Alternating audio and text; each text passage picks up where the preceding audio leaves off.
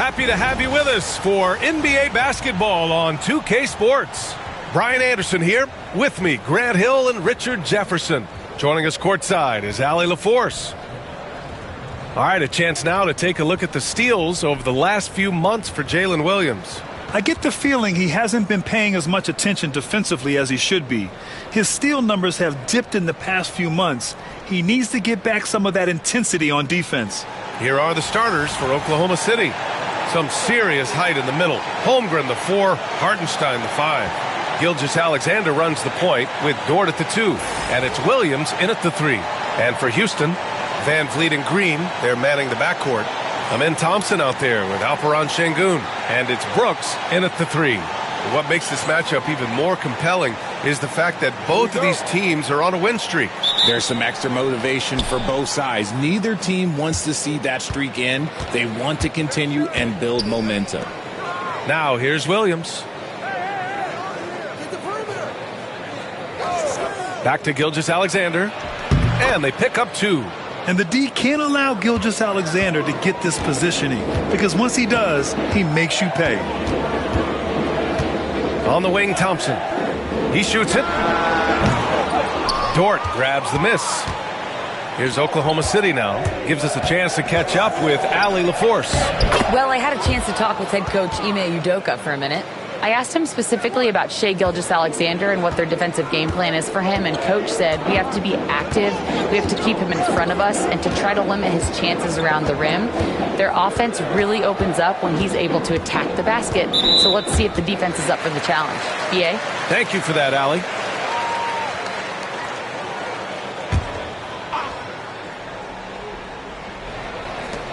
Brooks outside. Van Vliet against Gilgeous-Alexander. Clock at 6. Out of bounds. It'll be Oklahoma City's ball. You know, Grant and Van Vliet, they've got a guy who's been through everything in this league. Yeah, B.A. Van Vliet's seen it all. He's won a championship. He's been in the All-Star game. He's been on a last-place team. No wonder nothing seems to faze him. Now here's Gilgeous-Alexander. 33 points last game. Williams passes to Dort. Here's Gilgeous-Alexander.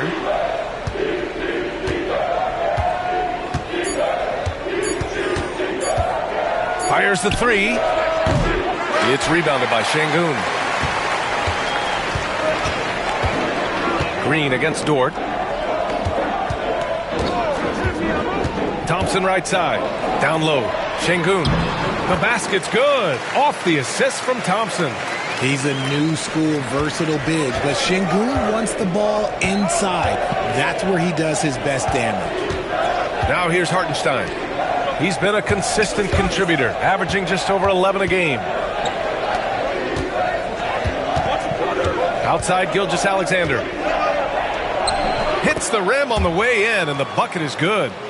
Gilgeous-Alexander's got his 3rd bucket of the night. Gilgeous-Alexander's gotten 3 of his 4 shots to fall, hitting 75%. Here in the first, just under 2.5 minutes played so far. Pass to Thompson. The 3 is up. It's rebounded by Oklahoma City. Last time they met was in Oklahoma City. The last time they faced this team, they were very aggressive, found numerous ways to get themselves to the line. That makes him 4 out of 5. He's getting to his spots and just going to work right now. And Ime Udoka has called timeout. Coach wants to speak to his guys, maybe alter some of the game plan.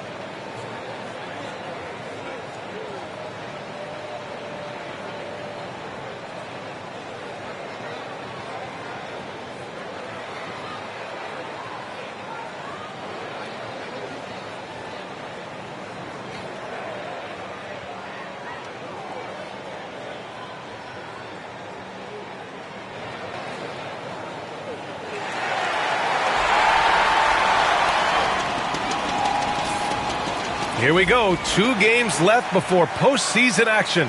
Let's take a look at the possible field. You look at the Thunder. They're in the pole position right now for the top seed in the conference. And, of course, Houston, they're in second place now.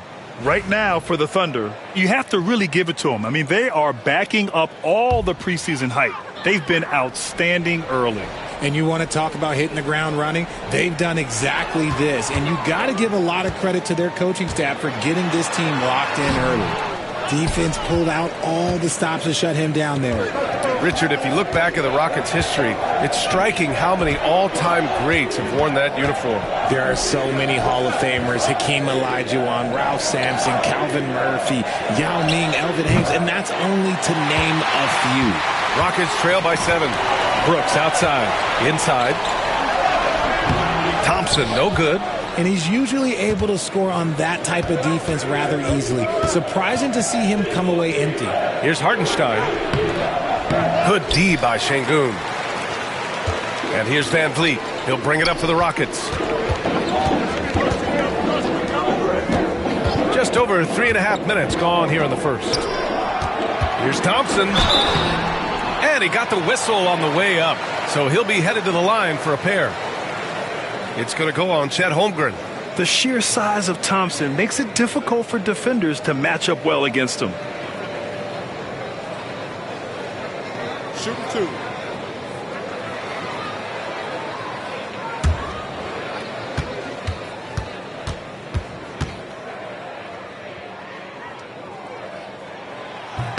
And the first one at the line is good. Well, we're coming right down to the last bit of the season, Grant. What's the messaging like from coaches right now? Well, B.A., for teams that are in the mix, coaches are asking you to keep doing what you've been doing. But a lot of that extra motivation comes from your teammates and in the locker room. Smith, he's checked in for Alperen Şengün. Both free throws good from Thompson. And what I like about Thompson, along with the high-level athleticism, he has a high-level feel for the game. Pass to Dort. Here's Holmgren. Playing Detroit, he was nearly unstoppable. To the middle. Williams misses. Rockets trail by 5. 1:56 left in the first quarter here. Here's Green, and it's hammered home by Green. Look, one of Green's many advantages is how quickly he gets off the floor. Dort outside.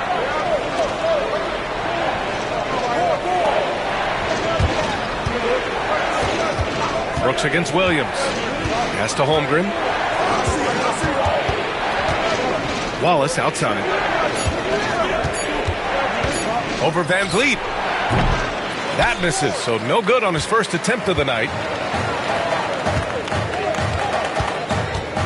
Now here's Brooks. On the wing, Green. Ooh, can't tie it up as that one's no good. Shocking that he just bricked that one. The defense got real lucky there. You know, after sitting out his first pro year due to a foot injury, Chet Holmgren was well worth the wait, Grant. Yes, he was. And Chet was actually guarding LeBron during a summer pro-am game when he hurt his foot. But Chet was a monster his rookie year, already an elite shot blocker. And keeping us updated from the sideline, Allie LaForce. Hey, Brian, Chet Holmgren said, quote, "It's exciting to have this sort of success early on because it's just rare for young teams. But at the same time, we cannot let it distract us from how much better we have to get. Hopefully, we have a long runway together to figure things out." Brian? A chance for great things, Allie. Thanks for that. Now here's Van Vliet.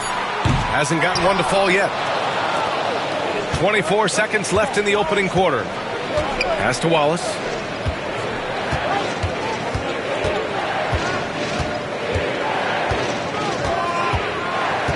Back to Dort. Now here's Holmgren, defended by Thompson.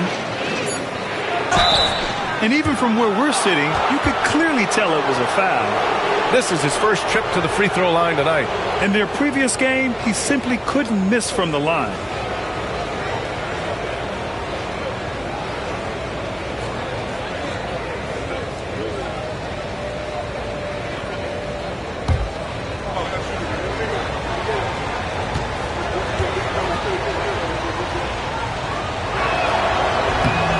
knocks down the first one.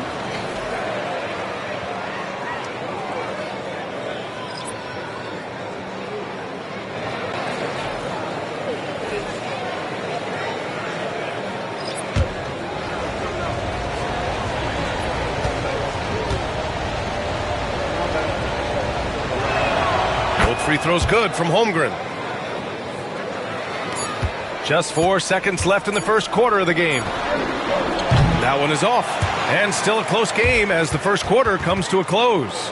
Oklahoma City ahead. They're up by 3. And back to the start of the second quarter in just a moment.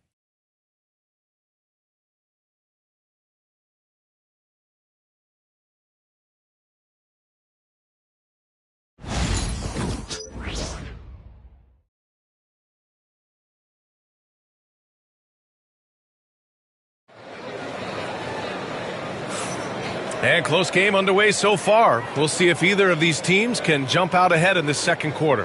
And from what we've seen from Oklahoma City, what's your take so far? Give it up for their D. They're battling, communicating, and coming up with key stops. It's been a group effort, and that's what it takes to play the kind of defense that they've played. Great showing from them. And it's Holiday with the ball for Houston. It's a 3-point game. And following this one, they hit the road to challenge the Warriors at Chase Center in San Francisco. It'll be the start of a 3-game trip on the road. Taking a look at Oklahoma City. Alex Caruso is out there with Aaron Wiggins. Then it's Williams. Then it's Shai Gilgeous-Alexander. And it's Wallace in a shooting guard. Now here's Gilgeous-Alexander.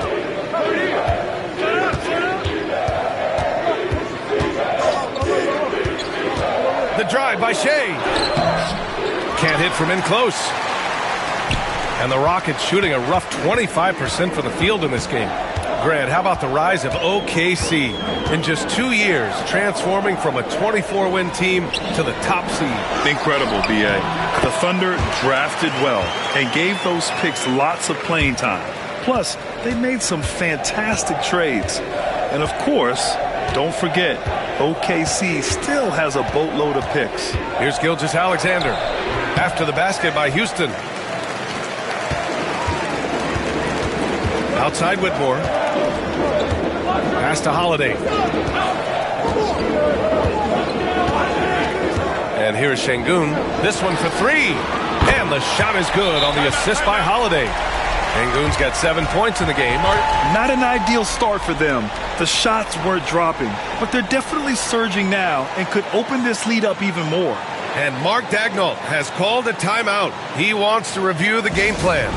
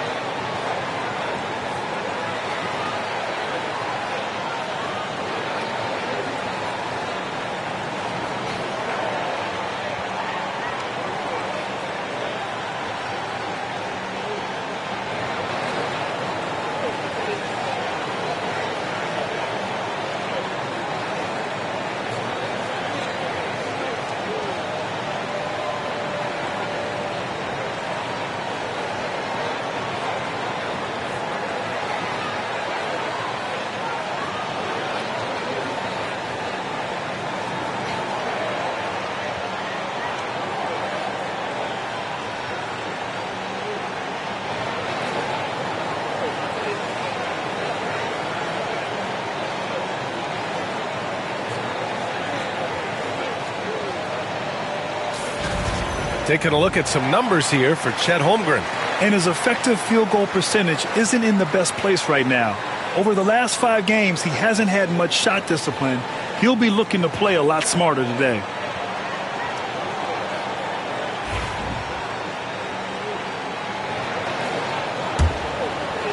Second quarter of action, about a minute and a half played. Outside Gilgeous-Alexander. And it's Shai hitting the 3. And shooting-wise, he's been fantastic, helping to build this lead. And something that makes SGA so dangerous on offense, his elite drive and kick ability. Yeah, you have to load towards him when he comes off a high pick. He just draws so much attention and can find another cutter or spot-up shooter. He has so much gravity to his game. Now here's Caruso. No made baskets yet. Gilgeous-Alexander surveying the D. Caruso finds Wiggins. Just 5 on the clock. From deep, Gilgeous-Alexander. Eason pulls it in. His consistency just hasn't been there this quarter in terms of his shooting. Pass to Smith. That one falls. Nice feed that time from Holiday. And the Rockets lead by 1. And looks like Smith is already getting stronger. He's looking to add some muscle, and that finish through contact is a great sign. And Gilgeous-Alexander missing. The Rockets have gone 3 of 5 since the beginning of the second. Whitmore with it. And about 3 minutes played now in this second quarter. Offline with a 3. The Thunder have gotten nothing to go out of 5 attempts so far this quarter. And Gilgeous-Alexander, here we go. A little attitude on that swat. Şengün making his presence felt. Some people could say he's struggling on offense this period. I like to think of more of drowning. Just can't seem to find his confidence. Williams grabs the board. Williams has got 4 rebounds in the game. Wallace with it, guarded now by Holiday. Nifty move. And the layup is good. Wallace has got his first bucket in this one. Bad idea leaving him open. He needs more defensive attention, not less. And Ime Udoka has called timeout. He wants to make sure everybody's on the same page. And Houston will go for a different look here. Thompson, he's checked in for Alperen Şengün. Dylan Brooks comes in for Eason. Green's checked in for Whitmore. And Van Vliet is subbed in for Holiday. And a new group getting ready for Oklahoma City. Hartenstein, he's checked in for Williams. Holmgren comes in for Wiggins. Williams is checked in for Gilgeous-Alexander. And it's Lou Dort in for Wallace. Now here's Van Vliet. Still without a bucket. All right, Grant, give it to us straight here. What's the deal with star treatment in the NBA, you think? Star treatment? What is that, B.A.? No, I think some players have a reputation which might help them on 50-50 calls. And you could argue that some players have a reputation that hinders them on the 50-50 calls. So it really just all depends. And what a phenomenal replay of that impressive rejection.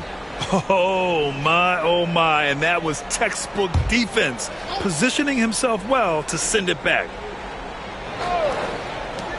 Here's Green.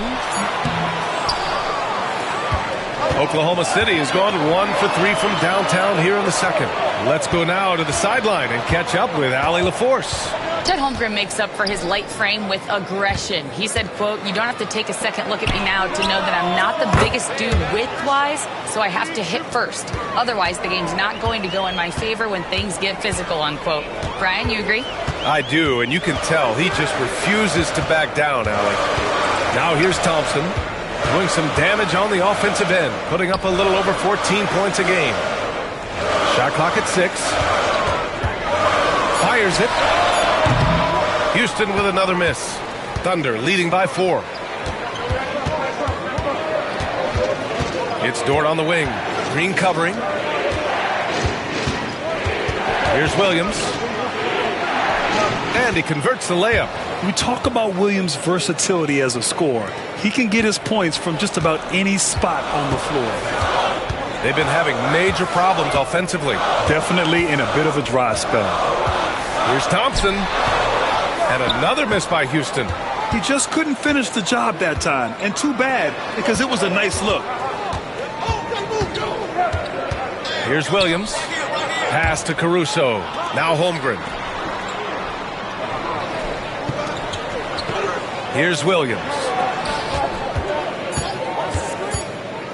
Caruso outside. And another 3 for Oklahoma City. When you let a team knock down that many threes, you know you're likely to be on the wrong side of a run. Thompson outside. Back to Van Vliet. Pass to Brooks. Outside. Green. Van Vliet against Caruso. And that one's good. Ready to play rough inside. Van Vliet navigates the contact. Caruso outside. Holmgren inside. Takes a three.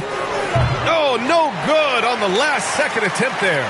And so it's Oklahoma City closing out this quarter with a 7-point lead. The hustle they've shown on defense has been tremendous. And more NBA action on 2K Sports coming your way right after this.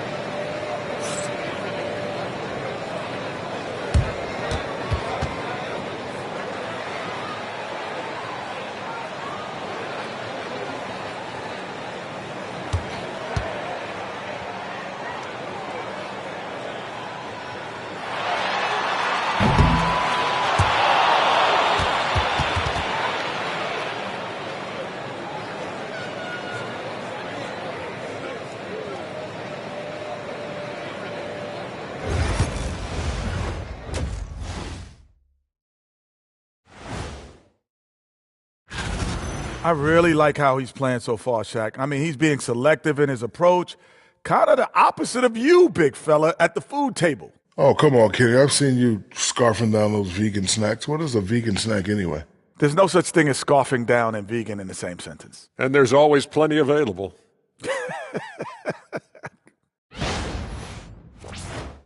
Moving on, let's get you up to date on the games that have already concluded. The Kings came out on top against the Hornets in Charlotte. Just their second win in what's been a tough stretch. They showed no mercy, absolutely destroying the opposition. Glad you could join us. Brian Anderson and crew are ready to take it away for the start of the third quarter.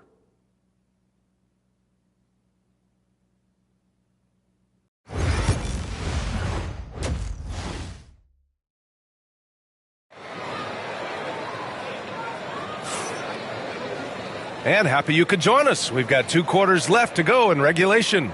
You have to like what we're seeing from Shai Gilgeous-Alexander. Yeah, tonight he's done a great job of slashing through the lane and finishing. And you love that mindset he has going at the rim. He hasn't settled for anything, and he's been the aggressor all game long.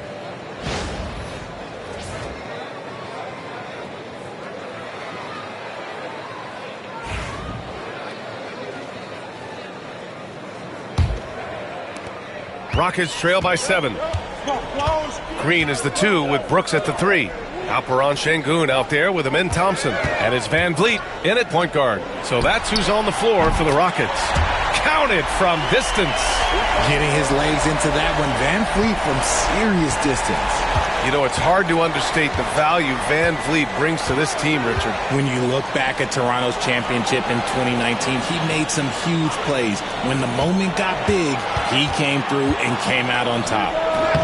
Gilgeous-Alexander no good. And the Rockets with possession here. Green, the pass to Van Vliet. Off target from three-point range. Thunder leading by 4. To the paint. Here's Williams. That shot missing. Thompson with some nice D.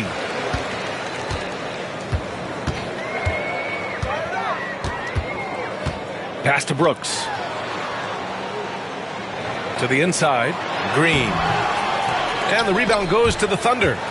Their biggest lead of the game was 9. So far proving he can score in this league. Green drawing more attention from the defense. It's his first trip to the line.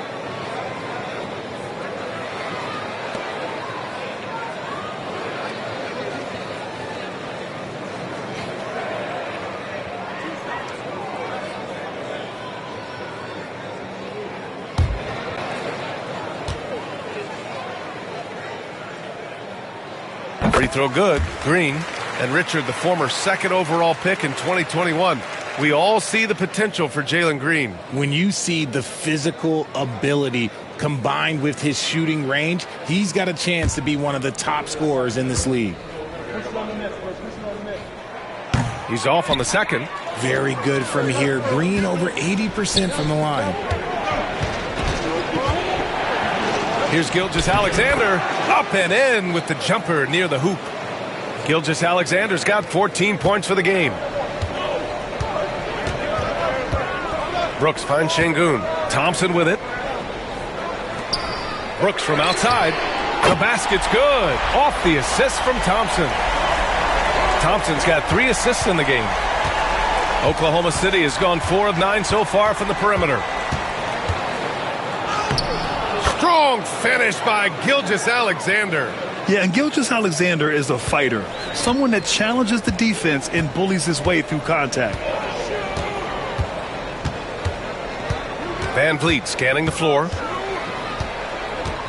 Launches a 3, and Houston another 3. I love it. Just thumbing his nose at the height disadvantage, he's able to get the space he needs and convert. And you know it takes skill for you to get your shot up over a bigger guy. Little giant killer. That's impressive stuff. Now here's Holmgren. 5 points in the game. Ooh, Shea showing no fear inside. Yeah, their defense is starting to wear down. That's 3 straight buckets at the rim. Thompson passes to Brooks. Back to Thompson. Şengün, a screen on Holmgren. Thompson with it. Guarded now by Williams. Thompson passes to Green for the tie. Hartenstein pulls it in. I think he's gone completely dry. Nothing is hitting. Yeah, and the risk now is that he gets inside his own head. Time to take deep breaths in through the nose, out through the mouth, and let the game come to you. This has been a close game in a lot of ways, but they do have an edge on the boards. Gilgeous-Alexander against Van Vliet. Pass to Thompson. And so he draws the foul, headed to the line to shoot a pair. A look at the 2K leaderboard when it comes to second chance points. The NBA leaders over the last month. Number 1, Houston. They've poured in a lot of second chance points recently, and that can be huge for your offense.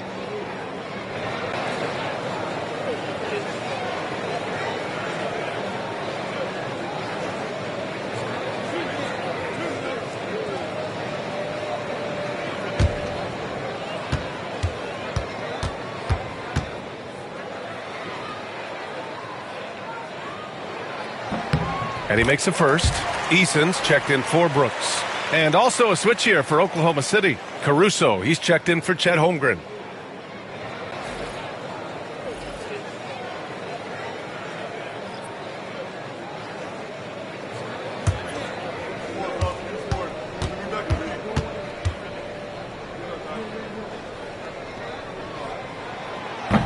So hits one and misses one at the line.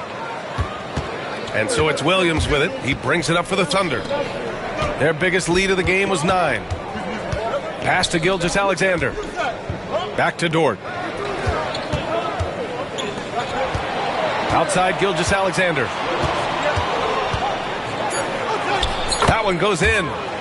Gilgeous-Alexander's got 20. And his fantastic performance from the last game has carried over to tonight. He's just riding the wave of momentum right now, getting to his spots and keeping things simple on the offensive side. Now here's Van Vliet. Give him 8.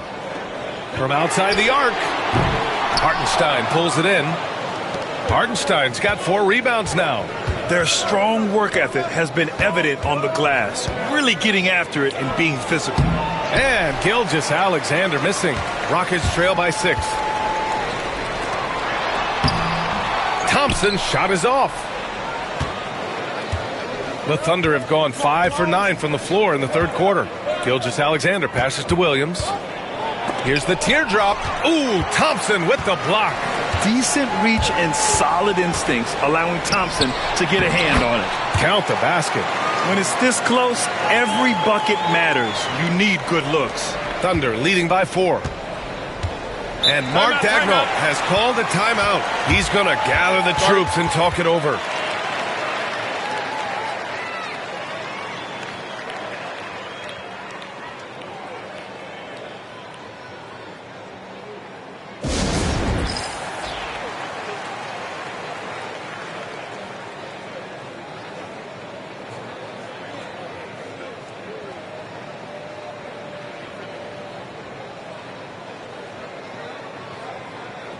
Houston making some changes. Adams checked in for Alperen Şengün.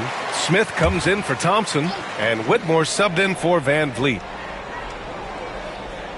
Rockets on D. Trailing by 4. Here's Wallace. And he hits the jump shot. I doubt that's what they were looking for, but it works out. The Rockets have gone 4 of 9 in the third quarter. Adams with a screen on Caruso. Green for 3.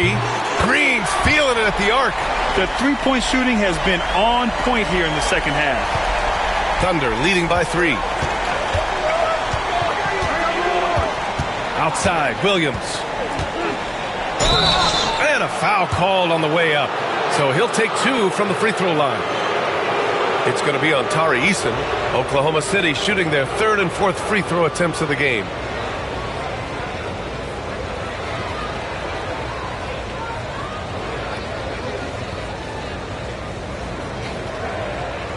Shooting 2.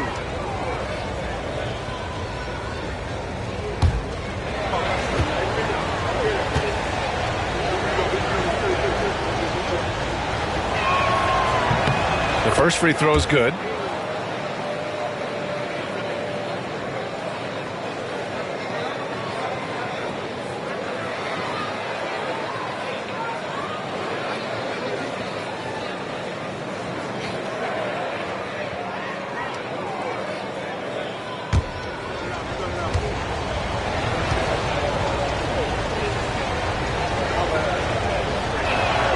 And Williams drops them both.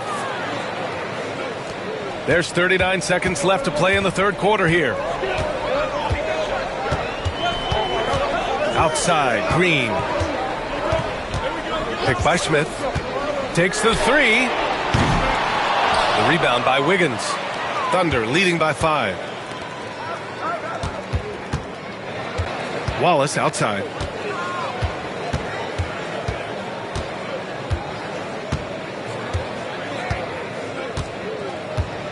Six to shoot.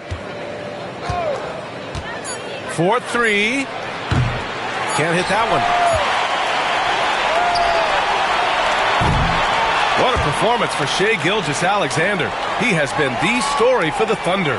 He's been productive scoring the ball. He's got 20 points so far. Back after this.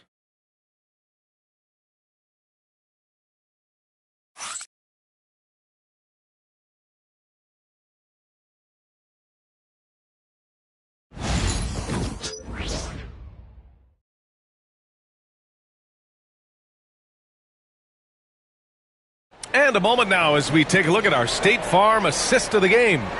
And he definitely deserves the award. Reading the defense like a point guard. He'll be proud of that one. Bigs love when their passing skills are noticed.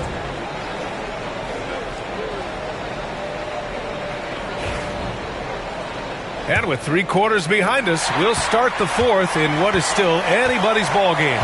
And Oklahoma City looking at who they've got to start the fourth. Shai Gilgeous-Alexander is out there with Cason Wallace. Then it's Aaron Wiggins. Then it's Williams. And it's Caruso in at the small forward position. Now here's Eason. Şengün finds Holiday. Smith with it. Hounded by Wiggins. Shoots a fadeaway. Outside Holiday.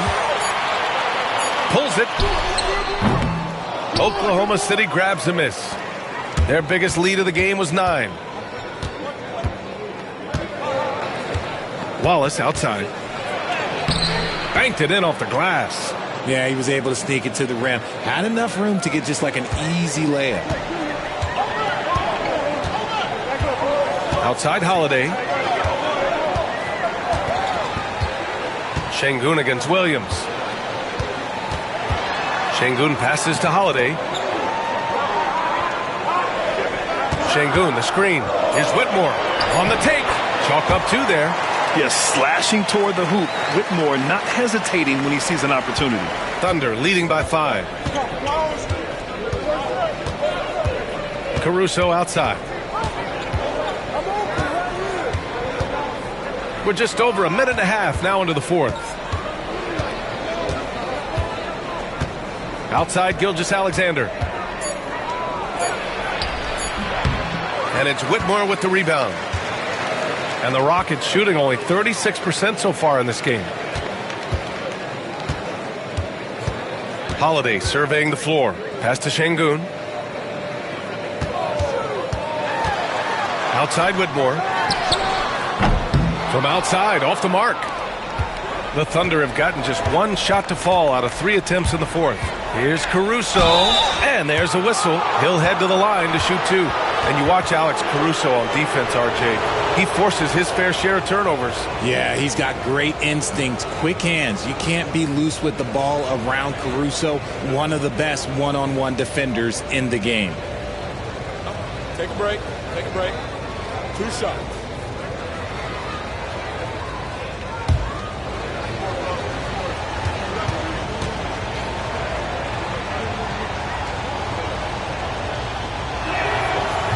No good on that one. Shepard, he's checked in for the Rockets. Van Vliet comes in for Holiday. Jang, he's checked in for Oklahoma City. Dort comes in for Wallace.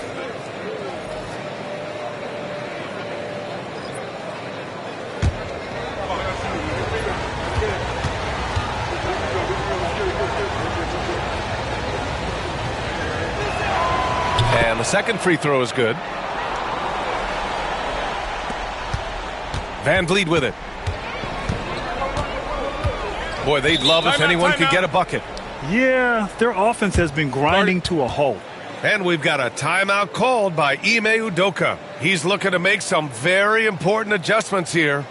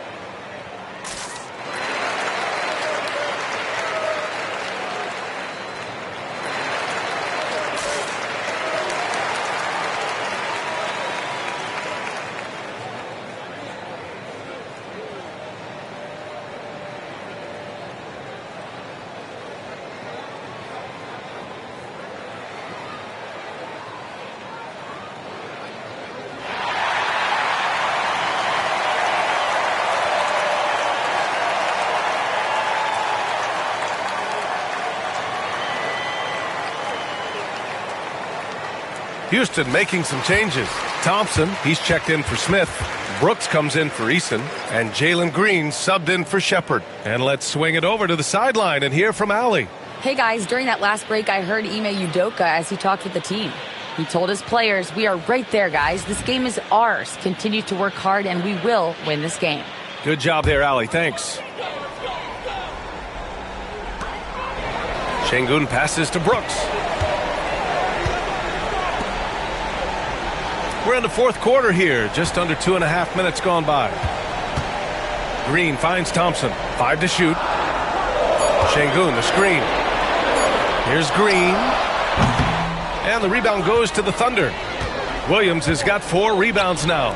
Oh, love the intensity in which they're hitting the boards. Down low. And it's stolen by Van Vliet.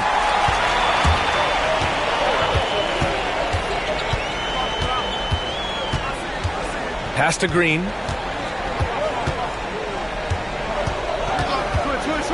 Looking to get back on track. And it's good. Off the back of the rim and in. And this is just typical of him. Always making an impact at crucial moments in the game. And his team needs every bit of his production if they want to pull this one out. It is neck and neck here in the final period. Williams' shot is good. Well, you got to be able to shoot fast in the league. So it's nice to see Williams doesn't need a lot of setup time. Gilgeous Alexander against Van Vliet. And some stats here, guys. The scoring breakdown for Oklahoma City. Oh, they've been punishing the inside defense consistently in this one. Look, it's been a very productive area of the floor for them. We also got to highlight how on fire they've been from three-point land. They've continued to capitalize from beyond the arc in this one.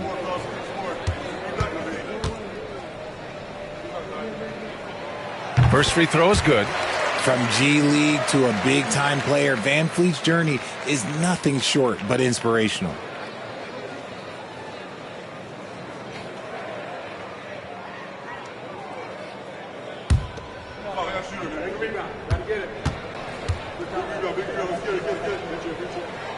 Both free throws good from Van Vliet. They've been playing with much greater physicality this half. Getting themselves to the free throw line is a bust. Williams passes to Gilgeous-Alexander. A little over 3.5 minutes in the books now in this fourth quarter. Thompson with some nice D. Van Vliet against Gilgeous-Alexander. Outside, Green. Green to the rack. And it's hammered home by Green. How about Jalen Green stepping up, showing poise in a big spot? Ford outside. Back to Gilgeous-Alexander. And he was fouled while in the act of shooting, so he'll take 2 free throws.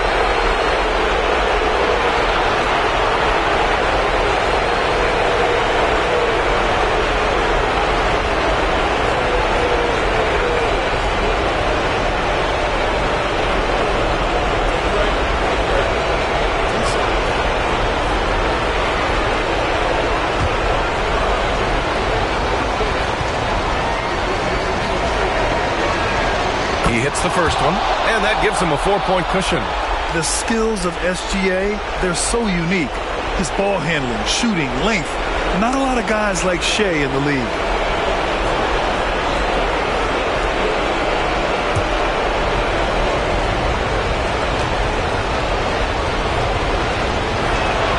And so he drops them both, and it's a 5-point game.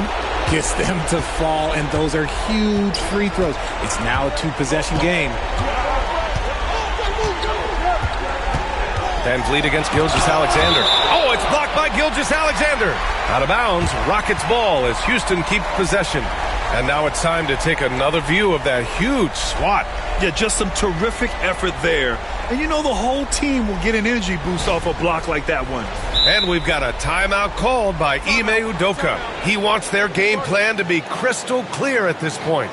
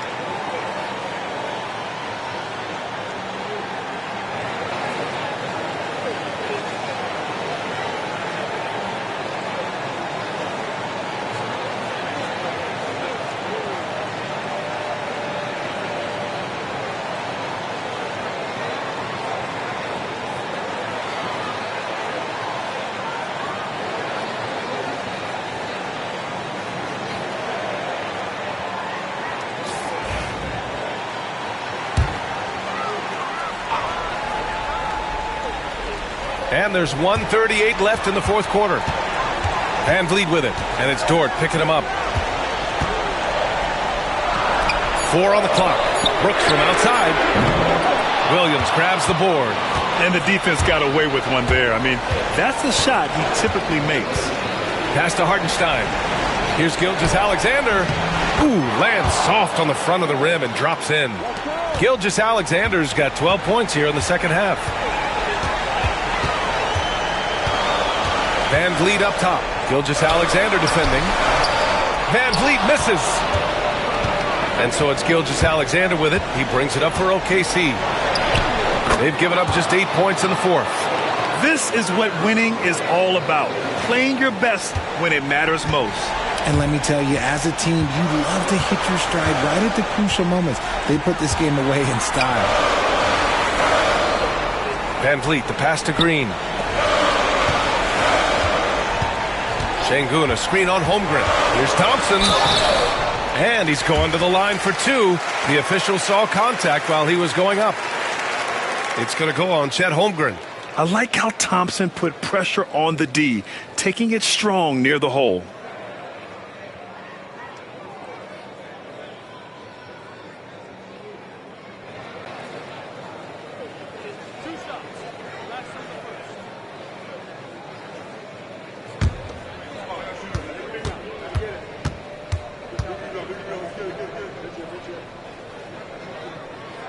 First free throw is good, and that brings him with an 8.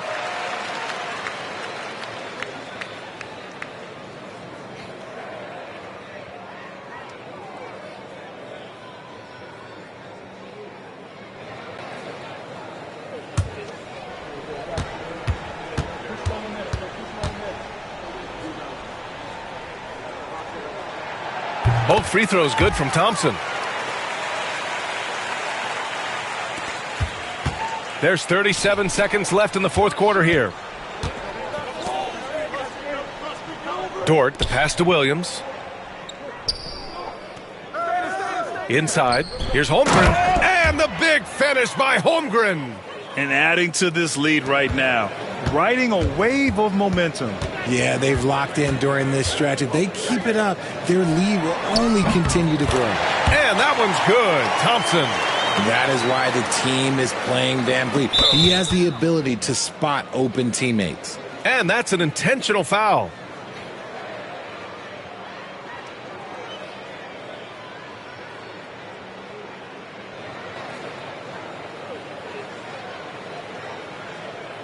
Take a break. Take a break. 2 shots.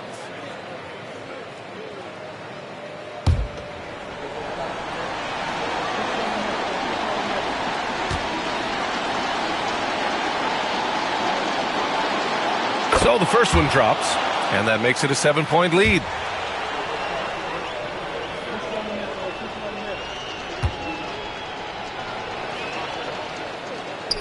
So he gets them both, and it's an 8-point ball game. Timeout called. Houston. 16 seconds left in the fourth quarter. Guys, what do you think? And time's running short. They just couldn't get over that hump. And I'm sure coach is encouraging them to play to the final whistle. Then they can get out of here.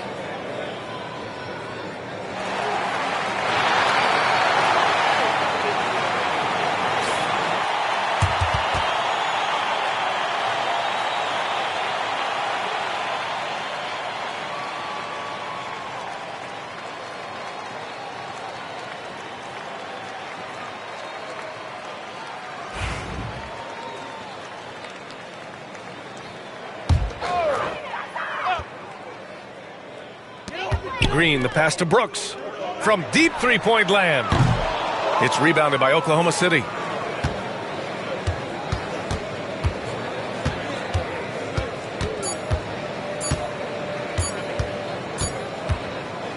So we see Oklahoma City get the win here. It ends up being a fairly easy road win. Those are so hard to come by. It's never easy to take a game in someone else's building. And that'll do it, folks.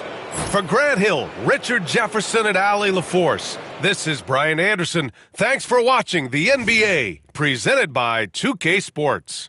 And as we leave you, here's a look at our player of the game, Shai Gilgeous-Alexander.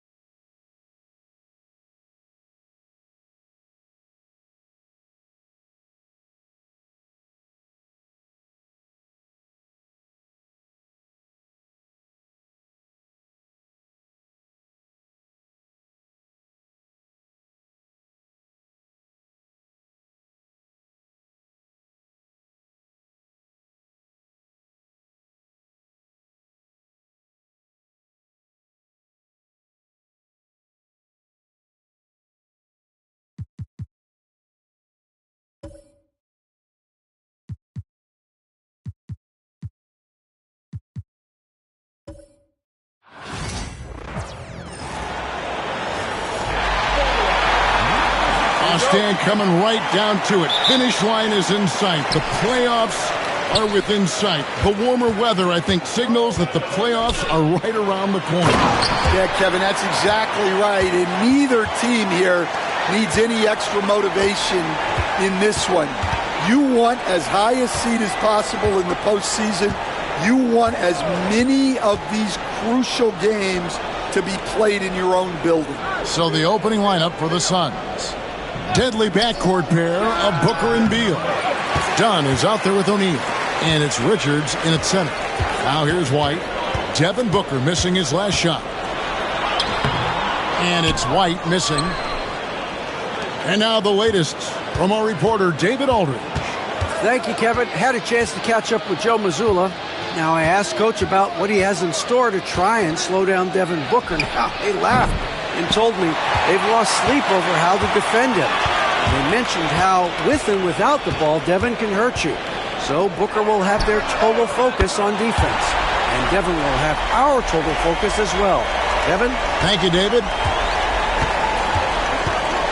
Booker the pass to O'Neal. Done outside. Tatum against O'Neal. Rebounded by the Celtics. They're moving on after the tough loss they took at the hands of Miami. Yeah, a snowball effect in that one. One thing would go wrong, then another, really the story of the game. Yeah, they just committed too many mistakes at both ends. But credit their opponent for being disruptive. Yeah, and you can see how quick Booker is to react. No hesitation on that jump shot. Pass to Tatum. Fires the three. The rebound by Richards. For Phoenix, they've gone just 1 of 4 to get this game started. GA, these Boston Celtics are unquestionably a top-tier offensive unit. Stupendous shooting, excellent instincts with the ball. Yeah, they are a model offense in many ways, making it tough for many teams to keep up with them. Good way to start this game. You want to get him rolling as early as possible. Yeah, and I'll tell you what, if he gets into a good rhythm early, watch out. And he likes to get in a rhythm early. Nice triple. And timeout is called by Mike Budenholzer. He wants to talk to his guys. This game coming after a loss against the Bucks. Well, when you're facing a team that's feeding off the crowd's energy, you have to bring your A game, and they didn't do that defensively. Yeah, when you have a defensive showing this poor, it's normally due to an overall lack of effort.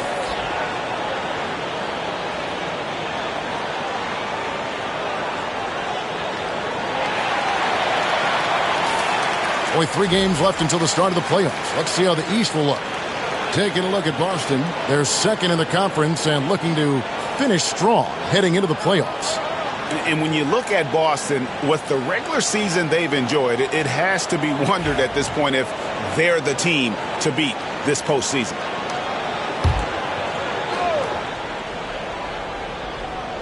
Richards passes to Beal. Suns moving the ball around. Booker outside. Here's the lob to the hoop. Oh, such a beautiful pass to set that one up. Yeah, the pass might have been pretty, but the finish was angry. And Holiday kicks to Porzingis. Pass to White. Tatum setting the pick for White. Misses the three. Defensive breakdown there, and they got lucky. He's not going to miss too many of those. A nice shot by Booker. It's almost effortless for Booker this close in. He just drops the ball in the bucket. Tatum against O'Neal. It's hauled in by Dunn. And here's Dunn. He'll bring it up for the Suns. A kick out to O'Neal. No good with the triple. Boston trailing. Here's White. Plays it up and banks it in. I like that from White. Attacking the heart of that defense. And the conversation for Porzingis, coach, tends to always come back to health. And what a challenge that has been for him. Yeah, Kevin, over his career, on average, he's missed about 30 games per season. But that's not an uncommon problem, as you know, for players who stand well over 7 feet tall. And Coach Derek White spent his first 4.5 seasons with the Spurs and Coach Greg Popovich, who did a lot to boost his confidence. Yeah, Kevin, White was a late first-round pick. He's a humble guy, very hardworking. I don't even think he realized he could be this good. The Celtics shooting their first free throws tonight. The first trip to the stripe in this one. Shooting 2.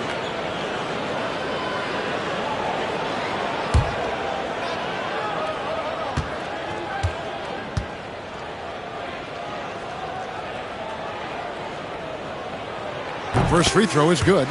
And with this score of the Suns, Greg, you never know who is going to initiate the offense for them.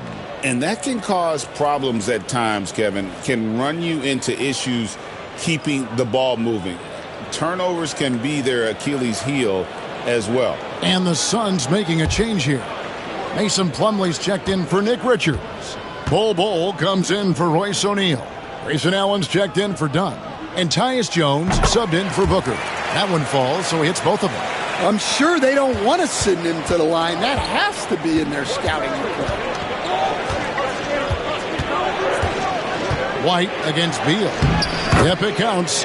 And people thought Beal was just a shooter out of college, but he rounded out his game when he learned how to finish through contact. Now here's Brown. He had a 24-point outing in their last game against Miami. And he did a lot of work on the glass as well. He impacted the game on multiple fronts. Good on the bucket. Terrific finish there from Brown. He goes up strong and absorbs the contact.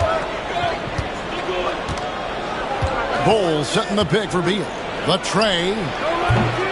Rebounded by Hauser. Celtics leading by 3. Let's check in with our reporter, David Aldridge. Kevin, coming out of high school at 6'0", Derek White didn't receive any full scholarship offers. He says it was humbling, but it drove me to get better. Each time you have the doubters, you just put a little chip on your shoulder. The 29th pick overall in 2017, he's come a long way. Kevin, his chips are still there. You're so right, David. Thanks. He's become a heck of a player. Now here's Beal, and they turn over the 24-second buzzer, signaling the shot clock violation. Luke Cornett, he's checked in for Boston. Booker, he's checked in for the Suns.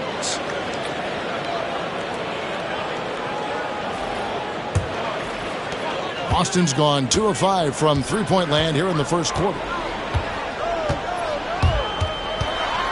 Here's Pritchard, defended by Jones, uses the glass to finish the layup. And they've scored several times already here in the first quarter on the inside. 5 seconds separating the shot and game clocks. Jones, the pass to Plumlee. For 3, Booker, and the basket for the 4th time from the field. He's a healthy 4 for 6. Great quarter for him at the offensive end, trying to will his team back in the game. Here's Pritchard. Brown, the pass to Pritchard. Trying to answer back, but that 3 is off the mark. And a good game so far as we conclude the first quarter. Celtics lead by 2. After this break, we'll be back with the start of the second quarter on 2K Sports.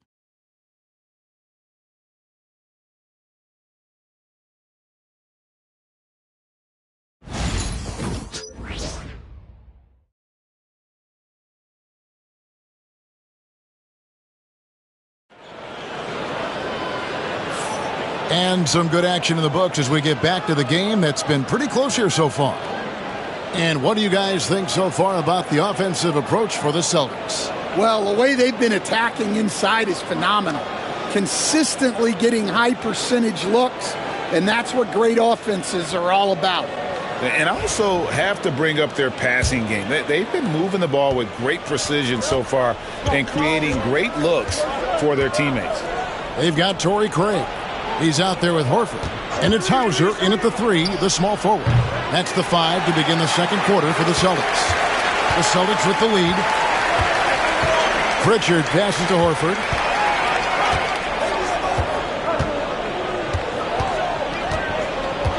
Outside Tatum. Shot clock at 5. Misses from close range. I mean, come on. That's a shot you expect him to make. Booker with it. He had a 39-point outing in their last game against the Bucks in Milwaukee.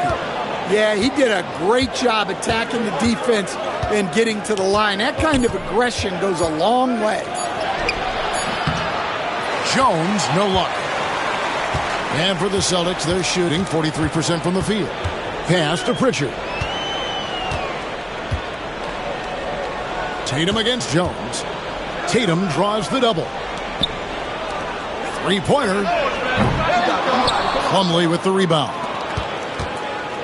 And it's Jones with the ball for the Suns. They haven't allowed any points in the second quarter. Allen kicks to Jones. You coach Stan at various levels for 30 years. How has the transition been to the broadcasting business? Well, Kevin, it's been great because of people like you and because I'm undefeated. Right. But you miss the aftermath when there's at least a score sheet. There's a scorecard that says win or loss.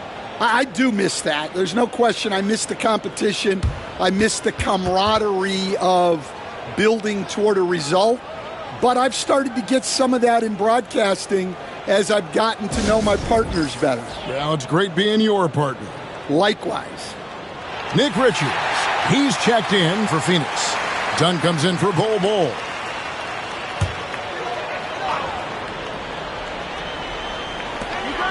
Porzingis passes to Tatum. Now here is Holiday. Celtics passing it around. Porzingis kicks to Holiday. 5 to shoot. Launches it. That's his second shot and his second basket. He's 2 for 2. Well, Holiday likes showing off his range. Good-looking 3-ball there. And one of the most respected players in the NBA is Drew Holiday. Yeah, Kevin, he's a 3-time Teammate of the Year award winner. He's also a Sportsmanship award winner. He is a pro's pro. Now Tatum following Tyus Jones' 3-point attempt. And we're now a little over 2.5 minutes into the second quarter. Allen kicks to Jones. Pass to Richards. Outside, Jones. 3-pointer. And Tatum pulls it down. Tatum's got 4 rebounds now tonight. And Tatum hammers it home. The pure skill and agility of Tatum on full display. To be able to beat the foul and still get his bucket. First trip to the free throw line for him tonight. In their last contest, guys, he was unconscious from the foul line. Here's what Boston's going with right now. Jaylen Brown's checked in for Horford. And it's White in for Pritchard. O'Neal's checked in for the Suns. Beal comes in for Tyus Jones.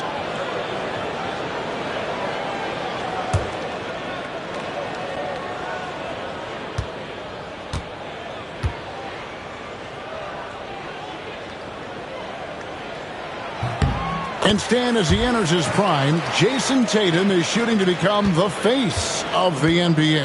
Yeah, and Kevin, he knows winning is the key. For a star player on a great team, learning that balance, when to take over and when to set up your teammates is a big part of it. And the Suns miss again. Well, that's a miss you can live with. I expect they'll go to it again, especially if the defense continues to concede it. And how about the decision-making by Tatum there? I mean, fantastic at just having a feel for what the defense is going to do and then creating the space there for the jumper. Here's O'Neal. Jason Tatum picking up that last basket. Now Booker, 13 points in the game. Can they get it? Fantastic finish by Booker. And we see this so often from Booker because he has the green light to take any shot he wants. Outside Tatum. Inside. Here's Brown. Good, and it's Tatum picking up the assist. Brown's got the lead up to 7 now for the Celtics. Well, when you have a scorer as skilled as he is, you do everything you can to get him the looks he needs. And timeout is called by Mike Budenholzer. And coach has decided they need a moment to talk things over.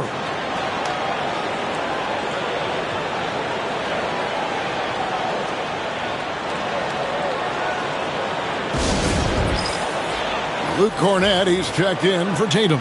And the Suns also making a change. Jones checked in for Booker. Outside, Jones. Pass to O'Neal. Back to Jones. They set the pick. Out of bounds, Boston takes possession. Only 3 games until the start of the playoffs. Let's see how the West will be won. Look at the Suns. Their season nearly over unless a form of miracle happens. Well, right now for the Suns, they have been one of the major surprises in the NBA this season. Unfortunately, for the wrong reasons. Yeah, I just don't know what has happened to them. You get the sense that their frustration is starting to reach a breaking point, too. Grayson Allen's checked in for Tyus Jones. Brown with the bucket. And you know what? They've been on a nice run here, had the ability to widen the gap. Now they are rolling. Yeah, but we know momentum can flip the other direction very quickly. You can't get complacent now. And here is Allen following Jaylen Brown's 3. That's in, and the Celtic lead is cut to just 7 points in the basket from Allen. Both teams running perimeter-oriented plays that are working. Well, you know it's become a three-point shooting league. Teams shooting a steady diet from outside. Porzingis can't hit. Finding space on the perimeter, but he couldn't capitalize. Over in the corner, Allen. 35 seconds left here in the second. Richards. And there's the slam dunk to finish it off. Showing great vision and delivering the pass out in front. Outside, White. Here's Cornett. And contact on the shot, so he'll be shooting free throws here. Oh, the officials are all over that one. For Boston, they have gone 3 for 3 at the line tonight. And they've done some really nice work at the foul line, knocking down 80%.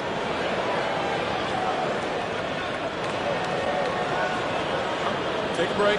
Take a break. 2 shots.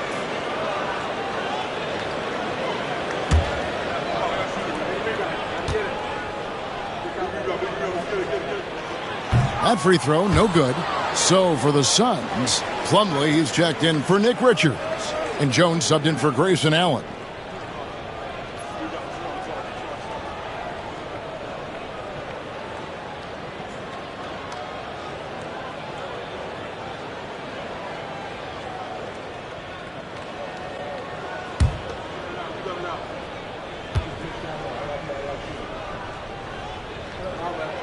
And he sinks the second. Suns trail by 6. Now here's Beal. He's been putting up the points on a very steady basis, averaging around 17.5 points a game.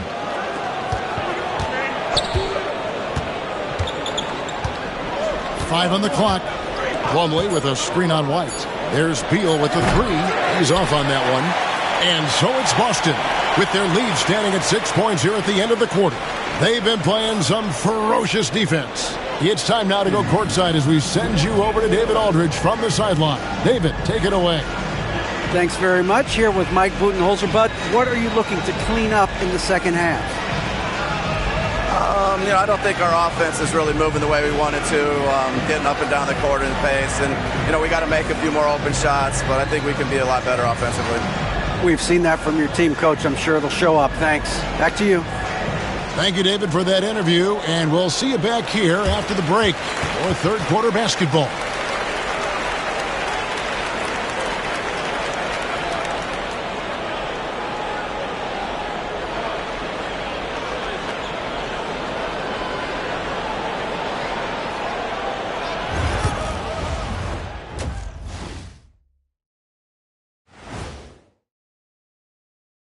Thank you for joining us. Getting right to the story, things are going well for the Boston Celtics.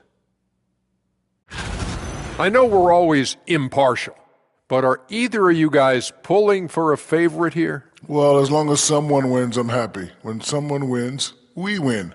That's right, because when someone wins, we get to leave and go home. Wow, you talk about a couple of selfless teammates.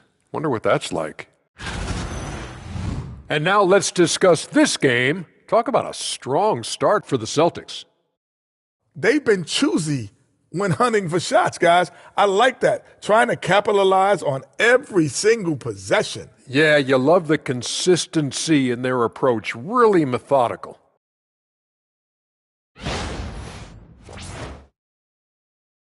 And that about wraps it up. And as the third quarter is about to begin, we go to Kevin Harlan for the call.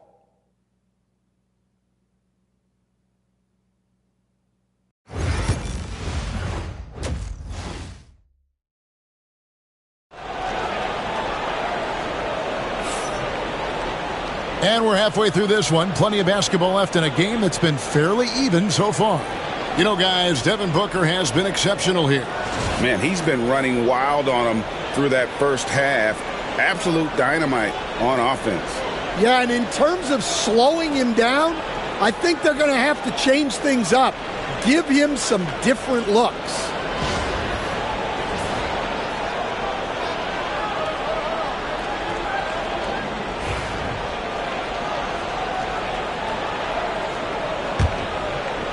And it's the Suns with the ball. They trail by 6. Stan, you talk about a stacked roster. It's hard to find many weaknesses for the Celtics. Yeah, Kevin, there's a reason the Executive of the Year award went to Boston's front office last season. The Celtics are built right, and they're built to last. And on the floor for Mike Budenholzer starting the second half. Deadly backcourt pair of Booker and Beal.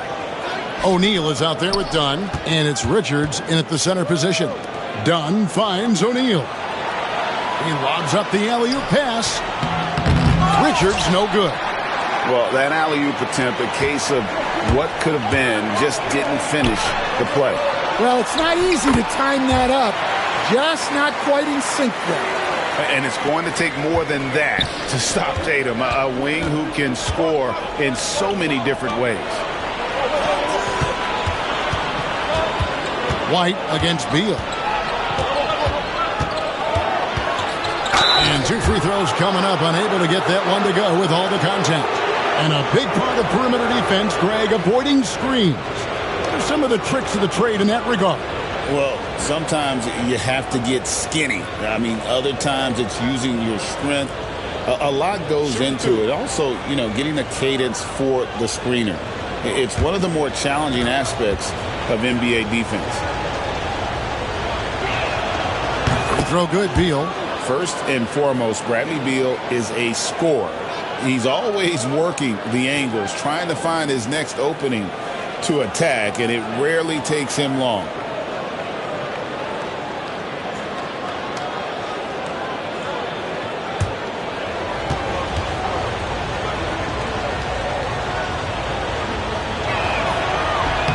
And both free throws good for Beal.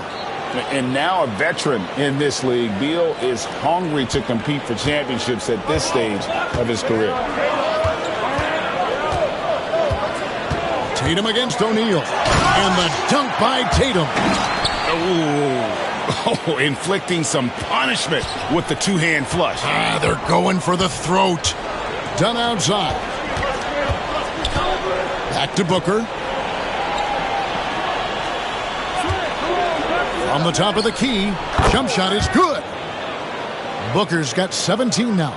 And boy, he's really in a groove. Dominant performance last game. Same thing this time out. Yeah, for sure. He is just oozing confidence. Thinks every shot is going in. They should just keep running sets for him. Here's Tatum. Devin Booker picking up that last basket. Down to 5 on the shot clock. Oh, and the jam by Tatum. Wow, what a slam. Tatum not messing around right there. Awesome display of athleticism captured by our AT&T 5G Slam Cam. And so Booker will bring it up for Phoenix. 8-point game. Following this game, they hit the road. They'll take on the Knicks in New York. That'll be the third game of this 3-game road trip. And with that miss, They're just 1 for 4 to start the third quarter. Holiday, the pass to White. Tatum deciding where to go with it. And it's Phoenix with the rebound. And you watch Jason Tatum, year to year, he is a model of consistency across the board. The numbers are pretty similar, and the effort never wanes. Now here's Booker. He's got 17. O'Neal passes to Booker. Devin Booker, 3 right down the hatch. And the intelligence. Love watching Booker operate in these situations. His decision-making has really improved over the years. And that is the exact type of opportunity this offense is looking to create. Yeah, quality offense will serve you well in the long run. You can't settle for bad shots. Here's Tatum, and he drives in. Good for basket number 6 from him in the contest. He's shooting 6 for 12. Terrific job of challenging the defense there by Tatum. And Mike Budenholzer is called a timeout. This will give him a chance to discuss some potential alterations.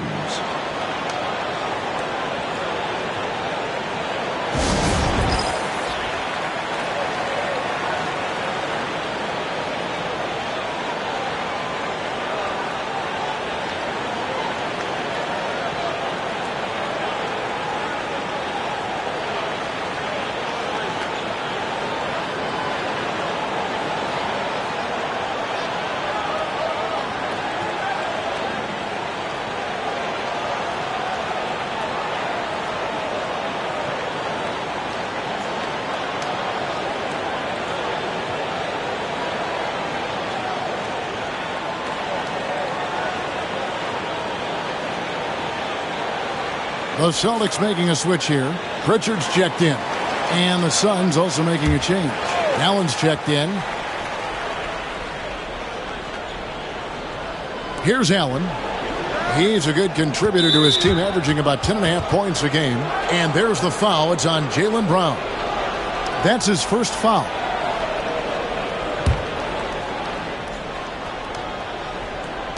We've gone about 3.5 minutes into the third now.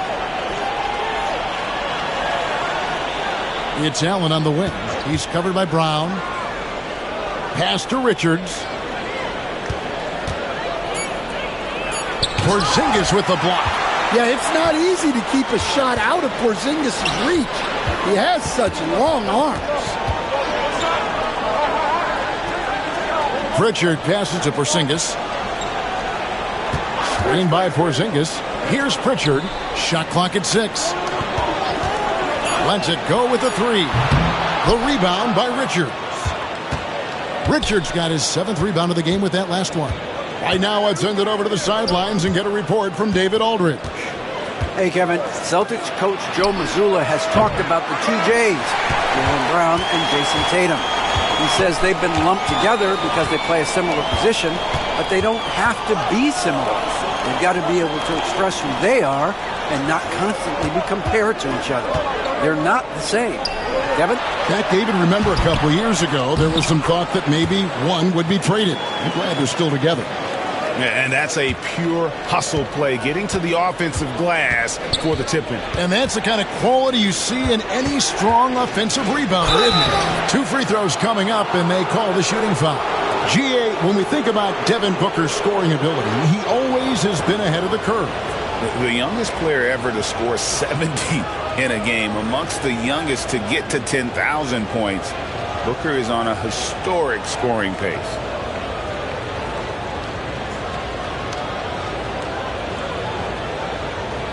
Shooting 2.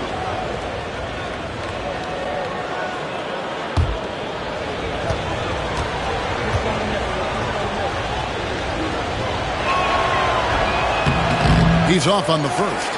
Anytime Devin Booker is sent to the line, it's a win for his offense. He's pretty much automatic, and it's been that way since he entered the league. Here's what Phoenix has got going on right now. Mason Plumlee's checked in for Nick Richards, and it's Bull in for Dunn.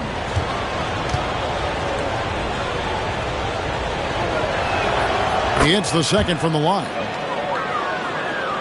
And so it's Boston with it. 1:04 left here in the third quarter. Here's Pritchard. The scoring numbers have been solid for him. He's averaging just under 14 points a game. Brown, no good. Suns trail by 8. Pass to Beal. He can't get that one to fall. Some solid defense from Brown.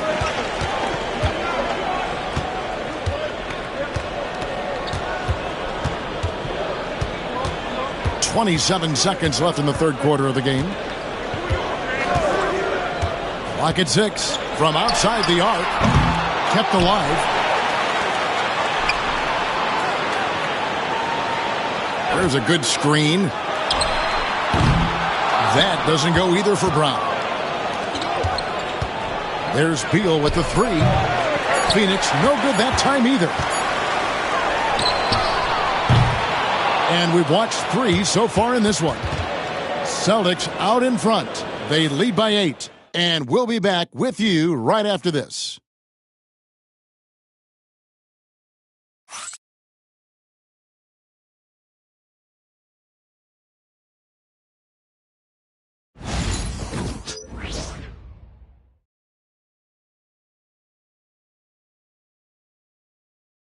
And while we can now, let's take a look at today's State Farm assist of the game. And he may not be known as a pass-first guy playing out of the two-guard spot, but he shows here that he can dole out an assist or two when he needs to.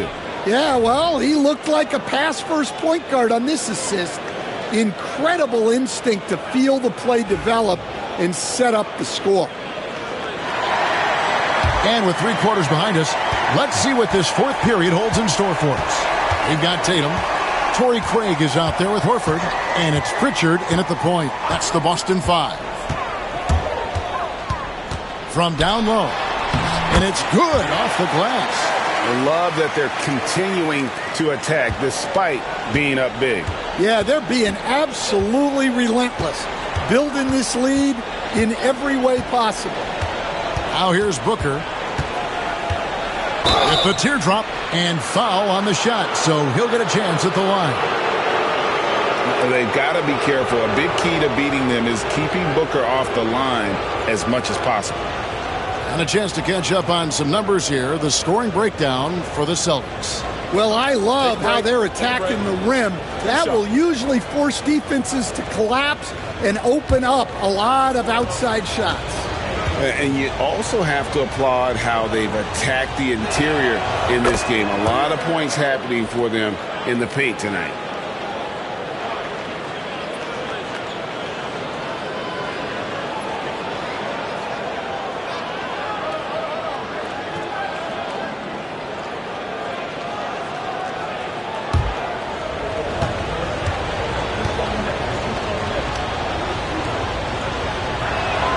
Both free throws good from Booker. Yeah, I like that they haven't lost their aggressiveness here in the second despite being down. Tatum passes to Hauser. And Craig has it in the corner. The 3 from Tatum. The 3 from Tatum. Here we are, Stan, seeing more and more great international players in the NBA. And you've had a chance to coach some of the good ones as well. Well, yeah, look, Kevin, you're right about the league now. We see every year, it seems like, the MVP is an international player. I had Hedo Turkoglu as a big part of what we did in Orlando. Yes. Was the most improved player in the league one year and a key part of our team that made it to the finals. 6'10", highly skilled, very versatile guy. There are great players coming from everywhere in the world. Now here's Booker. Jason Tatum missing his last shot. A good board there, Kevin, but overall they're getting slightly out-rebounded. Here's Pritchard, defended by Jones. And here's Tatum for 3. And again, Boston with the triple. And you know what? He's shaking off the cold shooting performance from the first half. Game moves along. 2 minutes gone here in the fourth. Booker looking around. Pass to Iguodaro. To the inside. It'll go. The Boston lead is cut down now to just 12 points with the basket from Allen. See, now that layup isn't possible without the help of the pick. Now here's Tatum. Horford with a screen on Booker. And here's Tatum for three. Tatum with another miss. Suns trail by 12. Allen outside. Pass to Booker.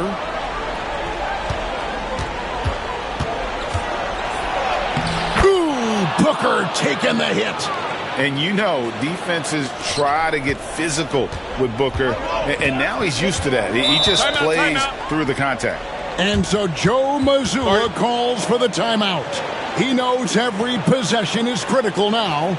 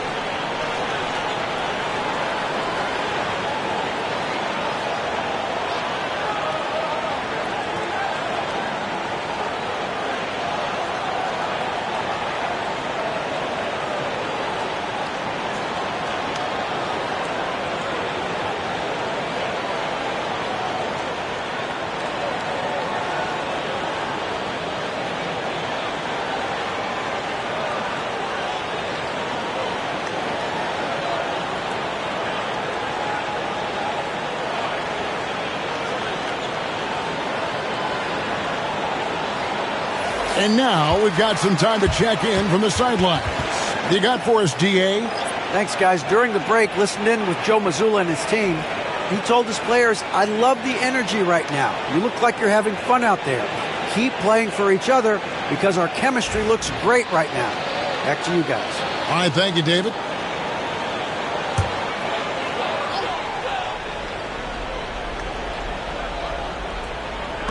Third minute of action now gone here in the fourth. Brown kicks to White. The three from Tatum. Connects again from distance. And that last three now ties him for the franchise record for most in a season. You know he's looking for that next one. You talk about being locked in all year long. Next one sets the franchise record. What a season it's been for him.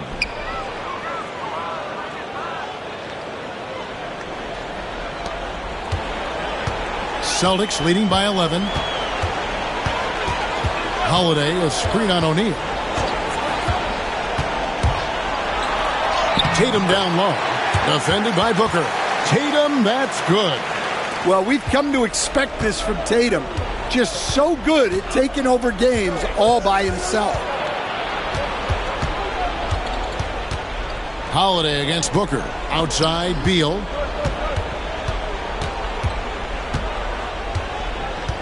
Just 5 on the clock. Unloads. And Boston with the rebound. Porzingis has got 6 rebounds in the game. Here's White. From outside, off the mark. And so Booker will bring it up for the Phoenix Suns. Trailing by 13. Whoa! Booker playing big inside. And that tells the tale here today, guys. Throughout this game, they've been able to get the ball in tight and finish. Outside Tatum. To Porzingis. Outside Tatum.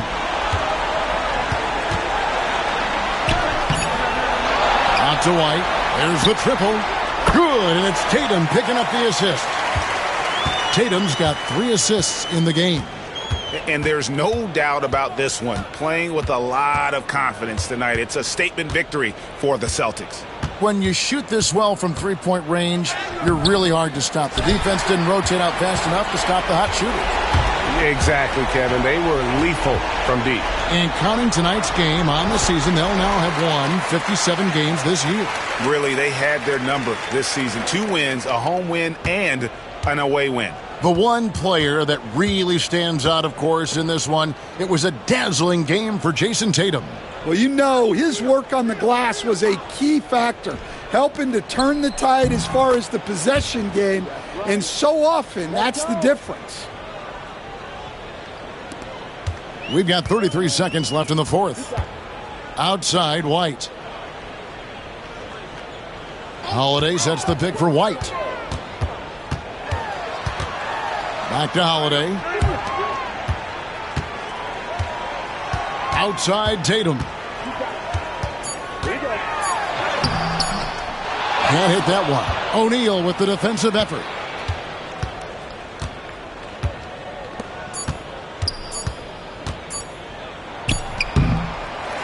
And so it's Boston easily grabbing this one. Some good moments throughout this one, but they had the clear advantage down the stretch. Yeah, I mean, I love the way they executed on both ends of the floor, completely under control for the vast majority of the game. And whenever there was a misstep, they just didn't allow it to fester, and that's why they're going to walk away with the win. And now let's go over to David Aldridge from the sideline for an interview with our player of the game. Hey, David. Thanks very much, Jason. It was a struggle last time out, but tonight you were back on track. What was the difference?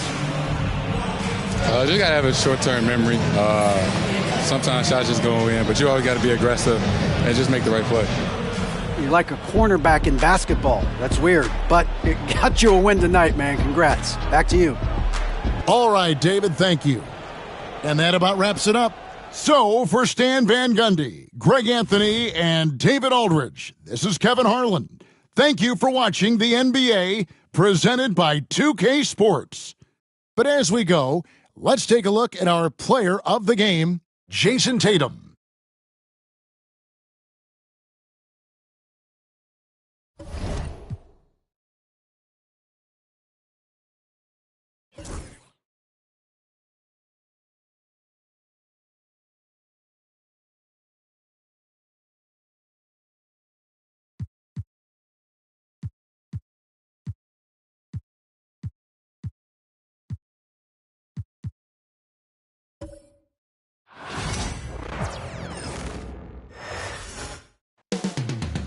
Moments from now, at the Chase Center in San Francisco, California, the Nuggets taking on the Warriors.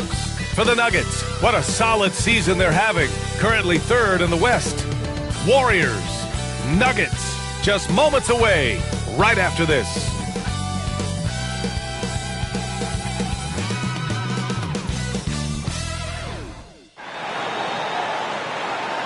Time to start the weekend in style. We welcome you to Friday Night Basketball on 2K Sports. Alongside Grant Hill and Brent Barry, I'm Brian Anderson.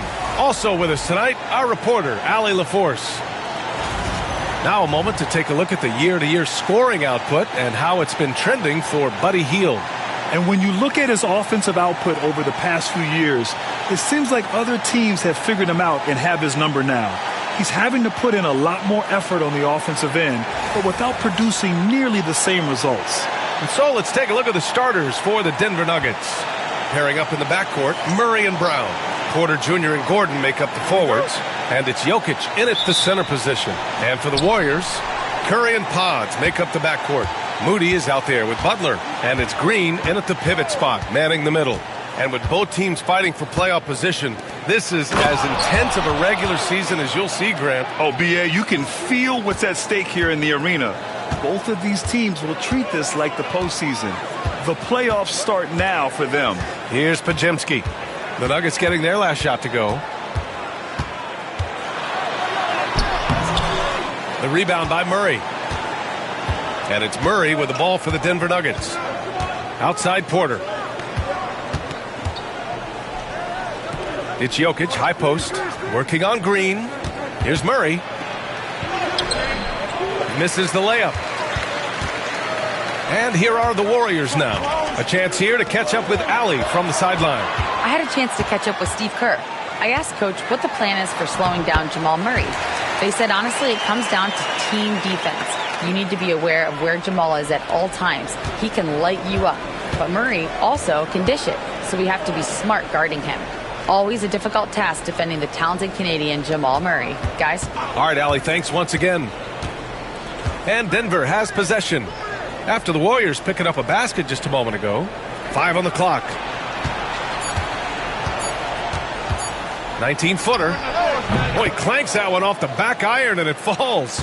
Well, you give up any kind of space like that to Jamal Murray, even from the mid-range, he'll torch you. Grant, the Denver Nuggets have been on quite the run here in this window of time. Yeah, B.A., it's all working for Denver in recent years. This is a well-constructed team that they play as a unit, and it makes it so difficult to try to get the best of them. Ooh, the pump fake kept the D off balance, gave him room to work. Now, not just from deep, Steph Curry, one of the best guard finishers around the rim. Murray passes to Gordon. Here's Brown. He's been contributing over 15 a game. And here's Porter outside. That falls. Nice feed from Jokic. Porter's got 5. And Porter loves these corners. That's where he shoots his highest percentage from distance. Outside Moody. Pass to Pajemski. Outside Butler. Again, the Warriors score. Offense clicking early here. 3 for 4 to start this one. Denver in the lead. Here's Brown. Gordon with it. Out to the right wing. Shoots. And there are the Nuggets with another bucket. Man, right off the bat, super sharp here offensively. 4 of 5 so far. Pajemski with it. Checked by Murray. Green, the pass to Curry. Three-pointer off the mark. It's tough to get open in this league, and when you do, it hurts not to capitalize. On the wing, Murray.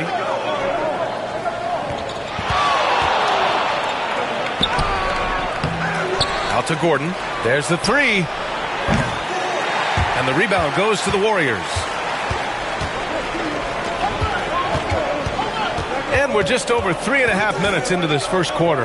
Outside Butler. Green with a screen on Murray. And here's Butler outside. 3 shots, 3 baskets. Great efficiency so far. Nice to see Butler drain the 3 ball. This really opens up the rest of his game. Now here's Murray. An effective score for them, scoring around 21.5 points a game. Jokic finds Porter. The layup off target. There's a little bit of pressure on him, but not enough to cause him to miss a shot that's in that close. Back to Moody. Pass to Green. On the wing, Curry. Another 3 for Golden State. So fast off the catch, Curry sometimes downright impossible to guard. Well, Brent, it's been a blessing to watch Stephen Curry in real time. But he's the kind of player, his highlights will stand the test of time for years. The best shooter that's ever played the game. Yes, it's been a real treat, BA, to watch all of that happen. But I gotta give credit to Steph. The early part of his career, shaky with the injuries, the confidence never wavered. And then all of a sudden, behind these magical hands, the game had changed.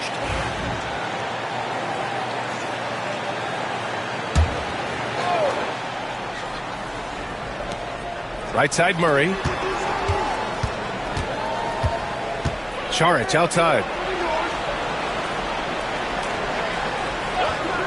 1:19 left in the first quarter. So it'll be 2 free throws. He was fouled in the act of shooting. And the former league MVP in 2017. A long list of accomplishments for Russell Westbrook, Brent. Well, how many times, BA, have we seen players celebrated in the way that Russell has been as one of the best players in the league, move and transition to a role off the bench? He's done it with a lot of grace, a lot of class, and has been very accepting of his new role.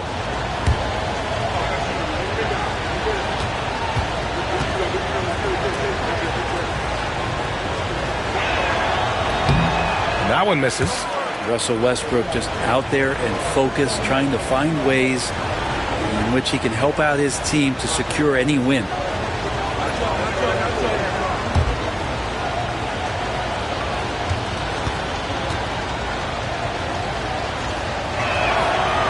That's off as well, so he misses both.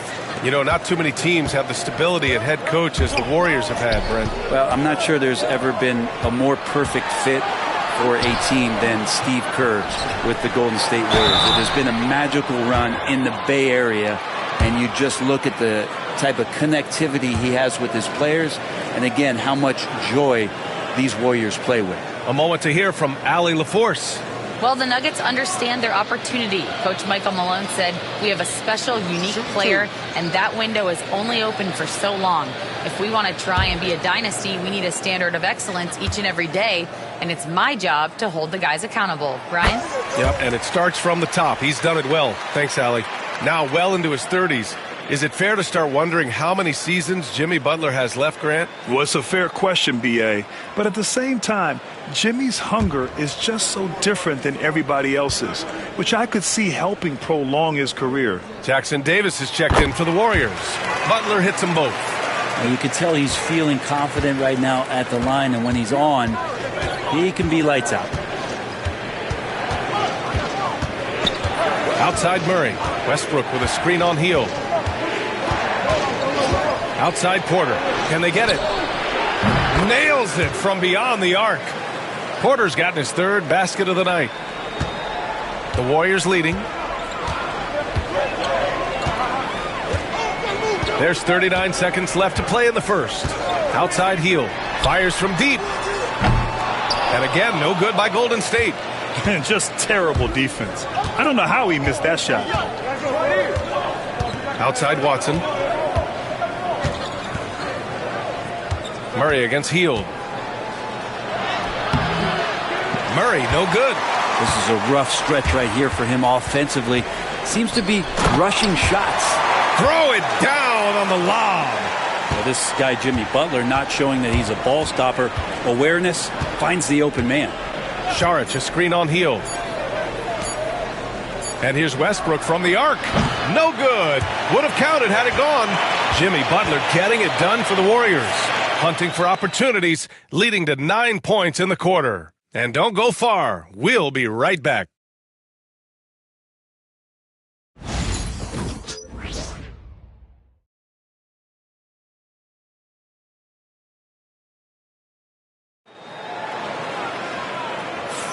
Hope you've enjoyed the broadcast so far. Halfway through the first half in this one. And what do you guys think about the Warriors here in this one? They are looking engaged so far, especially on offense. Well, if they wanted to start well, this would be it. They seized momentum right away, and they just didn't let it go in that quarter. And so Curry will bring it up for the Warriors. They lead by 4. They faced off right here last time they met, but the home club just couldn't pull out the win. They were out-hustled on the boards the last time these teams met. On the floor for Denver, getting going in the second. Zeke Naji out there with Peyton Watson. Then there's Dario Saric. Then it's Michael Porter. And it's Westbrook in at the point guard position. Outside Watson. Here's Naji. Off target with the 3. The Warriors lead by 4. Outside Kuminga. Here's Post. It's rebounded by Naji. And the Nuggets shooting only 38% from the floor. Not great. And Westbrook gets it to go on the assist by Porter. All right, Grant, which U.S.-born player do you think has the best chance to supplant LeBron as the face of the league? Oh, man, you putting me on the spot, B.A. Well, the conversation has to be between Jason Tatum, Ja Morant, and Anthony Edwards. They're the best young talent that the U.S. has to offer, and they're only getting better. Well, he's a guy that count on to produce from the mid-range. He doesn't miss too many open looks from there. That one's good. This game is all even. Westbrook's got 4 points now in the quarter. Don't say this much about guards, but big boy strength there as Westbrook does not give in to the aggressive defense. Hield passes to Curry. Fires the 3. Curry rises up and hits the three. Yeah, here's a list of things I don't want to do, and right at the top is guard that guy. And so it's Michael Malone here calling timeout, and we might see some changes. Coach potentially looking to adjust.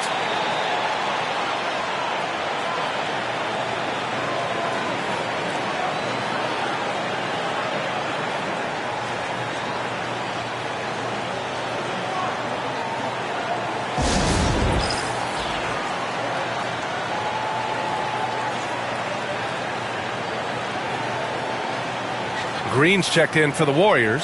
Pajimski comes in for Jackson Davis. Brown's checked in for the Nuggets. Jamal Murray comes in for Najee.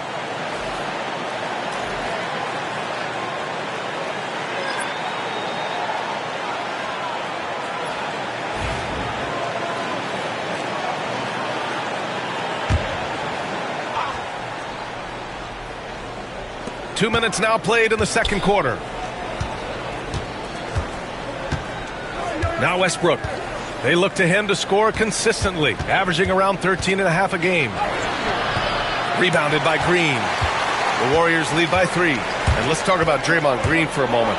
Certainly one of the most outspoken players in the league, Brent. Well, Draymond has never held back, whether he's talking about his opinion or the way that he sees the game, which is remarkable and a revelation to his intelligence as a defender on the floor. Draymond Green has been special on the defensive end throughout his career. Now here's Westbrook. Great D that time from Pajimski. Porter against Hield. Wow, Kuminga playing way above the rim. Oh, that's impressive. Kuminga with the catch and the flush. And here in the second quarter, about 3 minutes played. Murray is doubled. Here's Brown. Deep in the second quarter. Pass to Pajimski. Practically a block. Good, strong challenge. Yeah, altering the shot just as long as there's a miss, that kind of energy. And here in the second quarter of action, as we approach 4 minutes played. 6 on the shot clock. Here's Curry. The rebound by Murray. Nuggets trail by 5. To the middle. Porter the pass to Murray. Murray is doubled. And here's Šarić for 3. Sends it home from three-point land. Good for Šarić and his confidence to rise up and fire from 3. And Steve Kerr calls timeout here. He'll take the opportunity to NBA, because when Murray is healthy, he's a lethal player and a huge part of this team's success.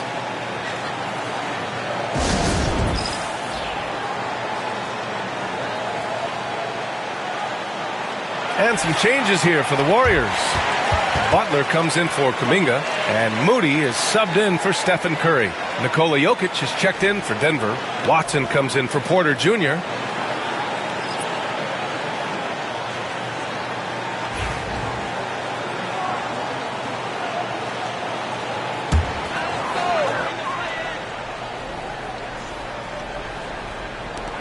A minute 53 left in the first half. Moody from outside. The rebound by Murray. Murray's got his 4th rebound in this one. The battle of the boards has been something to watch. Outside Watson. To the paint. Kicks it out to Westbrook. Here's Jokic. Oh, what a slam from the big man Jokic. Yeah, boxing out Jokic is easier said than done, especially when he's sniffing out rebounds. Outside Butler. Pass to Green. 6 to shoot. Back to Butler. Three-pointer. The 3 dropped in by Jimmy Butler. Jimmy Butler is in the zone, and he keeps finding shots. Westbrook against Hield. Jokic the screen. Murray from outside. Offensive board. And good work on the boards as they picked up the second chance points. Jokic has got 4 points in the quarter. Outside Moody. Outside heel. Here's Podziemski. Misses the three. And here's Westbrook. He'll bring it up for Denver. They trail by 1. 6-second difference between the shot clock and game clock. Jokic against Green. Murray for 3. The shot is good on the assist by Jokic. Jokic has got 3 assists tonight. Their ball movement on this run has been tremendous. It's led to a lot of good, clean, open looks. Butler with the ball. And that's not going to go. And so a close game as we wrap up the first half of play. The Nuggets on top, up by 2. And we'll step away briefly, but get you right back out there for the start of the third quarter, right after the break.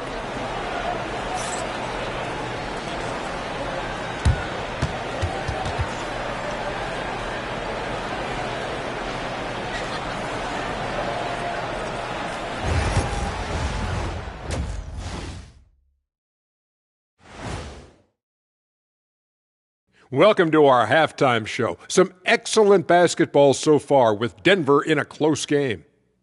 I love the depth of this team, man. Their subs have been huge tonight, giving them a scoring punch that they've needed most. And credit their coach for a rather liberal substitution pattern. He mixed and matched beautifully in that first half. And now, as the season winds down, a look at the Western Conference picture. Taking a look here at Denver, they've been phenomenal. All the lofty predictions, the expectations, they've all come true. Now comes the hardest part in the postseason. Every team is going to be gunning for them. Glad you could join us. Brian Anderson and crew are ready to take it away for the start of the third quarter.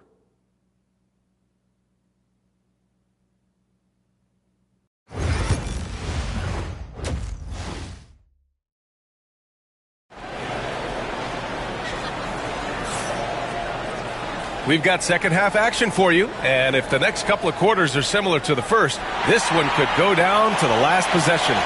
It has been one outstanding game from Jimmy Butler. Through 2 quarters of play, he's been an excellent source of points. Yeah, he's shouldering the load right now and looking really comfortable while he's doing it.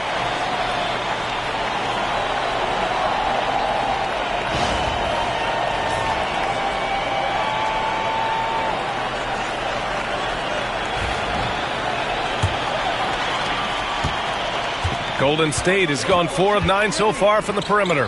Curry and Pods make up the backcourt. Draymond Green is out there with Butler. And it's Moody in at the 3, the small forward. That's the Warriors 5. Podziemski's shot is good. Yeah, he's going to punish you if you leave him open. He's more than willing to take the open 3 when he's got it.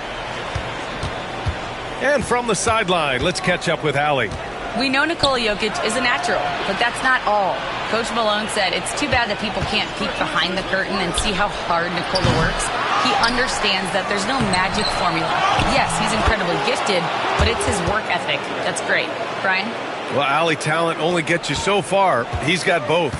Yeah, Jokic getting up there to the rim. Teammates love to see him doing that. Outside Curry.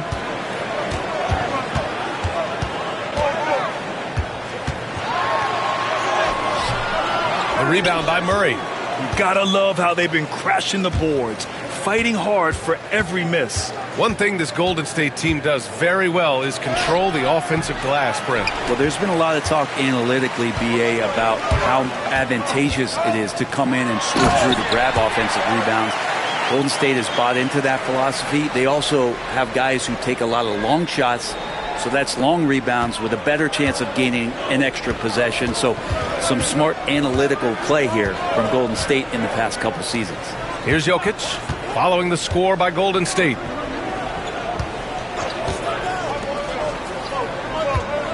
Pass to Gordon. Jacks up a 3. Unable to get that one. Yeah, starting the half here 1 for 5, and the offense might need an ironing out.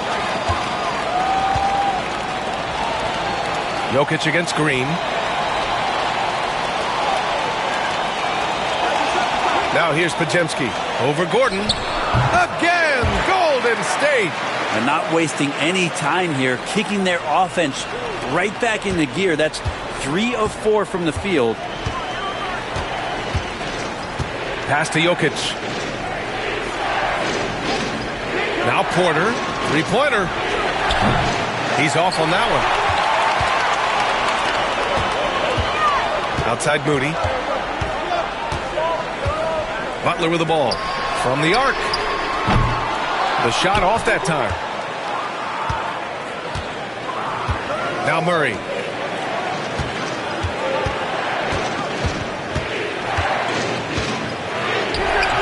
Jokic in the post. Working on Green. And out of bounds. The Warriors will take it. And let's have a look at the teams who have racked up the most fast break points using real stats, real scores from the real NBA. The Nuggets, number 1. This squad loves to run. Their coaches allow them to play quick, free basketball, and it shows up in their fast break points. And the Warriors making a switch here. Hield's checked in. The Warriors lead by 3. Outside Butler. Back to Curry. The 3-ball. Brown grabs the board. Teammates right now covering up for the type of off performance he's having. In terms of scoring, this has not been his best night. Pass to Murray. Jokic against Green. They still need this. Oh, Jokic powers it in. Good luck inside against Jokic, one of the most dominant players in the game right now. Outside Butler from downtown. Rebounded by Denver. Jokic has got rebound number 7 tonight. And while Nikola Jokic has lots of years left in this league, he's already an all-time great, Grant. You know, B.A., not many guys have won multiple MVPs and a title. But Jokic has already accomplished so much. And with his size and skill set, Jokic can be elite for a long time and add to that impressive resume. And Steve Kerr calls timeout. He wants to give him a breather and talk things over. You look at Nikola Jokic, what a contribution. And they simply have no answer right now for what he's doing to them. He is making them pay.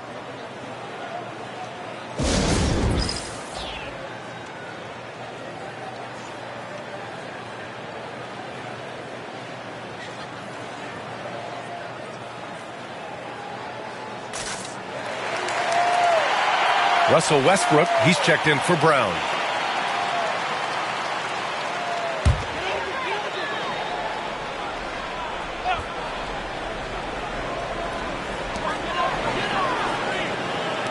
Butler taking his time here.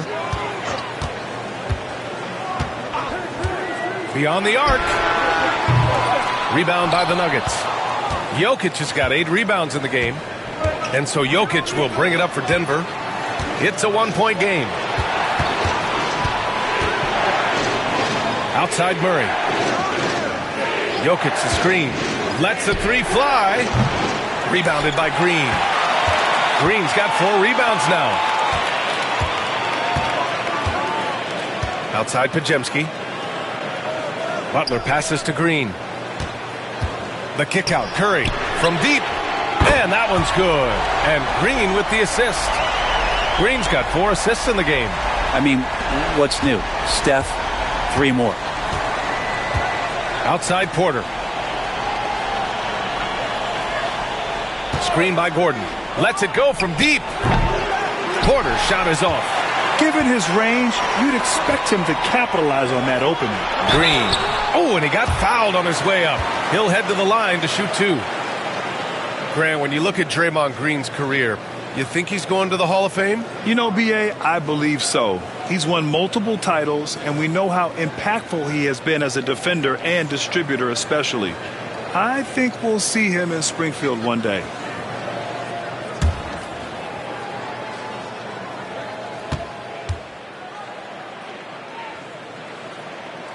First one falls for him. Amazing to think about Draymond Green and the career arc he's had thus far. He really can guard any position on the floor. He can make plays. Really a unique talent.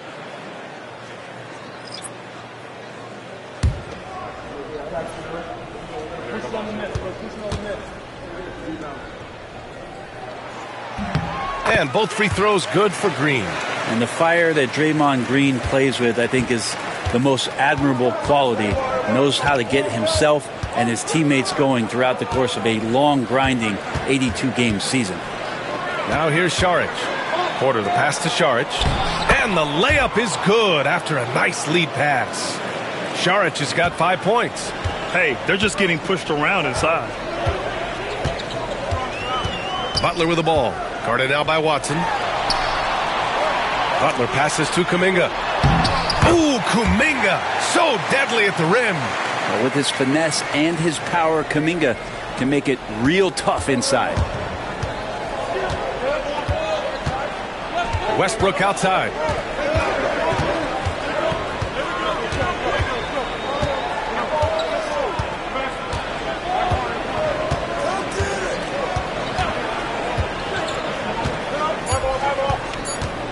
3 seconds left. And that's 2 points on the layup. Give him 8. Soft interior D, and they've exploited it. 3 quarters of play and a close one here. Warriors ahead, leading by just 2. And we're just moments away from the start of quarter number 4. Stay with us.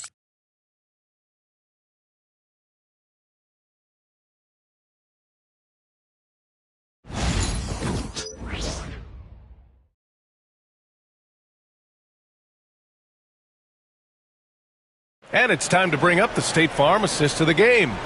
And the winner today coming from an unlikely position. It's the big fella with the sweetest pass of the day. You know, anytime a guy's in the post and the teammates know he's unselfish, great player movement can create an opportunity just like that. Well, what a terrific game it's been so far. With this fourth quarter sure to bring more pressure-packed basketball. And Denver, looking at who they've got to start the fourth. They've got Dario Šarić, Jamal Murray out there with Russell Westbrook. Then it's Peyton Watson, and it's Brown in at the 3. Now here's Hield. Pass to post. And he lobs it up top. And Kuminga throws it down. A great read between those two guys. The defense didn't stand a chance, B.A. These two teammates right here, Grant, they are connected. Here's Westbrook.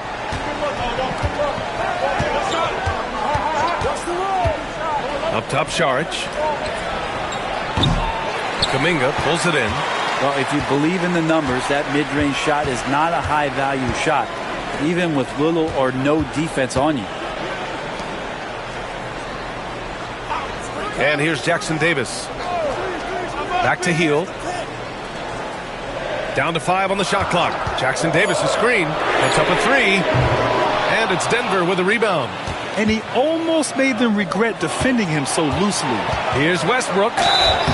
Oh, and there's the whistle on the shot. So 2 free throws for him coming up. That one on Hield. He just has physical tools to make you go in there and foul him. Westbrook back to the line. Shooting 2.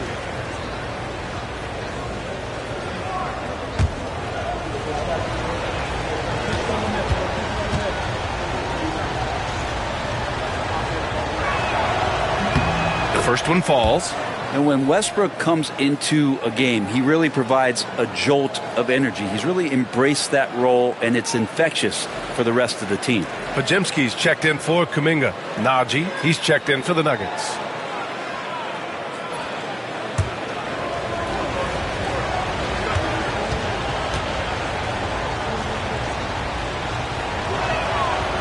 So he makes 1 of 2, and the second one misses. The Warriors lead by 3. Outside Podziemski. Jackson Davis, a screen. Now here's Podziemski. Tight defense on him. Pass to Hield. The 3. It's rebounded by Najee. Nuggets trail by 3. Murray scanning the floor. Here's Brown, defended by Podziemski. Murray from outside, buries it from 3. Murray gives you a lot of things, and stretching out the defense, that's going to help. Golden State has gone 0 for 2 from outside here in the fourth quarter. Pass to post. To the inside, here's Jackson Davis. Outside Podziemski. Let's go with a three. And again, no good by Golden State. And so Murray will bring it up for Denver. A great fourth quarter. Just give it up 2 points. The shot by Najee, no good. The Warriors have gotten only 1 of 5 to fall here in the fourth. It's Podziemski on the wing. Pounded by Westbrook. And yep, it's good. It's winning time, and that's a winning play. And timeout is called by Michael Malone. He is not messing around, calling them into the huddle.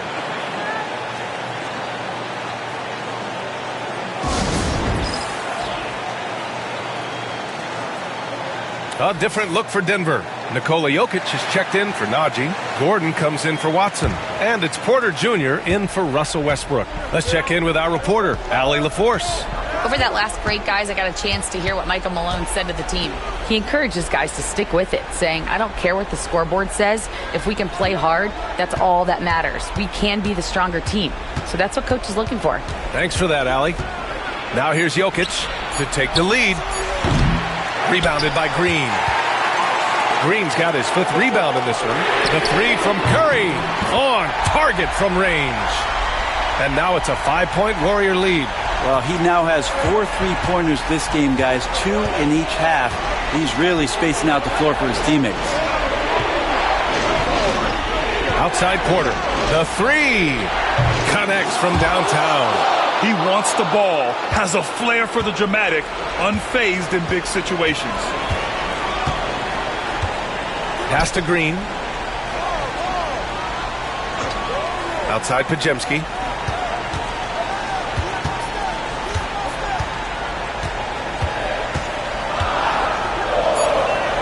Golden State needs to get off a shot. And here's Butler outside. Denver grabs the miss. Porter looks it over.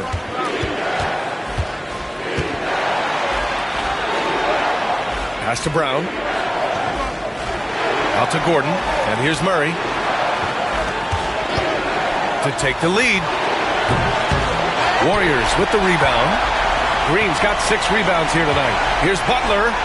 Butler goes for it inside. And Jimmy Buckets is alive. A minute 35 left to play in the fourth quarter of this one. Here's Murray. Pass to Jokic. With the fadeaway. Ooh, a little luck that time as it drops. Well, Jokic needed it, and he got it. Murray against Curry. Here's Butler. Green, a screen. Butler against Gordon. Just 5 to shoot. From the high post. The rebound by Murray. Denver has gone 2 of 4 from the perimeter here in the fourth quarter. Pass to Jokic. To tie it up. Count it! A huge shot to tie it up. Now that's one to remember. What an impact on the game. I'm wondering, is that the biggest shot of the game? And Steve Kerr calls timeout here. There is a lot on the line, and he is determined to make sure everyone's on the same page.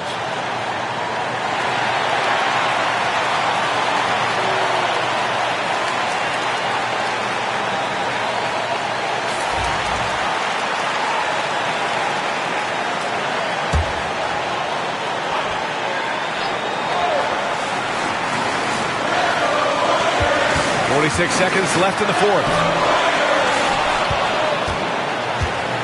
Now here's Porter. Pass to Brown. Outside Murray to take the lead. Podziemski grabs the board. Now here's Curry. 23 seconds left in the game. Fires for 3. Oh, he drained it from downtown. Oh, man, the baby-faced assassin stepping up right there. Such a great score, and what a situation for Steph to get it done. And so it's Michael Malone here calling timeout, and a great call on his part. This is the time you want to be in sync right here. What do you think is going to be their best move at this point?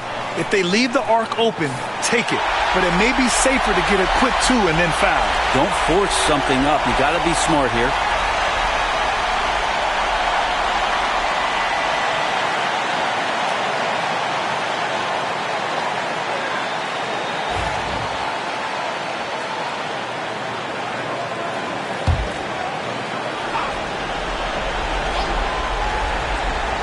Here's Murray. Jokic with a screen on Curry. Murray passes to Brown, and here's Porter outside. Oh, my! What a shot! Oh, a tremendous three! We're tied! And Steve Kerr calls timeout. Critical moment here. He's not taking any chances. 8 seconds left in the fourth quarter of this one. Here's the three. The three won't fall. And timeout is called by Michael Malone. And coach didn't want to take any chances in this situation, which is why he called the TO.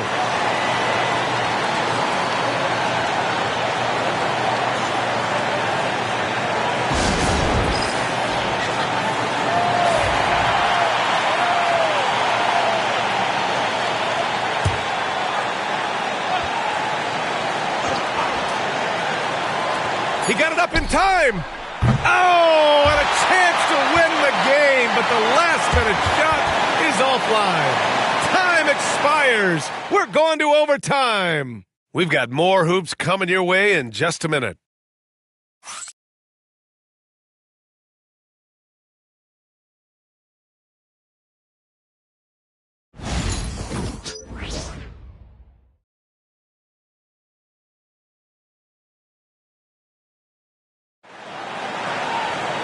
Glad to have you with us as we get going in overtime. Neither team giving an inch in this game.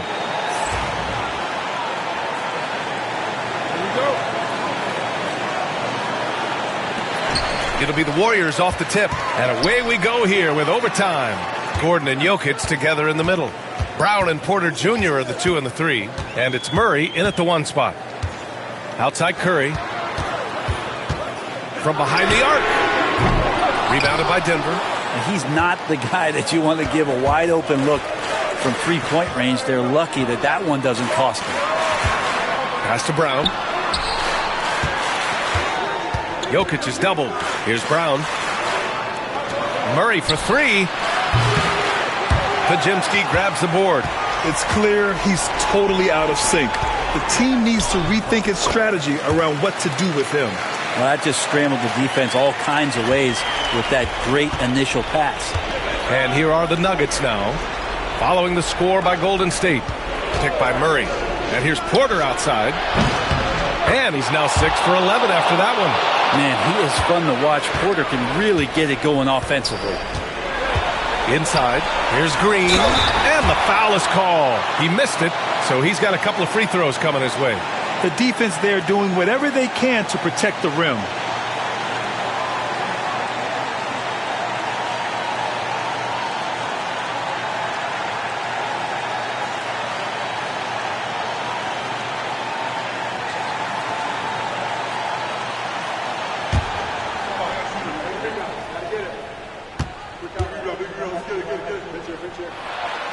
He drops the first one, and that ties this game up.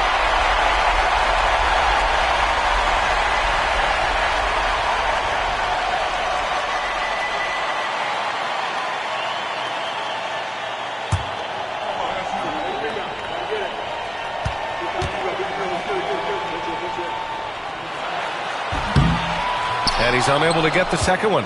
He's shaking his head moment there. Had a chance to put them out in front, but at least they're tied up. Outside Murray.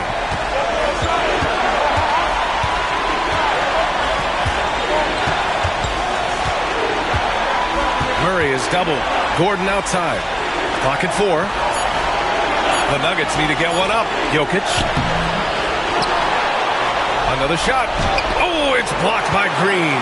And Green plays with tremendous edge on the defensive end of the floor. Here's Curry. Ooh, he took a hard foul on the shot. So he'll head to the line to shoot a pair. It's going to be on Jamal Murray.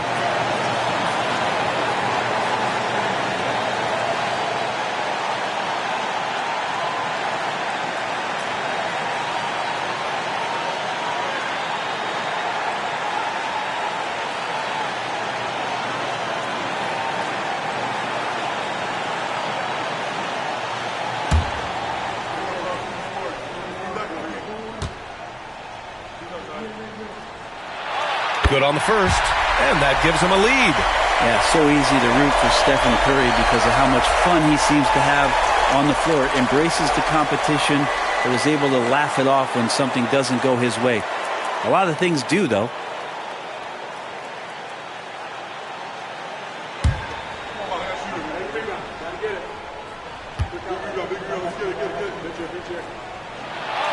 And so both free throws good, and it's a two-point ball game. You might want to think twice before sending him to the line again. He gets locked in when the game gets close. Pass to Jokic. Jokic is doubled. Back to Murray. Launches it. Warriors with the rebound. Well, that's a shot right there he's going to hit 9 times out of 10. We just saw the 10% he doesn't hit. Curry. Brown grabs the board. Denver has gotten 1 of 3 shots to fall from deep in OT. Porter finds Murray. And they double up Murray.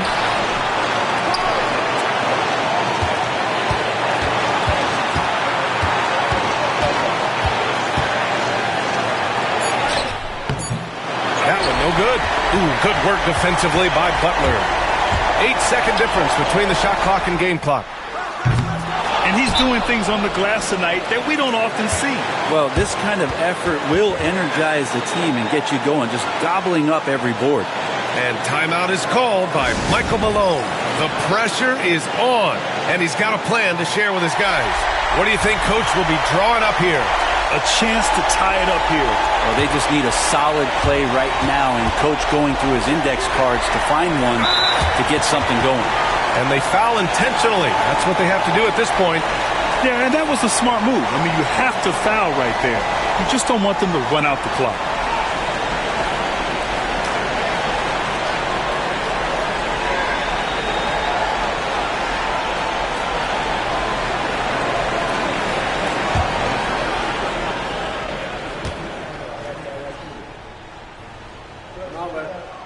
He gets the first, and that makes it a 3-point lead.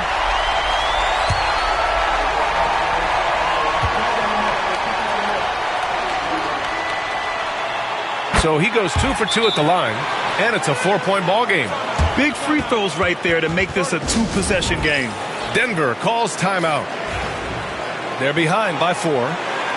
From a coaching perspective, what are the keys to focus on here? Score quick, then foul. Then you have to hope for some missed free throws. Yeah, this won't be easy, so a little bit of luck will go a long way for them to get back in. And there's the intentional foul. No choice but to stop the clock here. Yeah, and there's no question they have to foul. Now, I'm sure they would have preferred to avoid it.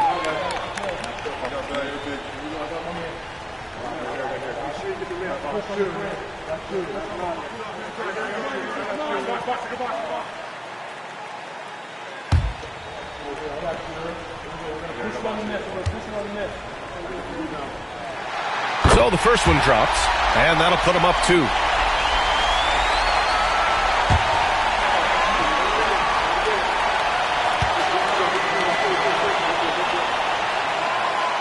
Second one is good, getting both at the line, and it's a 3-point game. Huge free throws, bumps the lead up to 3, and now they simply have to guard against the 3-ball. Here's Brown. No good from 3-point range. Gordon, the pass to Brown. He's off from 3. Murray for 3. Off on that one. And so the big win by Golden State in a tight game. Things looked a little uneven for them down the stretch, but in overtime, they took control. And BA, I don't think they expected this one to be so hard fought. But when they went into overtime, they really poured the gas on the fire. All right, let's go courtside to Allie LaForce with our player of the game. Allie, it's all yours. All right, Jimmy, as you prepared for this one, what was the focus? Just how hard we had to play, home or away. I think we did that. We stayed together through their runs, through our runs, and that was quality, and that's getting us done. 4 great quarters of work. Congrats on the win. Thanks, Allie. Great interview once again. Well, folks, that's going to do it for now. For Brent Barry, Grant Hill, and Allie LaForce, this is Brian Anderson. Thank you for watching this 2K Sports presentation of the NBA. And now let's take a look at our player of the game, Jimmy Butler.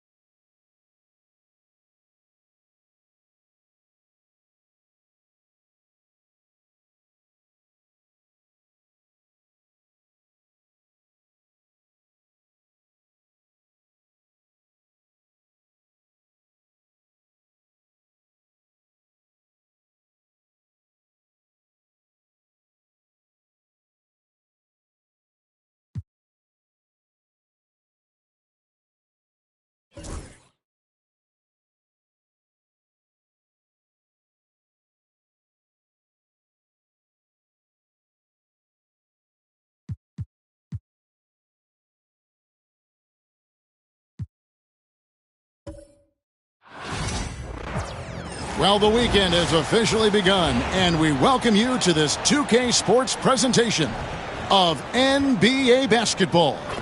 With Hall of Famer Doris Burke and Greg Anthony, this is Kevin Harlan. On the sidelines, we have David Aldridge reporting. And let's check out a breakdown looking at some of the stats for Scotty Barnes. And, guys, it hasn't been pretty for him in the past 5 games. He's having one of those scoring slumps that all players go through at some point in the season. But I know he hadn't lost his confidence, and I expect this young man to get after it here tonight. And now the opening lineup for Detroit. Inside for him, it's Harris and Duren. Cunningham is out there with Tim Hardaway Jr., and it's Thompson in at the 3. And for Toronto, in at the forward spots, we'll see Barrett and Barnes. Walter out there with Emmanuel quickly. And it's Pirtle in at the center position. And Greg, what stands out for both of these rosters is that they both feature top-tier athleticism. And, Kevin, that bodes well for us, right? There's a lot of speed, some great athleticism. I'm sure we're going to get some highlight reel plays tonight. Now here's Hardaway. Just 5 to shoot. It's tipped.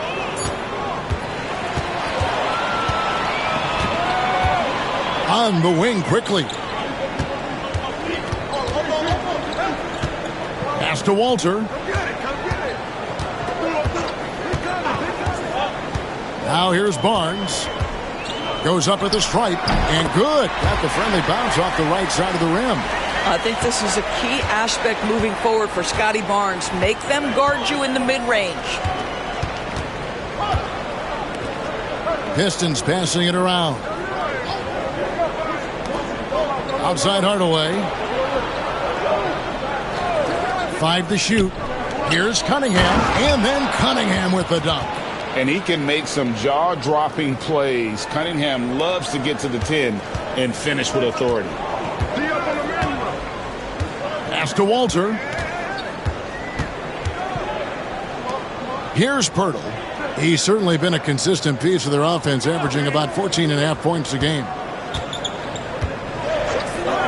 And here's Barnes for 3. Thompson with the rebound. Well, you can see why the defense dared him to shoot it. That's not really his spot. Harris misses. And Barrett has got the ball here for Toronto. And the defense of this Raptors team, Craig, they are built to switch. And it's no accident with their roster construction. They like having wings that can guard all 5 positions. Makes defending a much easier prospect. Now here's Thompson. He gives the team some steady offense, a bit under 10 points a game. On the wing, Hardaway.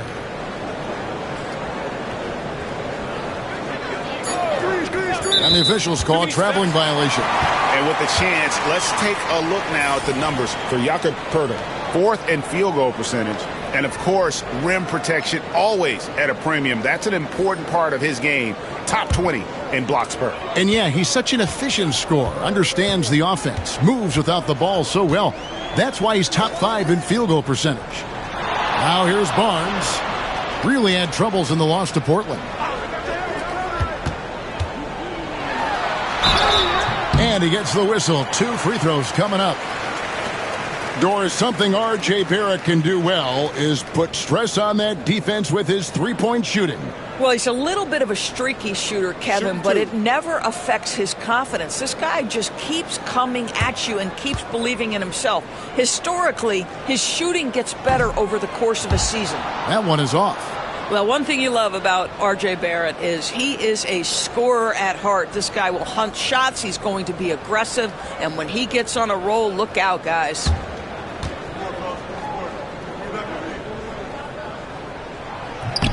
And he's good on the second.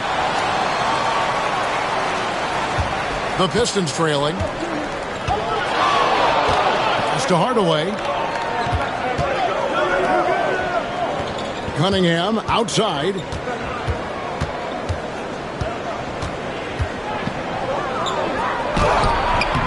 No luck that time on the shot that would have put them on top.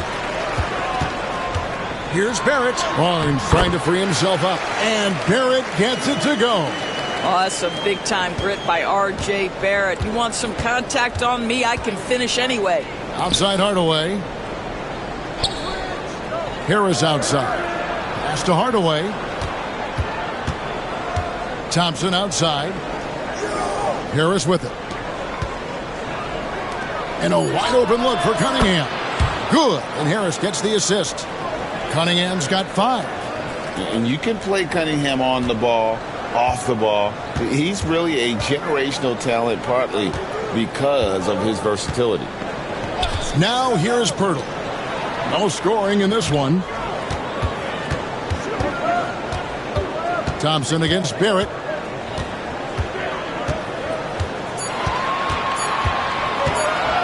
Beyond the arc. Detroit with the rebound. They come into this one following a loss to the Thunder. Total embarrassment. I was shocked at how poorly they played. I think they were shocked. Well, frankly, they should be shocked. I mean, that kind of effort simply won't cut it in today's NBA. Let's see if they take any lessons from it. And a different look here for the Pistons. Stewart's checked in for Tobias Harris. Holland comes in for Thompson. Beasley's checked in for Tim Hardaway Jr. And Dennis Schroeder subbed in for Cade Cunningham. Here's Shed. We saw him with 10 points last game. Down low, here's Mobo. Pass to Shed. And the Raptors miss again. Pistons have gone 2 for 4 from the field so far today. Holland lays it up off the glass. Heads-up play by Beasley. We all know this guy has an instinct to score it, but right there, moving the ball, such a pretty pass. There's 1:26 left to play in the first. To the middle. No good from Lawson. Boy, this guy is a good finisher, so he misses a chippy. That's tough to take. Pass to Duran. It's rebounded by Lawson. And so it's Lawson with it, bringing it up for Toronto. Trailing by 2. Their last meeting was in Detroit, where they were unable to fight off the Pistons. Yeah, and their last time playing against this club, they fell short. A lot of cheap fouls really plagued their starting unit. You know, you try to establish consistent substitution patterns. It helps you stay in a rhythm, and they had to go to their bench much too early. And Detroit has possession after R.J. Barrett's miss. Now Schroeder hasn't made one yet. Duran with a screen on Barrett. Rebound by the Raptors.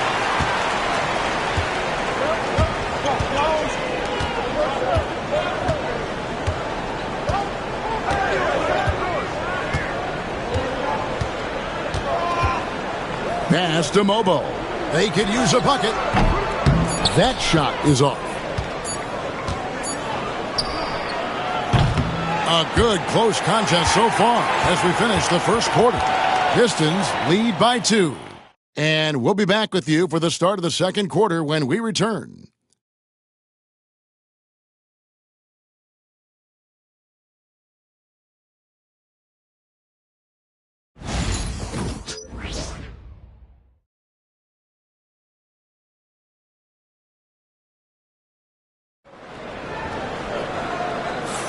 And we hope you're enjoying the game. Both teams tonight keeping things pretty even so far on the scoreboard. And before we move on, what do you guys think about what we've seen so far from Detroit? Guys, I love their defense in that first period. They were in position and just challenging shots. Well, I think they combined great intelligence with great effort, and you can see the results. Toronto trailing. On the court for the Pistons, we've got Isaiah Stewart. Holland is out there with Asar Thompson. Then it's Malik Beasley. And it's Schroeder in at the 1. And that one's good, Abaji. Pick works well there. Not much resistance from the D. It takes incredible effort to stay connected to the hip of the offensive player. You've got to want to work. Now here's Schroeder. He had a 15-point outing in their last game against Oklahoma City. And he was also a terrific creator in that game as well. His assist totals show you what a fantastic all-around effort it was. That's big-time length and athleticism by Scotty Barnes, leaving no doubt. Hey, Doris, how has Scotty Barnes advanced his game since being named Rookie of the Year back in 2022? Well, all the physical skills are there for him. Tremendous athlete, cross-positional defensively. I think what happens for young players is they start to read the progressions of the game more quickly. Now you can put the ball in his hands, let him be a decision maker. This guy is a stat stuffer. It's time now to hear from our Hall of Fame reporter, David Aldrich. What's the latest, David? Kevin, the Raptors are rebuilding with purpose. Coach Darko Rajakovic said, "We're doing a good job at the start of this process, selecting the right people that care and are very committed to each other. That's a good baseline to build on. Kevin, slowly, the pieces are falling into place." David, you're so right. He is great at developing those young players. They've been looking out of sync offensively. Yeah, their offense has ground to a standstill. Stewart with a screen on Lawson. Detroit, no good that time either. Raptors leading by 3. Quarter number 2, we're about 2 minutes in. Here's the 3. That one misses. 3 shots, all come up empty. And it's Beasley in the corner.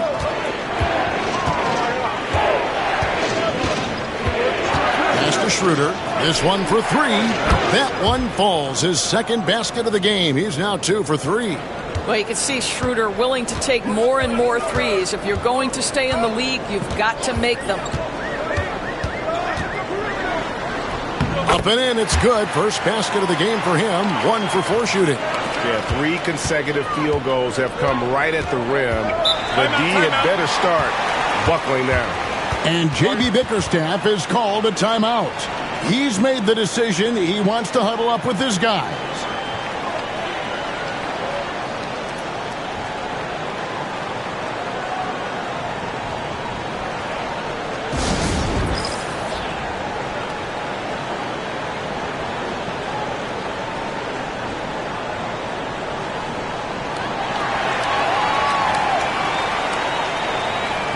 A different look here for Detroit.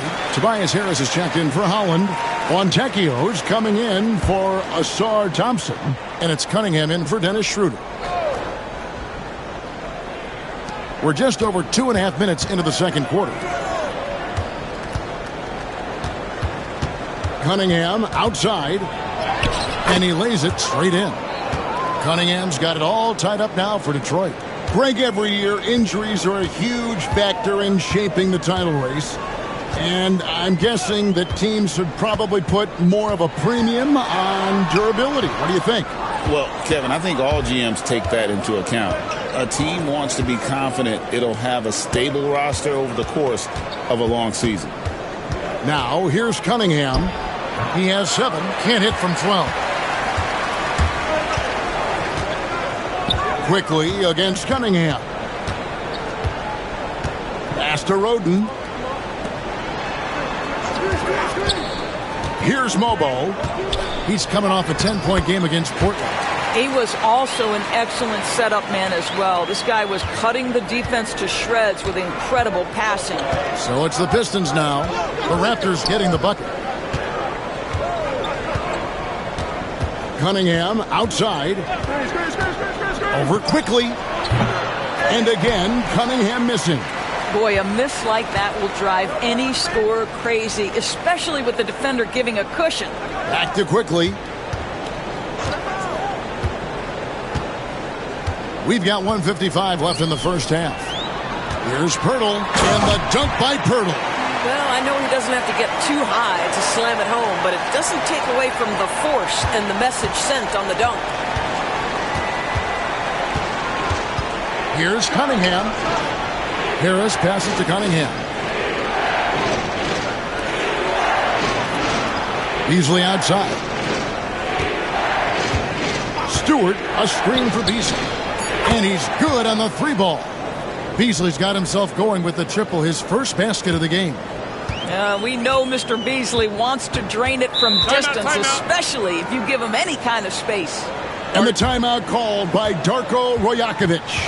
Looking for a breather and maybe just 1 or 2 things to talk about.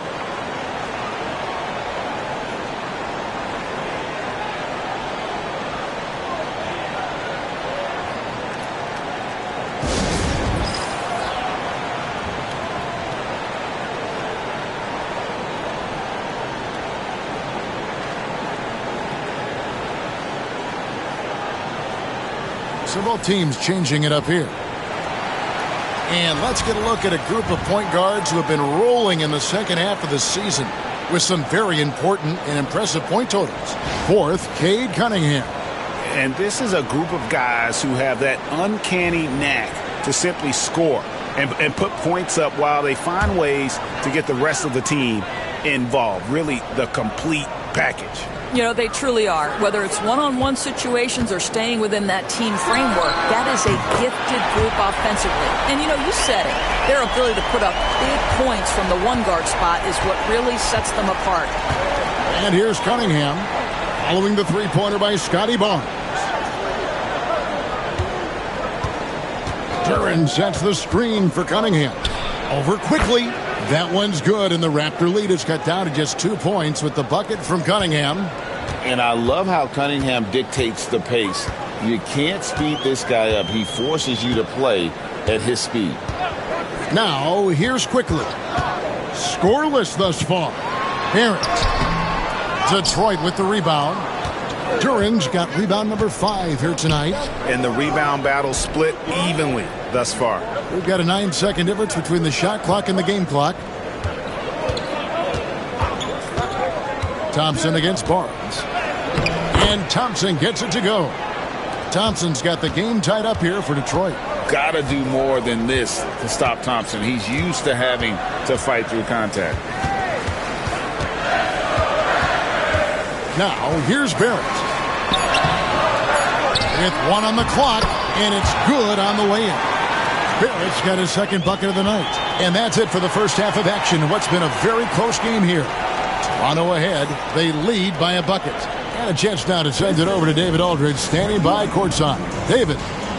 Thanks very much. With J.B. Bickerstaff, coach, what will be the areas of emphasis on defense in the second half? Well, we got to do a much better job just being physical, fighting them deep down in the post. We got to be very aggressive early, not letting them get deep post catches, make them have to kick the basketball out and not take those easy buckets.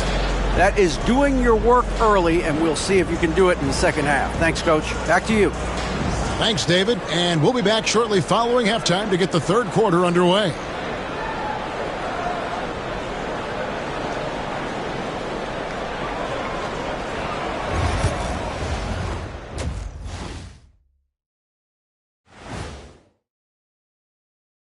Hello there, folks. Toronto Raptors and our featured matchup, which has not disappointed. Fellas, you got to love watching teams go at it like this. Love seeing it, Ernie. It's fun to see these teams, the fans, and us in the studio. Yeah, it makes me want to get there and play again. You guys good if I go suit up for the second half? I would love to see it. You good with playing for free? Because if you leave, we're not paying you for skipping out of here. Talking Pistons now. Close game so far for them.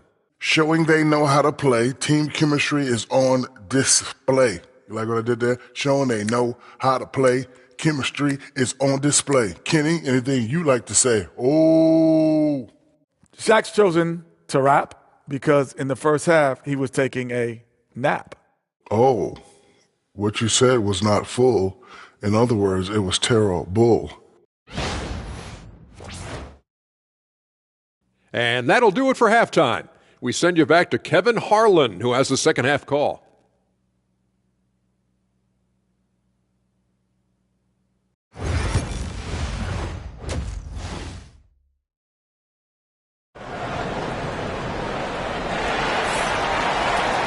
And in that first half, we saw a pretty tight battle. We'll soon find out what sort of adjustments were discussed during the half. You look at Scotty Barnes, what a contribution. He's done a fantastic job of finding open space to operate within the first few quarters. One of the things every player is after is efficiency at the offensive end. And boy, this young guy has done just that.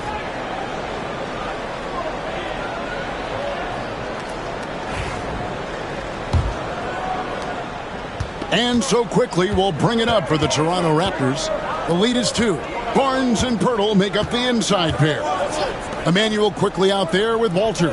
And it's Barrett at the 3 spot. So that's the 5 in the game for Toronto. They get it back. Nobody near Barnes. Here's Pirtle, and the dunk by Pirtle. This team loves it when Pirtle can make an impact on the offensive glass. There's a lot of ways he can get his points, but this is an easy one. Doris, what this team likes about Jakob Pirtle, the combination of 7-foot size and great skill. You know what, Kevin, to me, this young man has a nuanced understanding of the game.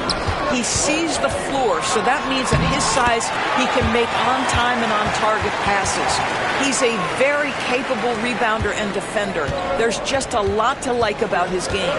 And while we've got a moment, let's send it over to our terrific reporter, David Aldridge. David? Kevin, Jalen Duren, a physical specimen, is improving the finer points of his game, including his vision. He said, I feel like I've always been a good passer. I've developed more of that as my young career has gone on, understanding the league better and how to win. Kevin? Well, DA, it takes time, but nice to see his development. And this is his first trip to the line tonight. And with numbers like this, how about 87% on the year? He's been somebody they love having at the line. And he shows the focus there, nails the technical.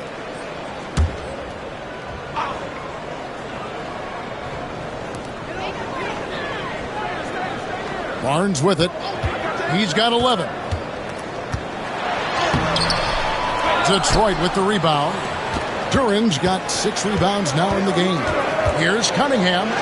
That's good. Basket number 5 on a 5-for-8 night shooting. And the strength of Cunningham. Fantastic job there scoring on the defense. Onside, Barrett. Pass to Barnes. Pirtle with a screen on Harris. And the whistle blows. It's going to be on Asar Thompson. That's his first foul.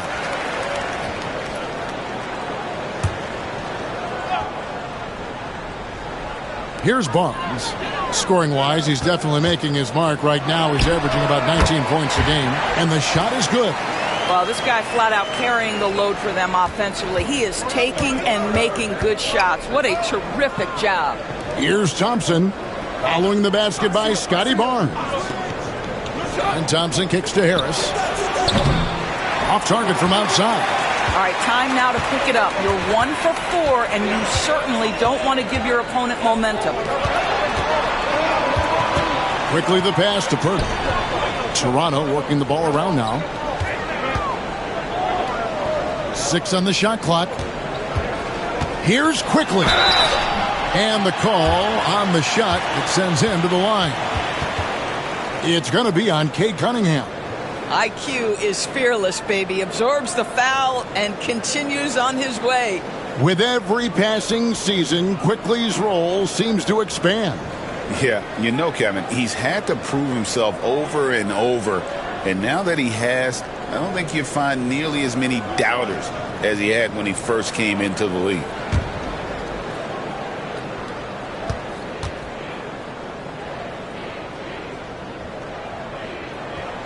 And the first one drops. A reserve through his first 3.5 seasons.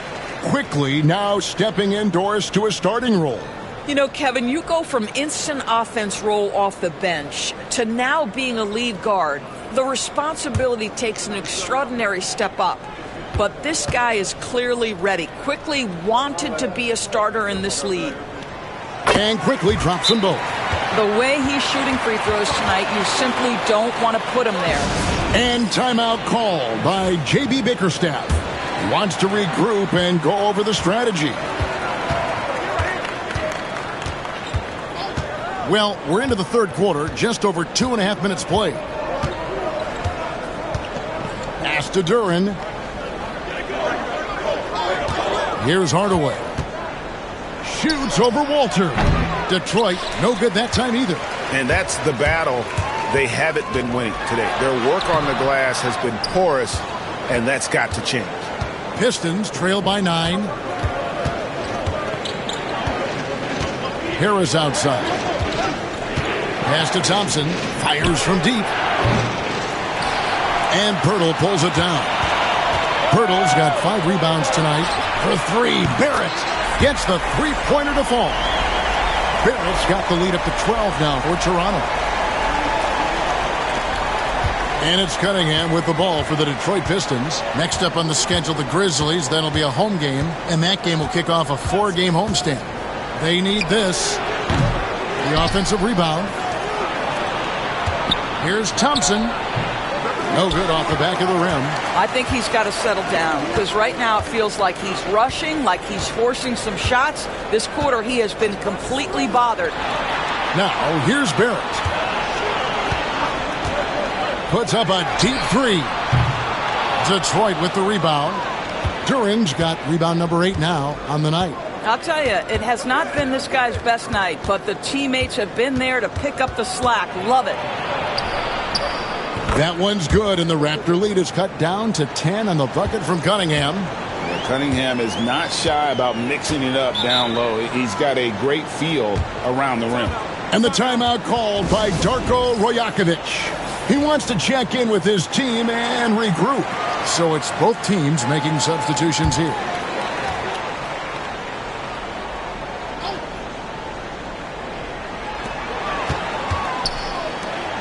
Onside, Barrett.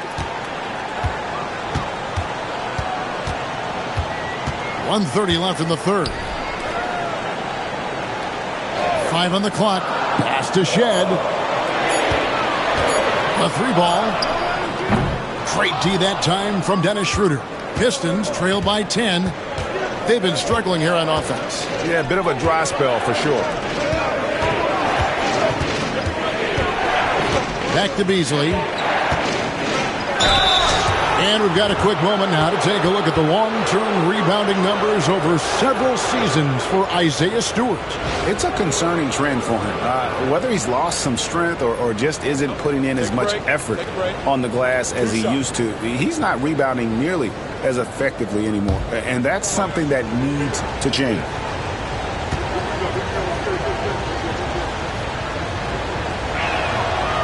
And he knocks down the first one. Guys, for Malik Beasley, it comes down to one thing in my mind, taking good shots. When he does that, he's super effective. Simone Fontecchio. He's checked in for Detroit.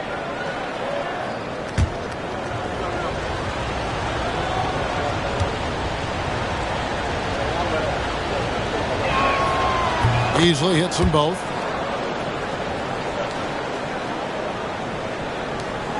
Raptors leading by 8. There's 57 seconds left to play in the third.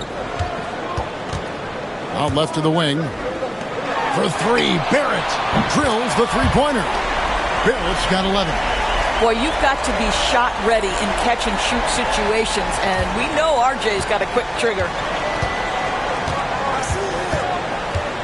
Schroeder outside. Wide open. The shot's good. Schroeder's got his 3rd bucket of the night. Well, we've seen that movie a few times, haven't we? An easy bucket in the paint. It's Barrett on the wing. 23 seconds left to play in the third. It's hauled in by Stewart. Pistons trail by 9. Schroeder looking around.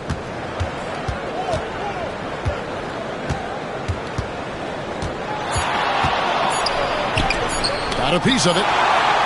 The third quarter comes to a close. Raptors lead by 9. And we're coming back in just a moment. Get ready for the fourth quarter of action when we return.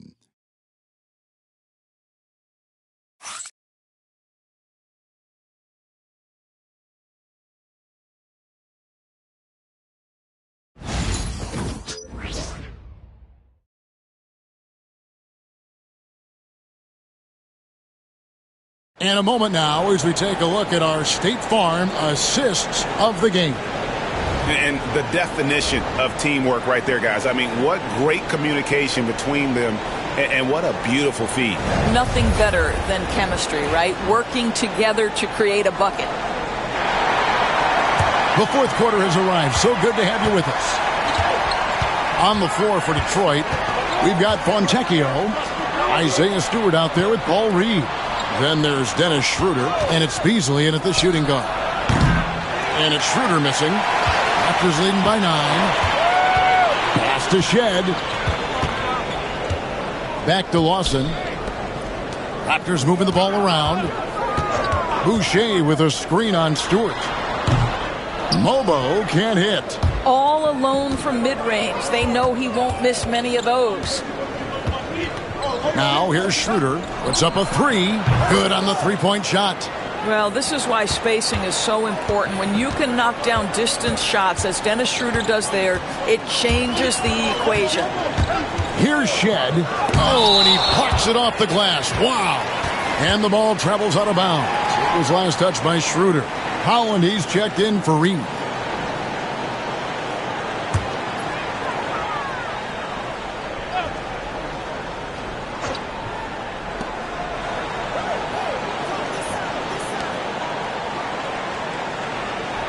Pass to Abaji. 6 to shoot. Jacks up a three. Here's Lawson.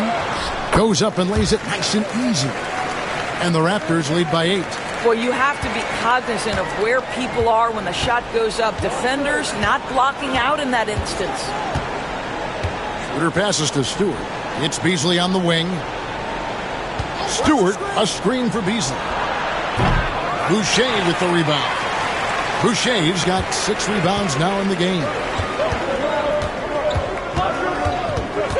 Here's Shed. He's guarded by Schroeder.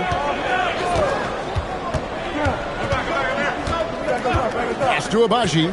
Shoots the three. Rebound, Detroit. Not quite enough defense that time around. Just lucky he was off. And that one's good. Schroeder. Boy, not many players in the league who are going to be faster than Dennis Schroeder in the open floor. Here's Mobo. To the paint. And so it looks like the Raptors will retain possession here. The Pistons making a change here. Cunningham's checked in.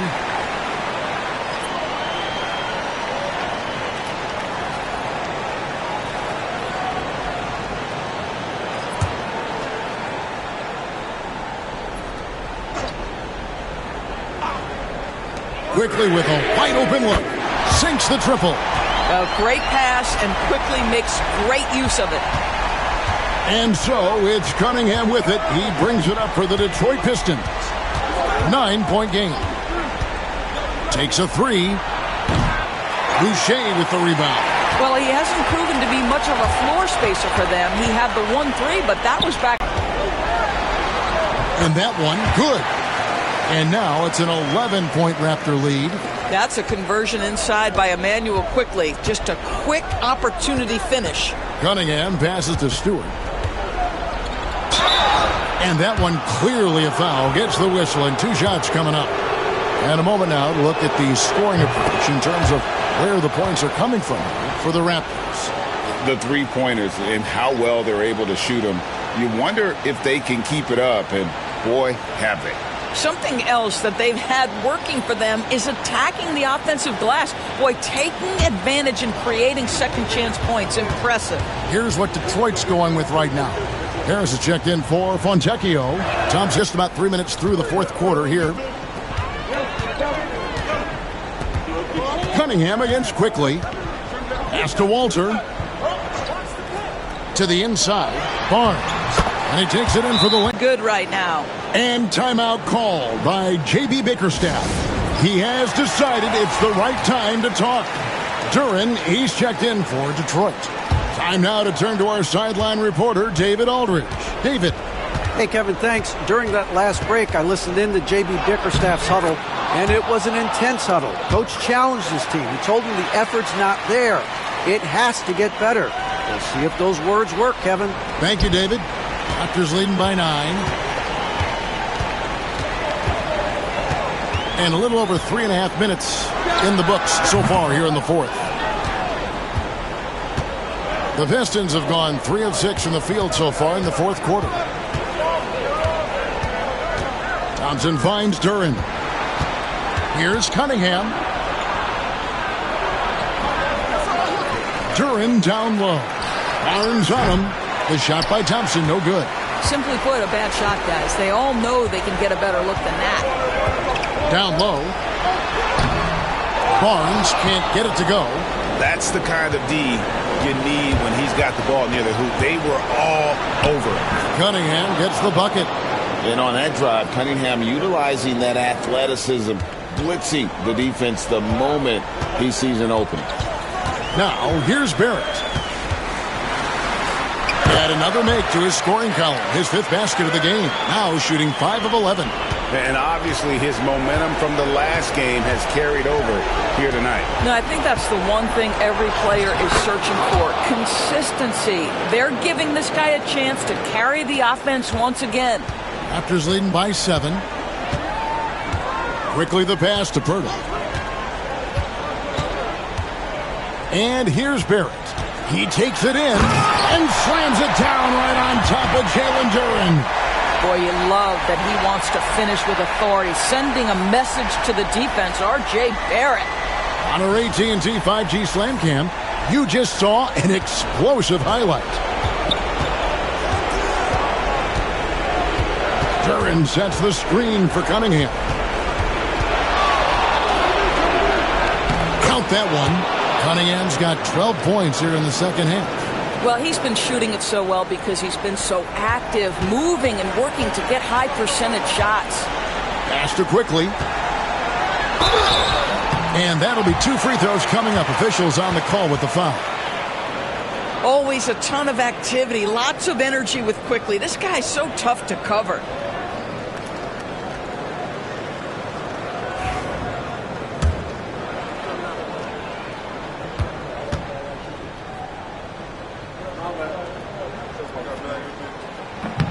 And he cannot get the first one to drop. Tough one to miss.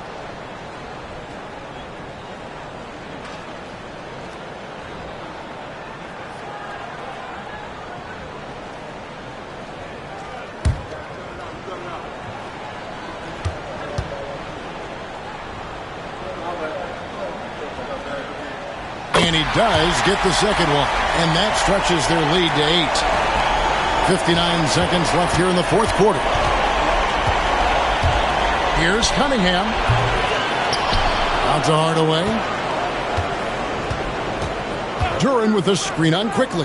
Hardaway with a wide open look. Got it. Oh, and that cuts the lead to just 5.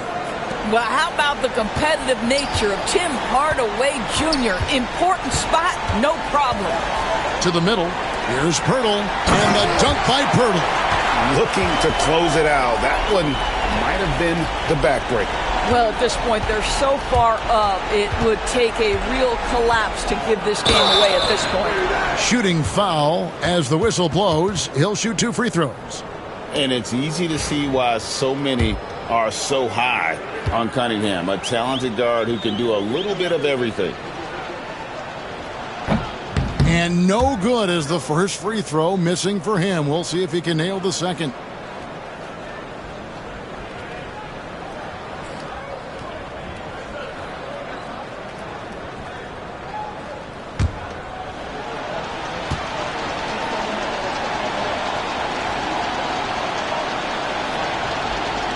And he ends up making the second, and that trims the lead to 6. So it's Toronto, and that's an intentional foul.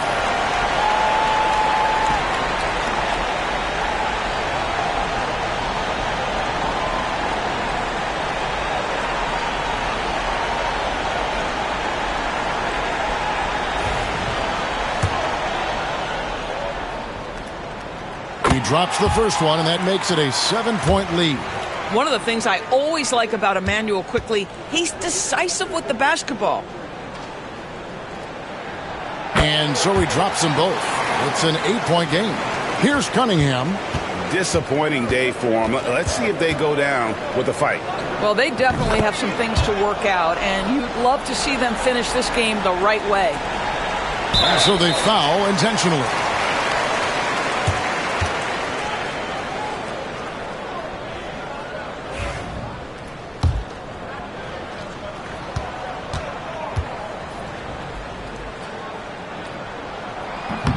And that hurts as he doesn't get the first one to fall. Trying to focus now on the second.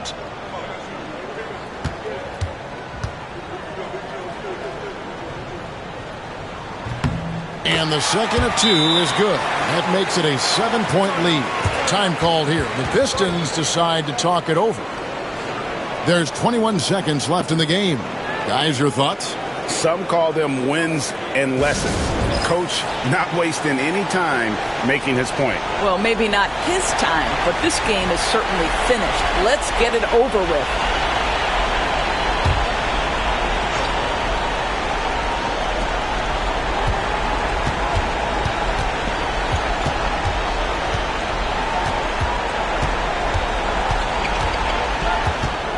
The kick out to Cunningham.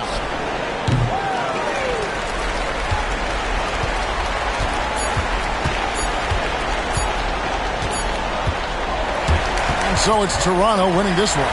It was a fantastic ball game, and they did a great job making sure it didn't get away from them late. Yeah, I mean, they faced some challenges, but really held firm when they needed to. On both ends, just effective in terms of coming away with this win. Well, folks, that's going to do it for now. For Doris Burke, David Aldridge, Greg Anthony, and the rest of our terrific 2K Sports crew, this is Kevin Harlan saying thanks for watching. And as we leave you, let's take a look at our player of the game, R.J. Barrett.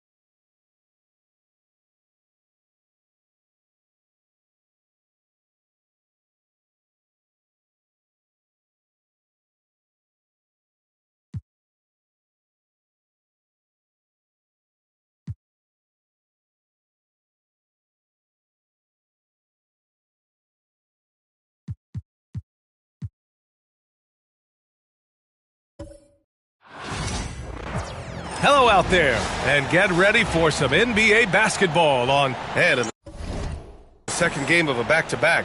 How much does that affect a player's energy level? Well, the better conditioned you are, the less it's going to affect your energy. That's why I love back-to-backs. It separates the men from the boys. Here's the starting group for Portland. We've got Avdia.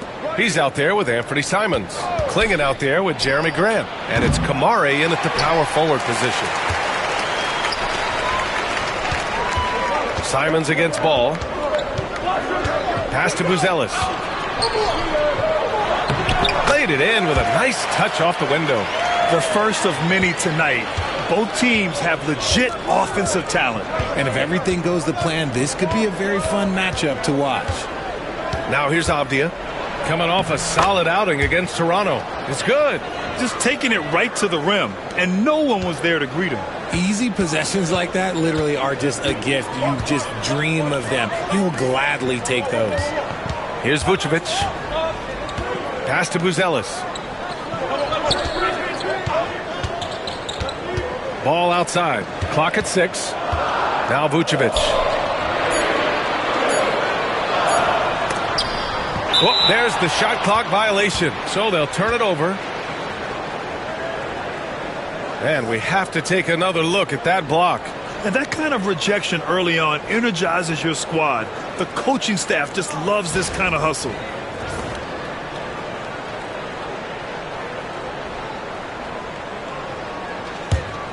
RJ, when you talk about Vucevic, is he the best NBA player ever to come from Switzerland? There is an argument to be made. He has the most points by any Swiss-born player by far and the only All-Star game appearances.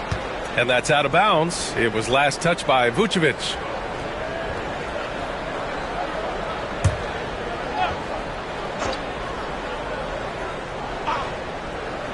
And we're about a minute and a half into the first quarter. And it's Simons missing. Hey, sometimes the best looks don't equate to points.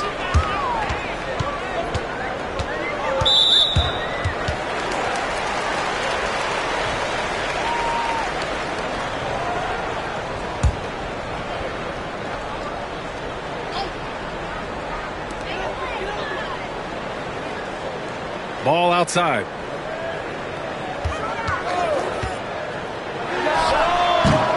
It's rebounded by Grant. The Trailblazers have gone 1 for 3 so far. First quarter, just about 2 minutes in. Pass to Avdia for 3. Chicago with a rebound. They put up a nice win against Toronto last time out. What about their offense? It was a well-oiled machine, getting them high-quality looks time and time again. The coaching staff has been happy with how well they've executed the game plan. They operated as a cohesive unit. And it's Giddey missing. You often expect him to convert these types of shots, but the D must have made their presence felt to prevent that one. Pass to Klingon. And you watch Donovan Klingon. He really benefited from that extra year in college, Grant. Yeah, the development cycle can be a little longer for centers, B.A. He cleaned up a lot offensively and took his strength and conditioning to another level.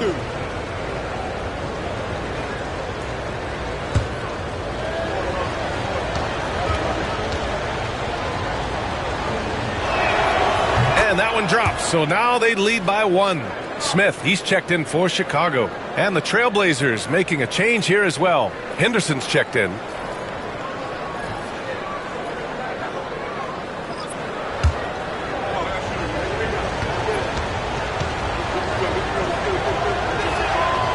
No good on the second free throw. Well, the last time the Bulls won a playoff series was back in 2015, Grant. That was back when Butler and Rose were their leading scorers. And it just shows you just how long it's been. But they've been stuck in mediocrity ever since. And right now, they are desperate for a breakthrough season. Avdia outside. Floats one up, and there's Simons. That one's good. On the assist by Avdia. This close in, Simons is consistent. The defense really can't allow him to find that look. Pass the ball.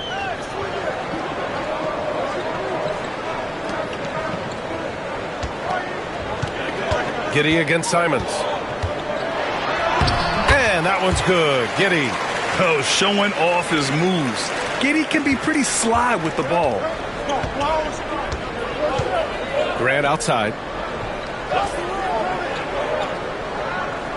First quarter of play and just over 3.5 minutes in. Here's the pick. And it's cleared by Vucevic. The Bulls have gone just 3 for 7 here at the start. Giddey. The offensive rebound. Off with the layup. Slow going for him this quarter. The defense putting up a good fight. Here's Henderson. And some very quick points for him on that possession. This is when you know Henderson is feeling it. And it's why his guys always encourage him to fire away. Smith outside. There's the triple. And can't get it to go. Now 1 of 2. And so it's Avdia with it. He brings it up for the Portland Trailblazers. Unloads from 13. And off the front iron, and in it goes. Avdia's got his second basket of the night. That's a guy you want taking shots. A quality offensive player. White looking it over. The 3 is up. After missing his first attempt, now 1 for 2. Gotta fight harder to get over those screens. Yeah, as soon as these guys feel contact, they are just disappearing like they're not even there. You gotta show some fire and keep defending. Shots good by Henderson. The response from Scoot in answer 3. What a back and forth. Oh, my. Here's Giddey. That one falls. His second make in 5 attempts. Used the pick to perfection and got all the way to the rim. For Portland, they've gone 5 of 9 from the floor. Avdia outside. Back to Simons. 35 seconds left in the first. Giddey with a defensive effort. And so far, they've had the advantage on the boards. Pass the ball. Grant against Vucevic. Over Grant. Vucevic's shot is off. Grant against Smith. with the teardrop. Chicago with a rebound. Vucevic has got his 4th rebound in this one. A deep 3 from Ball. Well, a good close contest so far as we finish the first quarter. It's the Trailblazers. They lead by 1. Quarter number 2 coming up right after this break. Don't go anywhere.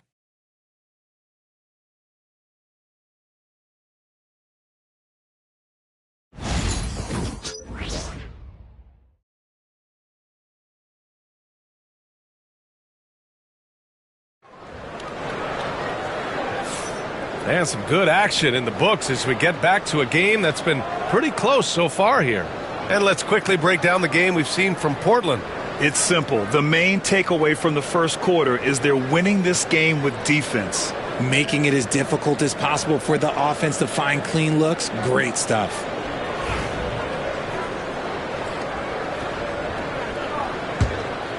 Here's Herder. In his last outing, 16 points for him. Here are the 5 Portland has to start the second. Scoot and Sharp are the backcourt set. And then it's Matisse Thybulle, and it's Reith in at the 5, roaming the paint. RJ, does playing at a faster pace work the same in the regular season as it does in the playoffs? Depends on the opponent. Teams that like to slow it down and can be methodical in the half court can make it a slugfest. You have to be ready for that.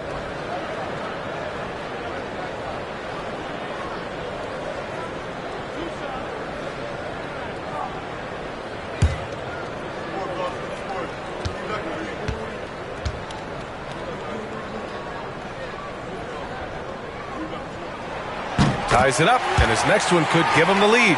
Portland making a switch here. Murray's checked in.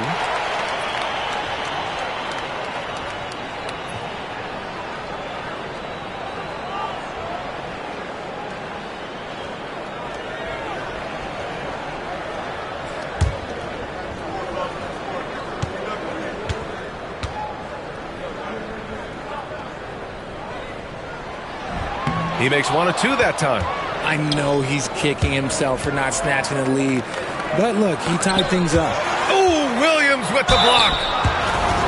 Looking now at some numbers for Denny Avdia. Over the last 10 games, he's been on an absolute tear, finding all kinds of ways to be a thorn in the opposition side. Just working on offense and getting the looks he wants out there. 2 shots.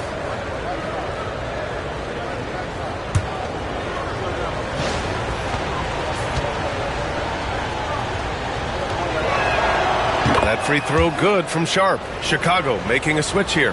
Terry's checked in.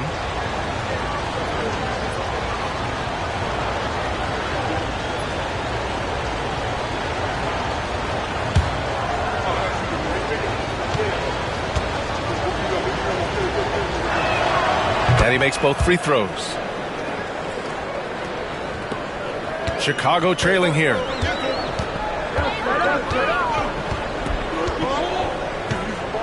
Pass to Herder.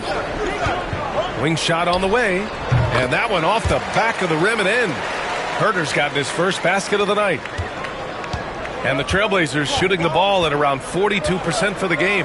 Sharp passes to Henderson. And there's the screen. And the call is going to be, yes, an illegal screen. And this is how the West looks with just 3 games left until the playoffs begin. Taking a look at Portland, and after a subpar season, there have been some questions about the direction of this franchise. Collins, he's checked in for Terry.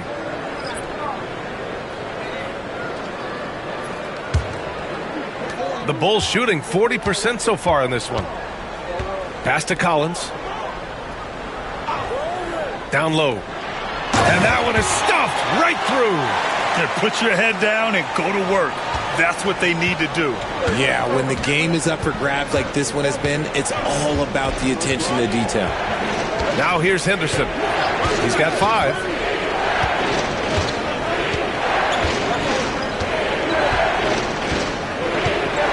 Shot clock at 5. For 3. Smith with the rebound. Chicago leading. Here's Herder. Count it. All 3 of his attempts have gone in. That's 3 buckets in a row off assist. Herder's gone 3 for 3 from the floor. And Richard, in a league where shooting has never been more valuable, it's great to have a player like Kevin Huerter. And he doesn't need the ball in his hands to be effective. Matter of fact, he's probably best when he's moving off the ball and causing confusion. He puts a lot of pressure on the defense. I love the relentless attitude he showed there. Got himself in great position under the glass. Hey, had the presence of mind to know exactly where the rebound was going. Williams with the screen, launches it, and Huerter gets a three. Huerter's got 9 points. And they found a nice flow offensively here in the second period. Outside Sharp. The floater, and it's good on the lay-in. He was inside his own head in that first quarter. You could see it. Now he's doing a much better job of letting the game come to him. Outside, Williams. Pass to Buzelis. Smith right side. Now Huerter. He's got 9. Fires from deep.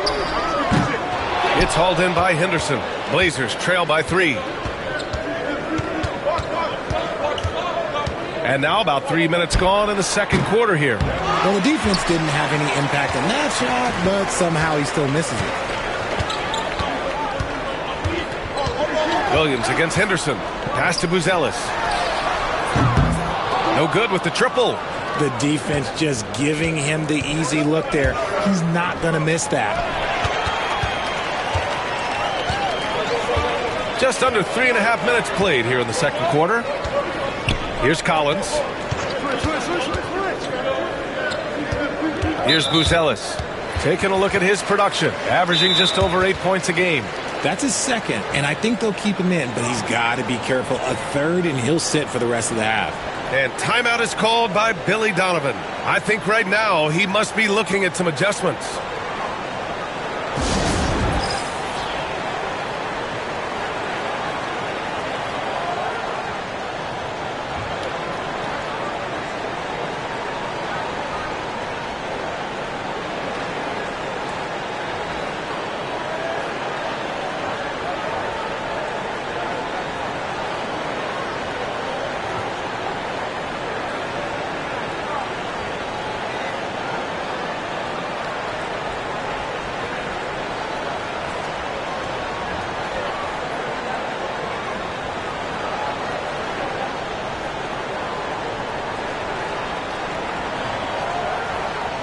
So Chicago going with an almost entire new group here.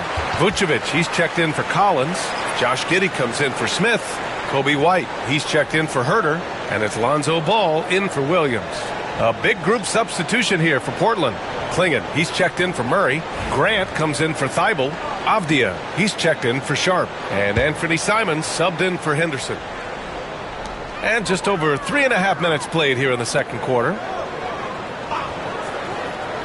Pass to Buzelis. Shot clock at 6. White with it. Over Avdia. Shot is good. Off the back rim and in. White's got 5 points. Such a good facilitator. Ball has nice touch on that pass. Avdia outside. Simons with it. He has a clear impact on this offense, putting up over 19 a game. And what kind of defense was that? You can't give up wide open threes like that. What are you doing? Now here's Giddey. And it's Jeremy Grant with a foul. That's his first foul of the game.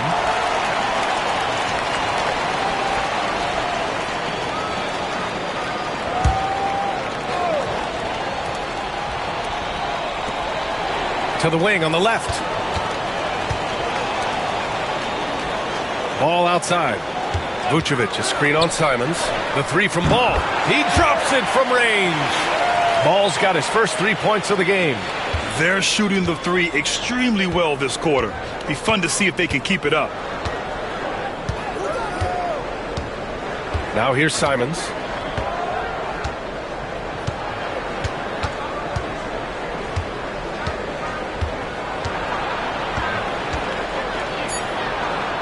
Trailblazers got to hurry. Got to get up a shot.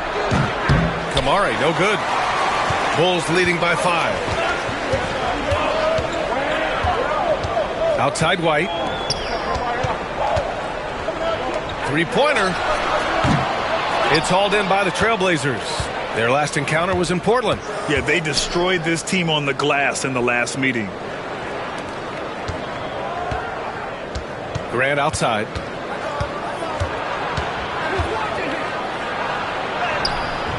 Doesn't go for him. Giddey with a defensive effort. So it'll be 2 free throws. He was fouled in the act of shooting. This is the smart play by Ball, staying committed even while getting fouled. Chicago shooting their 3rd and 4th free throw shots of the night.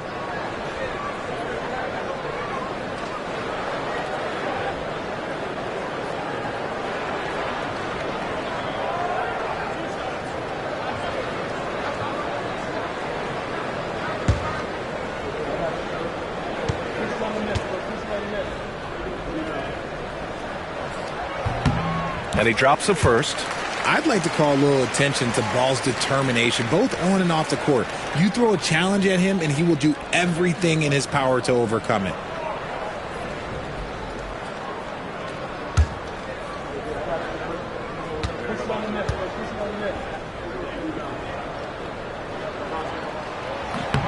And so Ball nails both of them. And Ball is such an effective two-way player. Takes smart shots on offense and really hustles on defense. Simons finds Avdia. Now here's Grant. Jacks up a 3. Ball with the rebound. Pass to Giddey. Ball surveys the floor. Here's Vucevic. And once again, off the mark by Chicago. It's been all about Kevin Huerter for Chicago, hunting for opportunities, leading to 9 points in the quarter. All right, now let's check in with Allie LaForce. Allie, as always, thank you. We'll be right back to begin the 3rd quarter right after this.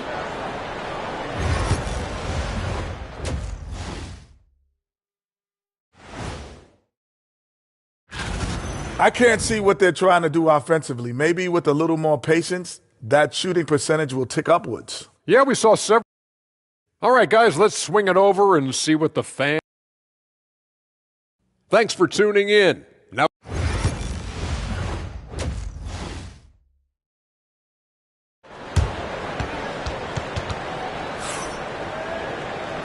And we've got 3rd quarter basketball here. 2 quarters in the books. Kevin Huerter really making a difference here. Yeah, they've done an amazing job of creating room to operate for him. And then, of course, executing. I like how they came into this one with a game plan, and they're just going out and executing it. Terrific job.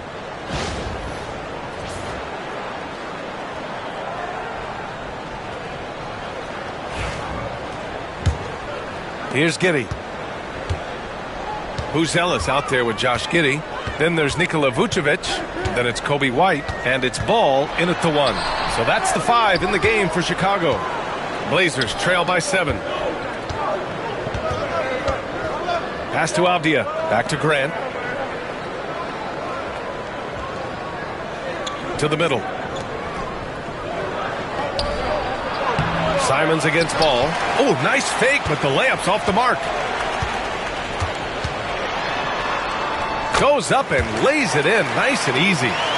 Ball's got 7 points. Lots of quick moves inside by Ball to get into great position for the score. And let's send it over to Allie LaForce. Nikola Vucevic has seen a lot in his decade plus in the league, and he said the game has changed. Now you have centers that can pass, put the ball on the floor, make plays, and shoot threes, play like guards. And you can't get stuck in time. You have to be able to adjust. Allie, he's certainly got the skill level. He's never going to pass up that shot. The defense giving him way too much room. Outside Giddey. Pass to Buzelis. Puts up a 3. And Klingon pulls it down. And it's Simons with the ball for the Trailblazers. They trail by 6. They'll face the Spurs at home after this one. And that's a 1-game homestand for the club. In a tight game, they wanted to make sure of that possession. Up top, Vucevic. Left side, Giddey. The kick out to White. Up top, Giddey. Just 5 on the clock. Three-pointer, Buzelis. Portland grabs the miss. Klingen's got 4 rebounds now. Rough start to the second half for them, only getting 1 of the past 4 shots to fall. And it's Simons missing. Okay, now I think he's starting to get in his own head right now. Maybe he's overthinking things a little bit, and as a result, he's just been off. Get there, get there. Giddey passes to Vucevic. Shoots over Klingen. Vucevic's shot is off. And they have started out this quarter shooting just 20%. Let's just say this is not the way they wanted to open the second half. Pass to Simons. From deep. Another miss by Simons. And this is exactly who you want taking that shot. He just missed it. You know, I have to admire a guy like Anthony Simons. Early in his career, he was seen as undersized, but with his skill and pure athleticism, he balances the scales against bigger players, and he's become a ferocious scorer. Connects again from distance. And that last 3 now ties him for the franchise record for most in a season. You know he's looking for that next one. You talk about being locked in all year long. Next one sets the franchise record. What a season it's been for him. Here's Simons. Another miss by Simons. This has not been his best quarter. Yeah, he needs to mix things up on the offense. He simply just can't keep missing shots at this rate because he's destroying his teammates. Draw them in and kick it out. Great execution to open up an easy look from outside. Pass to Klingen. Avdia outside. Now Simons from downtown. Again, the miss by Portland. Okay, so if I were to say this was a disaster of a period for him, it would be an understatement. But hey, sometimes you got to shoot your way out of the slump, even for him. Ball passes to Giddey. Vucevic, a screen on Simons. From deep, Giddey. Avdia pulls it in. Avdia's got 6 rebounds here tonight. Grant outside. 1:49 left in the third quarter. It's deflected. Pass the ball. Over Simons. And off the left side of the rim, it swirls in for him. Ball's got 11 points. No, he's been locked all the way in from the floor, and he's the #1 reason why they're winning right now. And Chauncey Billups calls timeout. We might see him looking to make some tweaks to the strategy here. A big group substitution here for Portland. All right, here's a group of shooting guards who are hitting the boards hard. The rebound leaders over the previous 10 games. Well, you look at Sharp, 3rd in rebounding, a force down low. And it's not easy to be a great rebounder as a 2 guard. You've got so many duties to take care of on the floor, and these fellas, they do their jobs and then some. And the energy they show on the glass is outstanding. They work so hard in that paint. Walker finds Henderson. And athleticism on display there by Henderson. Just an acrobatic move to finish the play. Pass to Collins.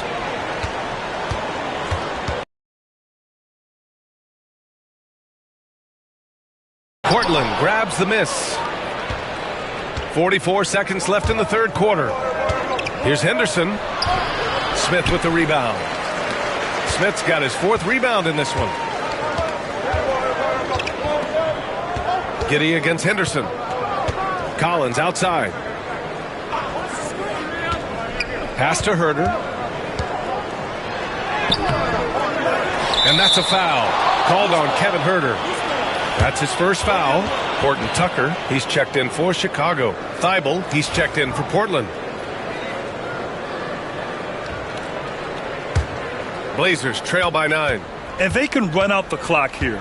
No need to rush it. Yeah, and you don't have to be quick. You just have to be deliberate. Sharp against Herder. Up top, Horton Tucker. He got it up in time, but it would not fall for him. And that'll do it for the third quarter. Chicago ahead, up 9. And we'll have the... And it's time now to bring you our State Farm assist to the game. This is the definition of team chemistry. I love to see this kind of communication and connection between teammates leading to the perfect pass. Serving it up on a platter, that is a beautiful dish. And two teammates on the same page, woo. The fourth quarter has arrived. So good to have you with us. Here's Henderson. And on the floor for Portland here in the fourth. Scoot and Sharp are the backcourt set. Walker out there with Murray. And it's Thibault in at the 3. And out of bounds, it'll be Chicago ball.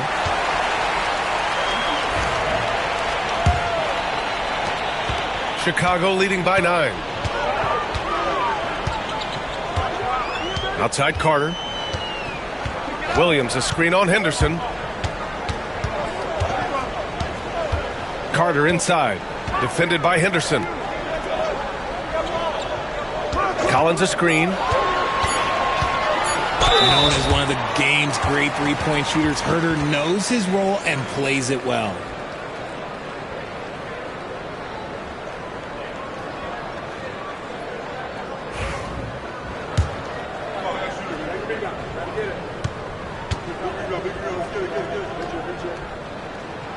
The first one falls.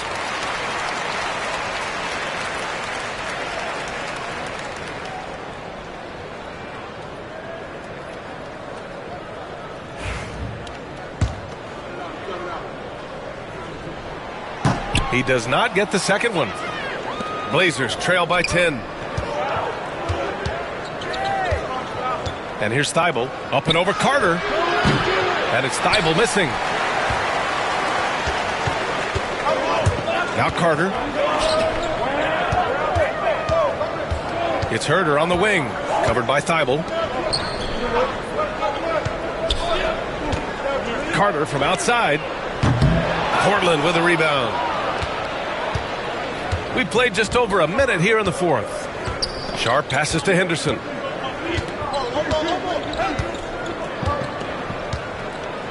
Thibault on the wing. To the paint. Here's Sharp. Smith with the rebound. Smith's got 6 rebounds here tonight. Carter finds Collins. Carter against Henderson. Outside Carter. Pass to Herter. Here's Williams. Carter from outside. Nails it from 3. And the Bulls lead by 13. Woo! That man is laser focused. Now, that's bad defense for a team that has a long way to go to catch up. Effort like this makes you wonder if they've already packed it in for the game, ready to go on to the next. Gotta at least show a look. That is powerful. Oh, yes. Yeah, he's just explosive. I mean, Scoot gets off the ground in a hurry and puts some emphasis on it, too. And that was our AT&T 5G Slam Cam, bringing you the sauce. And Williams has got the ball here for Chicago. And following this game, they hit the road to challenge the Hornets at Spectrum Center in Charlotte. It'll be the front end of a 2-game road trip. Here's Carter driving to the basket. Basket's good. And the defense has no one to blame but themselves. I mean, they just let him get right to the rim. That's a great possession. Put your best players in a position to succeed. And Chauncey Billups calls timeout here. Coach clearly has something he wants to say to his team right now. So Chicago ends up going with a new group. All right, let's check in with Allie LaForce. During that break, Coach Chauncey Billups had some advice for the team. He told his guys to, quote, turn it up, going on to say, only way we get out of this hole is with effort, incredible effort. So show me what you can do out there. It's a big ask, but we'll see what happens. Back to you. All right, appreciate it, Allie. I mean, he's just so electric. Simon's putting on a show. Bulls leading by 11. Outside White.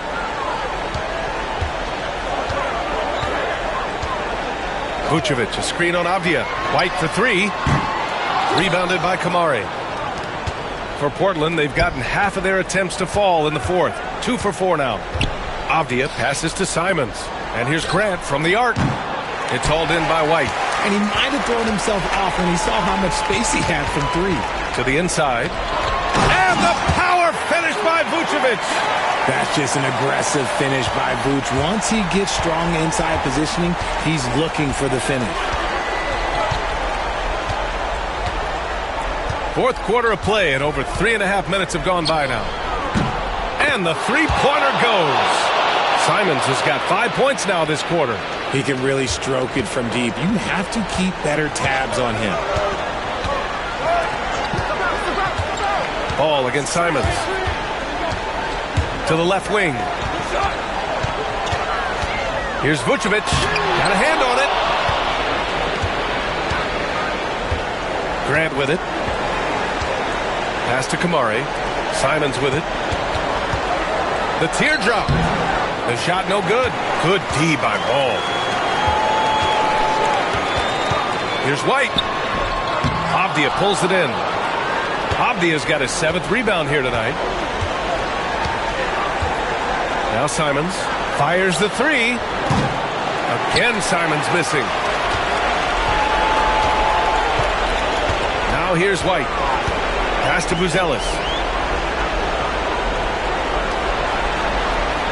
1:16 left in the final quarter. Now Giddey. He's covered by Simons. 5 to shoot. Ball with it. Takes the three. Rebounded by Kamari. Simons outside. Grant's shot is off. Chicago has gone only 1 of 4 from the perimeter here in this fourth quarter. Nothing left to do but to watch the clock tick towards 0. Nice victory here for the Bulls. Offensively, they made the most of their trips. They found multiple ways to score consistently, and a little luck doesn't hurt them either. They also got some nice bounces off the rim tonight, too. And for the year now, they've chalked up 35 wins. And they fought hard for this win, guys. No one wants to get swept in a season series, even a short one. And while there were some guys out there that played well, what really stood out was the production for Lonzo Ball. And he was getting buckets all night long, giving the defense that work.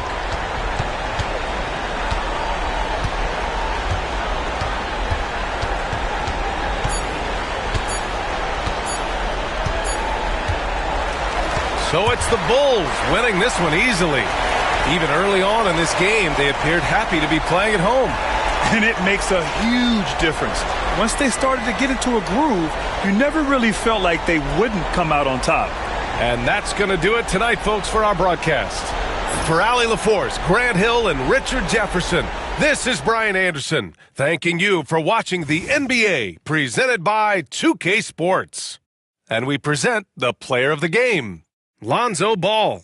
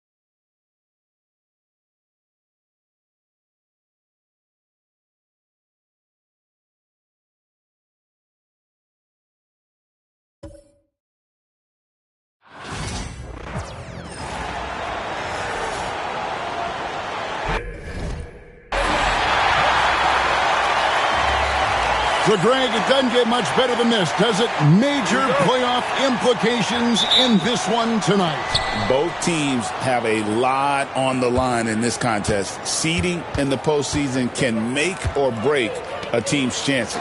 Now, we'll look at Dallas's starting lineup. Spencer Dinwiddie out there with Klay Thompson. Then there's Daniel Gafford. Then there's Davis, and it's Washington in at the 3 spot. Davis with the bucket. I know Davis would prefer to get it inside, but he's making the most of his mid-range chance. Harden the pass to Zubac. Harden with it. There's the 3. And Davis pulls it down. Down against Washington. Davis. And it's Davis with the jam. always among the lead leaders in throwdowns. AD's tough around that rack. And about a minute gone here in the first quarter. Zubac, a screen on Davis. Zubac finds Dunn. And the three off target. And so it's Dinwiddie with it. He'll bring it up for Dallas. And what a new era for the Clippers, Greg, playing here in their own arena, the Intuit Dome. You had no more sharing, right? No more covering up Laker banners. It feels like the Clippers are on their own 2 feet now. This was the goal for the ownership group, and they made it happen. And Leonard gets it to go on the assist from Dunn. You set him up more often than not. Leonard will knock him down. Washington with the screen on Harden. Dinwiddie outside. Inside. Here's Davis. Out to Thompson. Launches a three. Knocks down the three ball. Arguably the smoothest jumper in the game. Klay Thompson. And with an update from the sidelines, let's check in with David Aldridge. Well, Tyronn Lue and I had a few minutes to share. He told me, now that team goes as Anthony Davis goes. When AD is feeling good and he's in rhythm, everything clicks. Coach said we'll need a team effort at both ends. Our communication has to be excellent, and even then, we're not going to completely stop him. Guys? Thank you, David. Here's Gafford. James Harden picking up that last basket. Pass to Washington. 6 on the shot clock.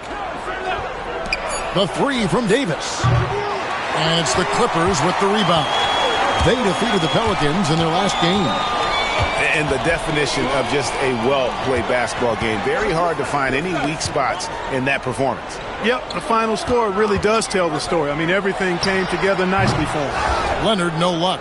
I guess even he has to miss one of those once in a while. Pass to Dinwiddie.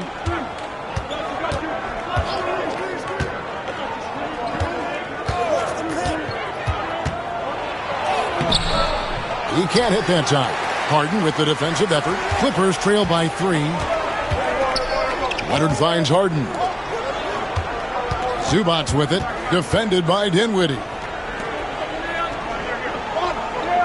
Back to Leonard from past the arc. Traps in the tray. Leonard's got 5 points so far. You know, Leonard very effective from downtown. That wasn't always the case. He's really worked to become a laser from 3. And Jason Kidd is called timeout. He wants a minute here to get things straightened out with his team. And Los Angeles with some changes. Ben Simmons, he's checked in for Zubac. And Jones subbed in for Dunn.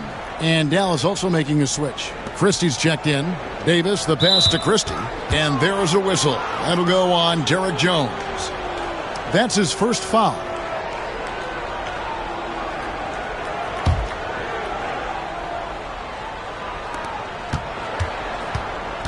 Dinwiddie kicks to Davis. Pass to Thompson. Takes the three. That's in there. Davis with the assist. Thompson's got his second bucket of the night. I really believe we can go ahead now and lock Klay Thompson in on the short list of the greatest pull-up shooters in the NBA. And we might be talking the all-time list here. Now Leonard. James Harden missing on the three. And really the defense fouling there to prevent the layup, but that's exactly what you need to do. It is. I mean, no reason to back off and give him the layup. I mean, much better off making him go to the line. This is his first trip to the line tonight. And to this point on the season, guys, 80% from the line. He's done a really good job. He's had trouble putting up the same numbers from the foul line that he put up last season.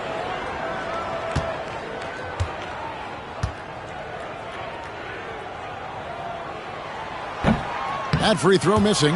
Well, we know, GA, the Mavs are so adept at hunting the matchups they want. They're patient and methodical. Yeah, they never look like they're in a rush, right? Even when you send a double or trap the ball, the Mavs stay calm and know where to go. It's what makes slowing down their pick and roll so difficult.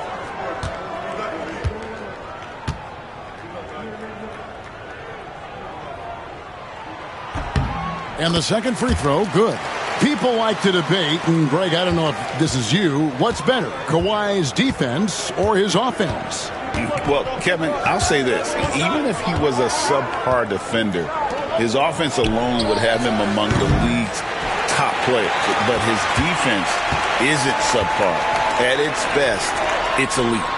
Good. It's Harden with the assist that time. Leonard's got 9. 3 of 4 to start. Young fella came to play. Now here's Williams. He's averaging just around 8.5 points a game. Pass to Christie. Clock at 6. On the wing, Williams. Guarded by Harden. And finished off by Lively. You can tell Lively knows his position well, knows how to be efficient as the roll man. And that last look brought to you by the AT&T 5G Slam Cam.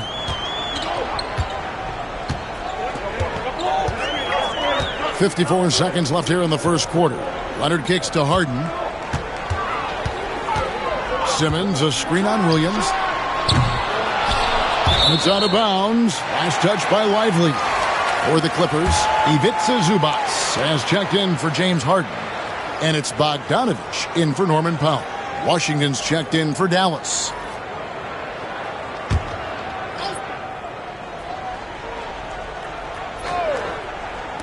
Dallas on defense.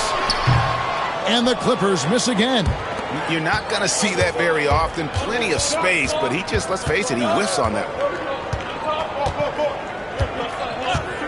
Outside Williams. Washington with the screen on Simmons. Shot clock at 6. Williams passes to Lively.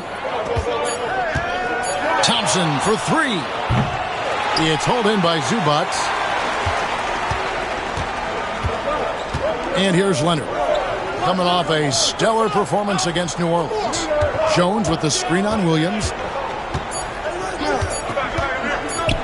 Simmons inside. And oh, he hits the buzzer beater. One eye on the rim, one eye on the clock. Nice job.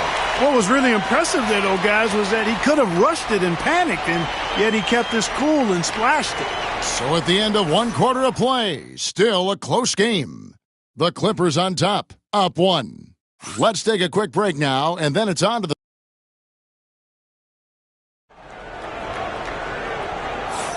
And getting going again here in the second quarter. Fairly close game so far. And taking a look at Los Angeles' performance here, what have they been doing or not doing? Well, they used the fast break to generate some easy buckets before the defense could get set. And, you know, for them, guys, it's all about tempo. Keep the pressure on and do so as much as possible. And so it's Bogdanovich who brings up the ball for the Clippers. Last time they came together was in Dallas, where they fell to the Mavericks. And they'll want to show that they're a much better team than they demonstrated last time out against these guys. At the very least, avoid another blowout. And it really was the turnovers that fueled the blowout. I mean, a lot of questionable, poor decisions by them with the ball. And when that happens, you can get blasted. So with Harden on the bench, here's who Tyronn Lue's going with. Jones and Zubac make up the 4 and the 5. And Simmons is out there with Bogdanovich. And it's Coffey in at the 3 spot. And he didn't punish them for the weak coverage there, but they can't count on him to continue missing. Simmons draws contact on the shot, and now a 3-point play chance as he'll head to the line. Yeah, and their shooting really starting to pick up here in the second. Yeah, and it should help them increase their separation here. I mean, this has been an impressive offensive output. And the Clippers making a change here. Dunn's checked in. Greg, you look at the great coaches. What are 1 or 2 of the most important qualities for success that you see? Well, for me, Kevin, I think you got to be able to adapt tactically. I mean, that's huge, and especially in the playoffs. But most important, can you motivate and unify a locker room? That leadership quality is what really puts a coach over the top.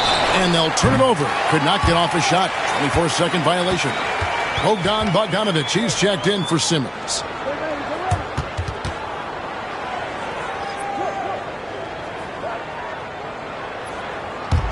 Here's Dunn.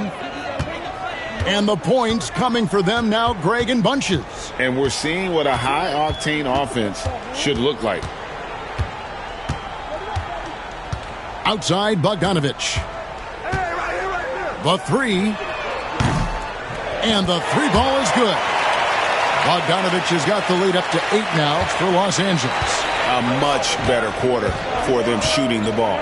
Anytime your field goal percentage is in the high 50s, partner, you're doing something right. The three, Marshall. It's hauled in by Los Angeles. Dunn looking over the floor. Jones, the pass to Zubac. Jones kicks to Zubac. Some nice ball movement by the Clippers. Dunn misses. You can't miss those, but even the best do on occasion. To the surprise of some, Derek Lively made an immediate impact as a rookie. Count me amongst those folks, Kevin. I saw him in college, and I liked his potential, and I thought it would take a while longer for him to have an impact, but boy, he has exceeded expectations in a big way. And because of his shot blocking and energy, running the floor, rim running, and the like, he's earned himself some nice minutes as a contributing player. Here's Zubac. He definitely had a good game in their win against the Pelicans. Bogdanovich, no luck. Mavericks trail by 8. Over in the corner, Williams. 3 minutes of action so far in the second quarter. To stop the run. And stolen by Bogdanovich. It's 2-on-1. Here's Dunn. That fall. Nice feed that time from Bogdanovich. Phenomenal body control by Dunn. Driving straight into the heart of the defense and burying the shot even with contact. And Los Angeles with some changes. Simmons checked in for Zubac. Leonard comes in for Amir Coffey. And it's James Harden in for Bogdanovich. And the Mavericks will go for a different look here. Daniel Gafford's checked in for Derek Lively. Anthony Davis comes in for Washington. Thompson, he's checked in for Marshall. And Dinwiddie subbed in for Williams. And let's head over to the sideline and catch up with David Aldridge. Kevin, the Clippers are inaugurating their new arena this season, and they're set to host the All-Star Game next season. It will mark the 7th time that the LA area has hosted the All-Star facilities. Kevin, there will be no shortage of stars in attendance. That's always the way it is in LA. You're so right, David. It ought to be quite a spectacle. You know, a little bit of contact will not bother Leonard at all. I mean, he's so strong as a player. It's part of the deal for him. Pass to Dinwiddie. Fires for 3. Gets it to go from beyond the arc. Dinwiddie's got his first bucket of the game, and he's on the board for 3. Outside, Jones. Harden kicks to Dunn. Lets it go from deep. Dinwiddie with the rebound. Mavericks trail by 7. Thompson left side. And Simmons with the rebound. And typically he has the touch to finish when he's in tight, but not sure on that possession. Jones. That one misses. Davis with some nice D. Dinwiddie against Harden. Dinwiddie with the bucket. Now just a 5-point Los Angeles lead. Boy, he makes it look so easy. Dinwiddie gliding around the court and spraying those jumpers. Dunn kicks to Leonard. Here's the floater. Does not get it. Third miss. He's made 4 from the field. Pass to Thompson. 50 seconds left to play here in the half. Christie can't make it. Clippers leading by 5. Here's Jones. Outside, Simmons. From deep, Harden. And the Clippers miss again. And so it's Dinwiddie with it. He'll bring it up for the Mavericks. And foul on the shot. He'll shoot 2 at the free throw line. It's going to be on James Harden. Yeah, you know what? Dinwiddie has good size at the point guard position, and he uses it well to draw foul. Zubac is checked in for the Clippers. Norman Powell comes in for Derek Jones. And Dallas with a change here, too. P.J. Washington, he's checked in for Christie.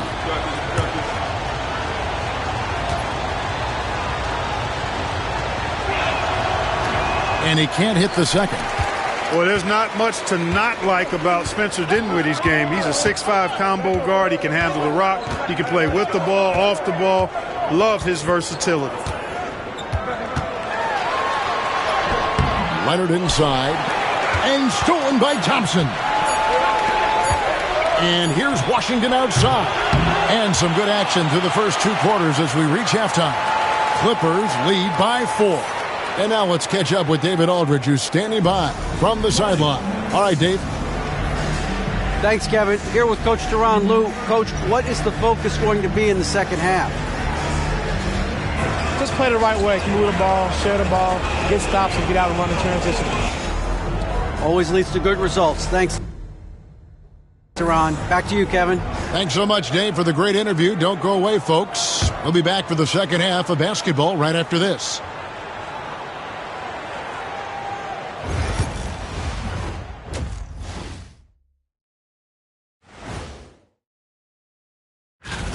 Their bench has been strong. Guys coming in, accepting their roles, playing well in the minutes they're getting. I'll take your word on this one. And now, as the regular season marches on, here's how things look in the West as we near the final stretch. Taking a look at the Clippers. They've played okay, but unfortunately, that's not getting you into the playoffs. They were hoping to take the next step this year. That led to a lot of frustration for everybody. Their fans are hangry. They wanted to eat. And that'll do it for halftime.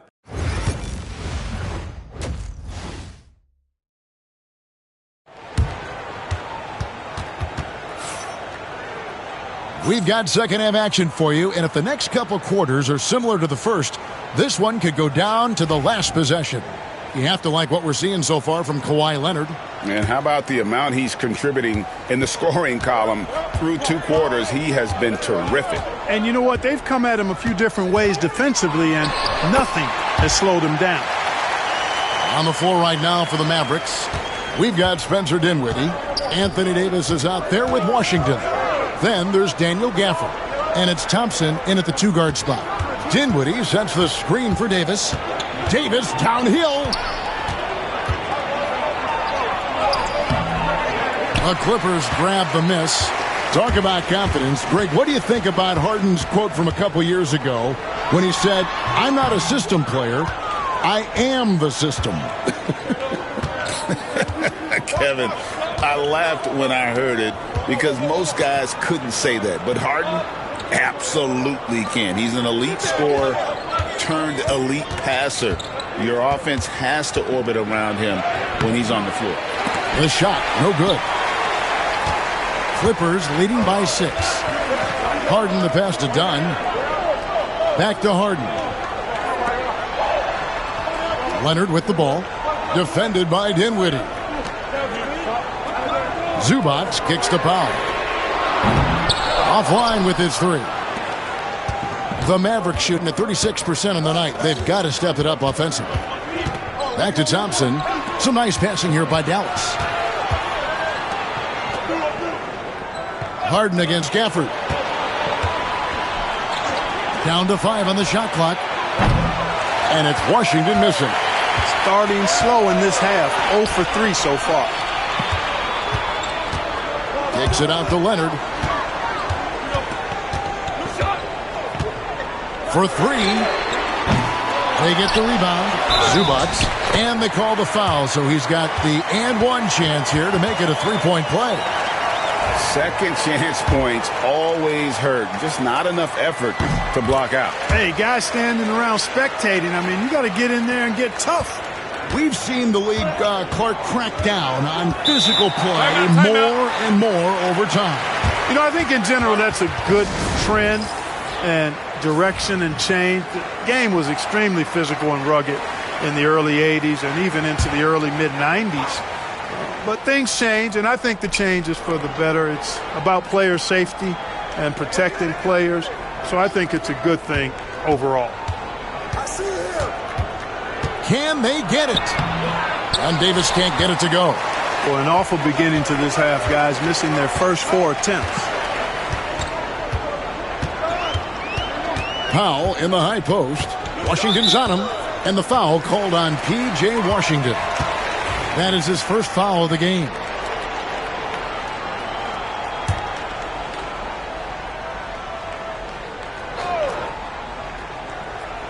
Not quite 2.5 minutes played here in the second half. Leonard looking over the floor. 6 on the shot clock. From the wing. Tried to bank it in, but he misses. Mavericks trail by 9. Thompson outside. Good! Thompson makes it look so easy. And they get one. Now 1 of 5 here in the third. Clock keeps going. 3 minutes into the second half now. Powell, no one around him. Pass to Harden. Zubac, a screen on Dinwiddie. Back to Zubac. Tries again. A rebound by Washington.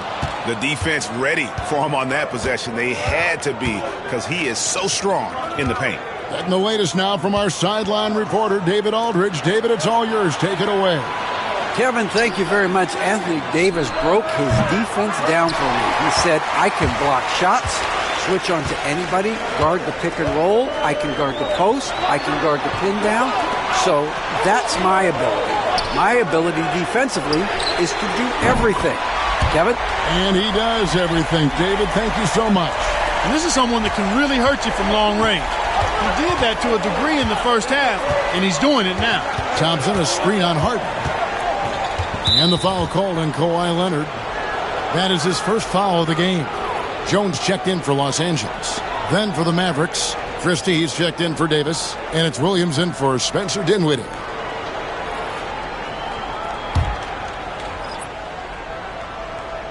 Here's Gafford. He has yet to score. Thompson from long range. Hands it from downtown. Thompson's got 2 now from beyond the arc in the third for the Mavs. Outside, Jones. Christie against Leonard. Zubac, a screen on Christie. And all around the rim that time before dropping in. Leonard's got 18 points. Shots are just flowing for him right now, having a really strong quarter. And Jason Kidd is called timeout. He's going to have a discussion here on the sideline. And Los Angeles with some changes. Amir Coffey's checked in for Leonard. And it's Bogdanovich in for Norman Powell. Then for the Mavericks, Derek Lively. He's checked in for Daniel Gafford. Caleb Martin comes in for Washington. And it's Najee Marshall in for Christie. To the inside. Shot clock at 5. Out of bounds. The Clippers take possession. And now let's go to the 2K leaderboard. What a month it's been for these teams defensively. The Clippers in second. And they've just been on a defensive tear. I mean, allowing so few points. And really, I think it's the energy with which they've played. Dallas making a switch here. Edwards is checked in. Harden dishes to Jones. Lively against Zubac. Pass to Bogdanovich. Driving to the basket. And he makes good on the layup. And it's a 10-point Clipper lead. And flashing the athleticism on the drive. When Bogdanovich spots a lane, he attacks it. Williams finds Thompson. From 12 feet out. Rebound by the Clippers. I tell you what, the defense should send Christmas cards for that miss. Here's Coffey. He's covered by Thompson. Kicks it out to Jones. Sinks the three-pointer. Jones has got the lead up to 13 now for the Clippers. And with the lead, I like the strategy here. Continue to get the ball to guys who can do something with it. If it's working, keep working it. That's what I say. Keep the pressure on it. Outside Williams.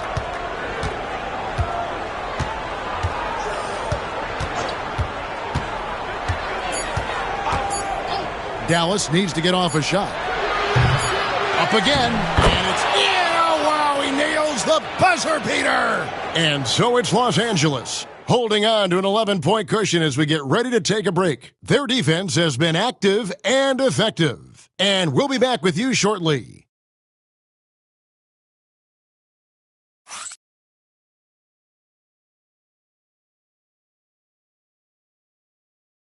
And a moment ago, inside the huddle with Coach Tyronn Lue. You got to make the right play like you've been doing all night, all right? If they're going to try to help and tag, you got to make the right play, finish, or make the right pass, all right? And as we head into the fourth, we'll see if there's a comeback in the works or if it's more of the same from the first three quarters. So with Harden on the bench, here's who Tyronn Lue's going with. Leonard and Jones slot in at the small and power forward. Bogdanovich is out there with Chris Dunn. And it's Simmons in at the center. Here's Leonard. Christie with the rebound. Mavericks trail by 11. Williams with the ball. Now guarded by Dunn. Lively the pass to Williams. They set the screen. Out to Edwards. Over Simmons. And there's Edwards on the assist by Williams. Edwards got it back down to a single-digit deficit for the Mavs. Simmons, a screen on Christie. To the paint. And the rebound goes to the Mavericks. Lively's got 5 rebounds tonight. Outside Williams.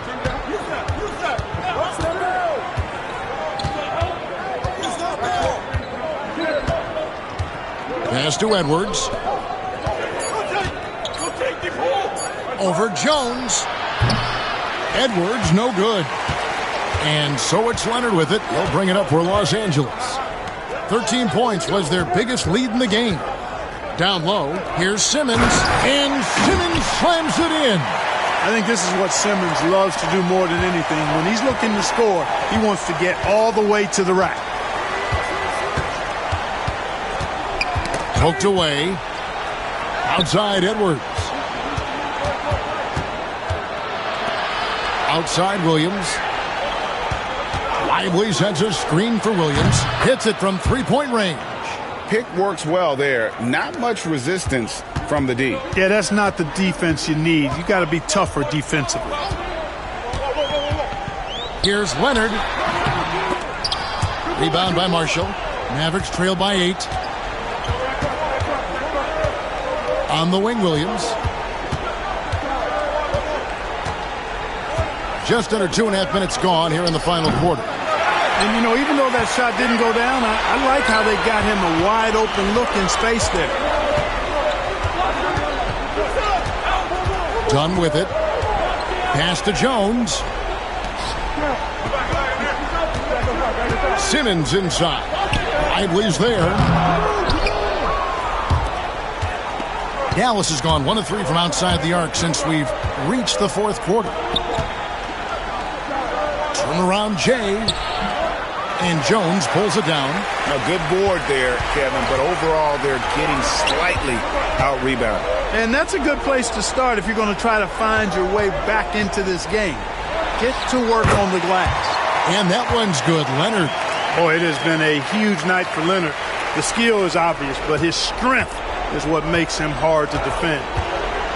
And Jason Kidd is called timeout. And clearly an important juncture. He's going to have some choice words with his team.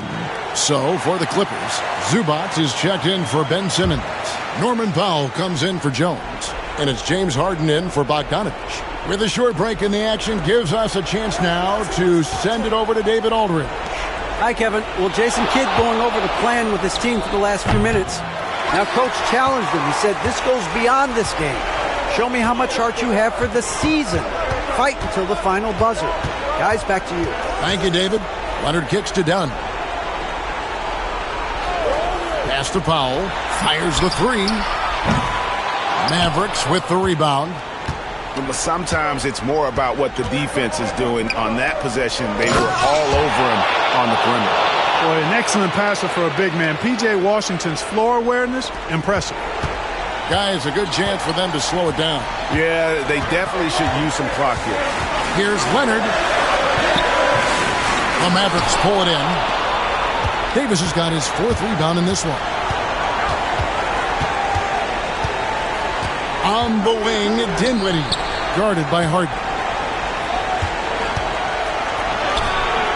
Davis against Leonard, and it's Davis missing. Los Angeles leading by 8. Outside Leonard. And oh boy, a lot of contact there, but he gets the call and will shoot two. That one on Davis. Oh, very difficult to just stop Kawhi inside. He's a powerful player who commits to his attacks. That's good, going 1 of 2 from the line, and that will put them up by 9. The Mavericks have gotten only 3 of their 9 field goal attempts to go down since the end of the third. Pretty cold down the stretch. Pulls up on the elbow. Goes back up. Here's Gafford. Outside for Davis.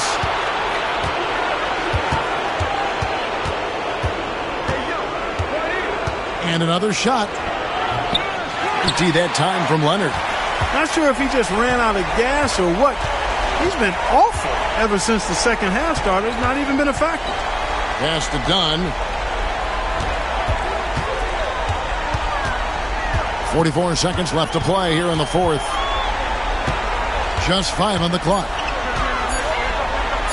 And he could not get that one to go. A lot of contact, and he'll go to the line for 2. Boy, I really like how Dunn draws these fouls. He's actually excellent at getting defenders to foul him. And so Dunn nails both of them.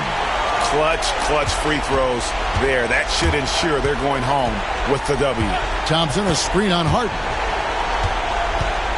Here's Dinwiddie. Empty that time from Leonard. 24 seconds left to play in the final quarter. Dunn kicks to Leonard. From deep.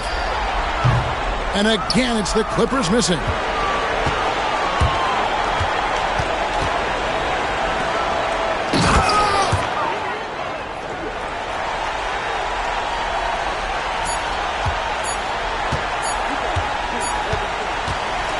So the Clippers with the win.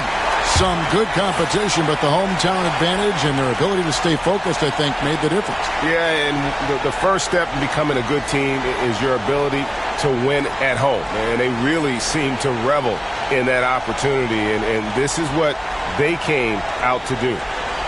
And now we'll go to David Aldridge, who's standing by with our player of the game. Take it away, David. Thanks very much. Kawhi, how satisfied are you with your team's performance tonight in this win? Thank you for that, David. And that'll wrap it up, folks. For Greg Anthony, Clark Kellogg, and David Aldridge, this is Kevin Harlan. Thank you.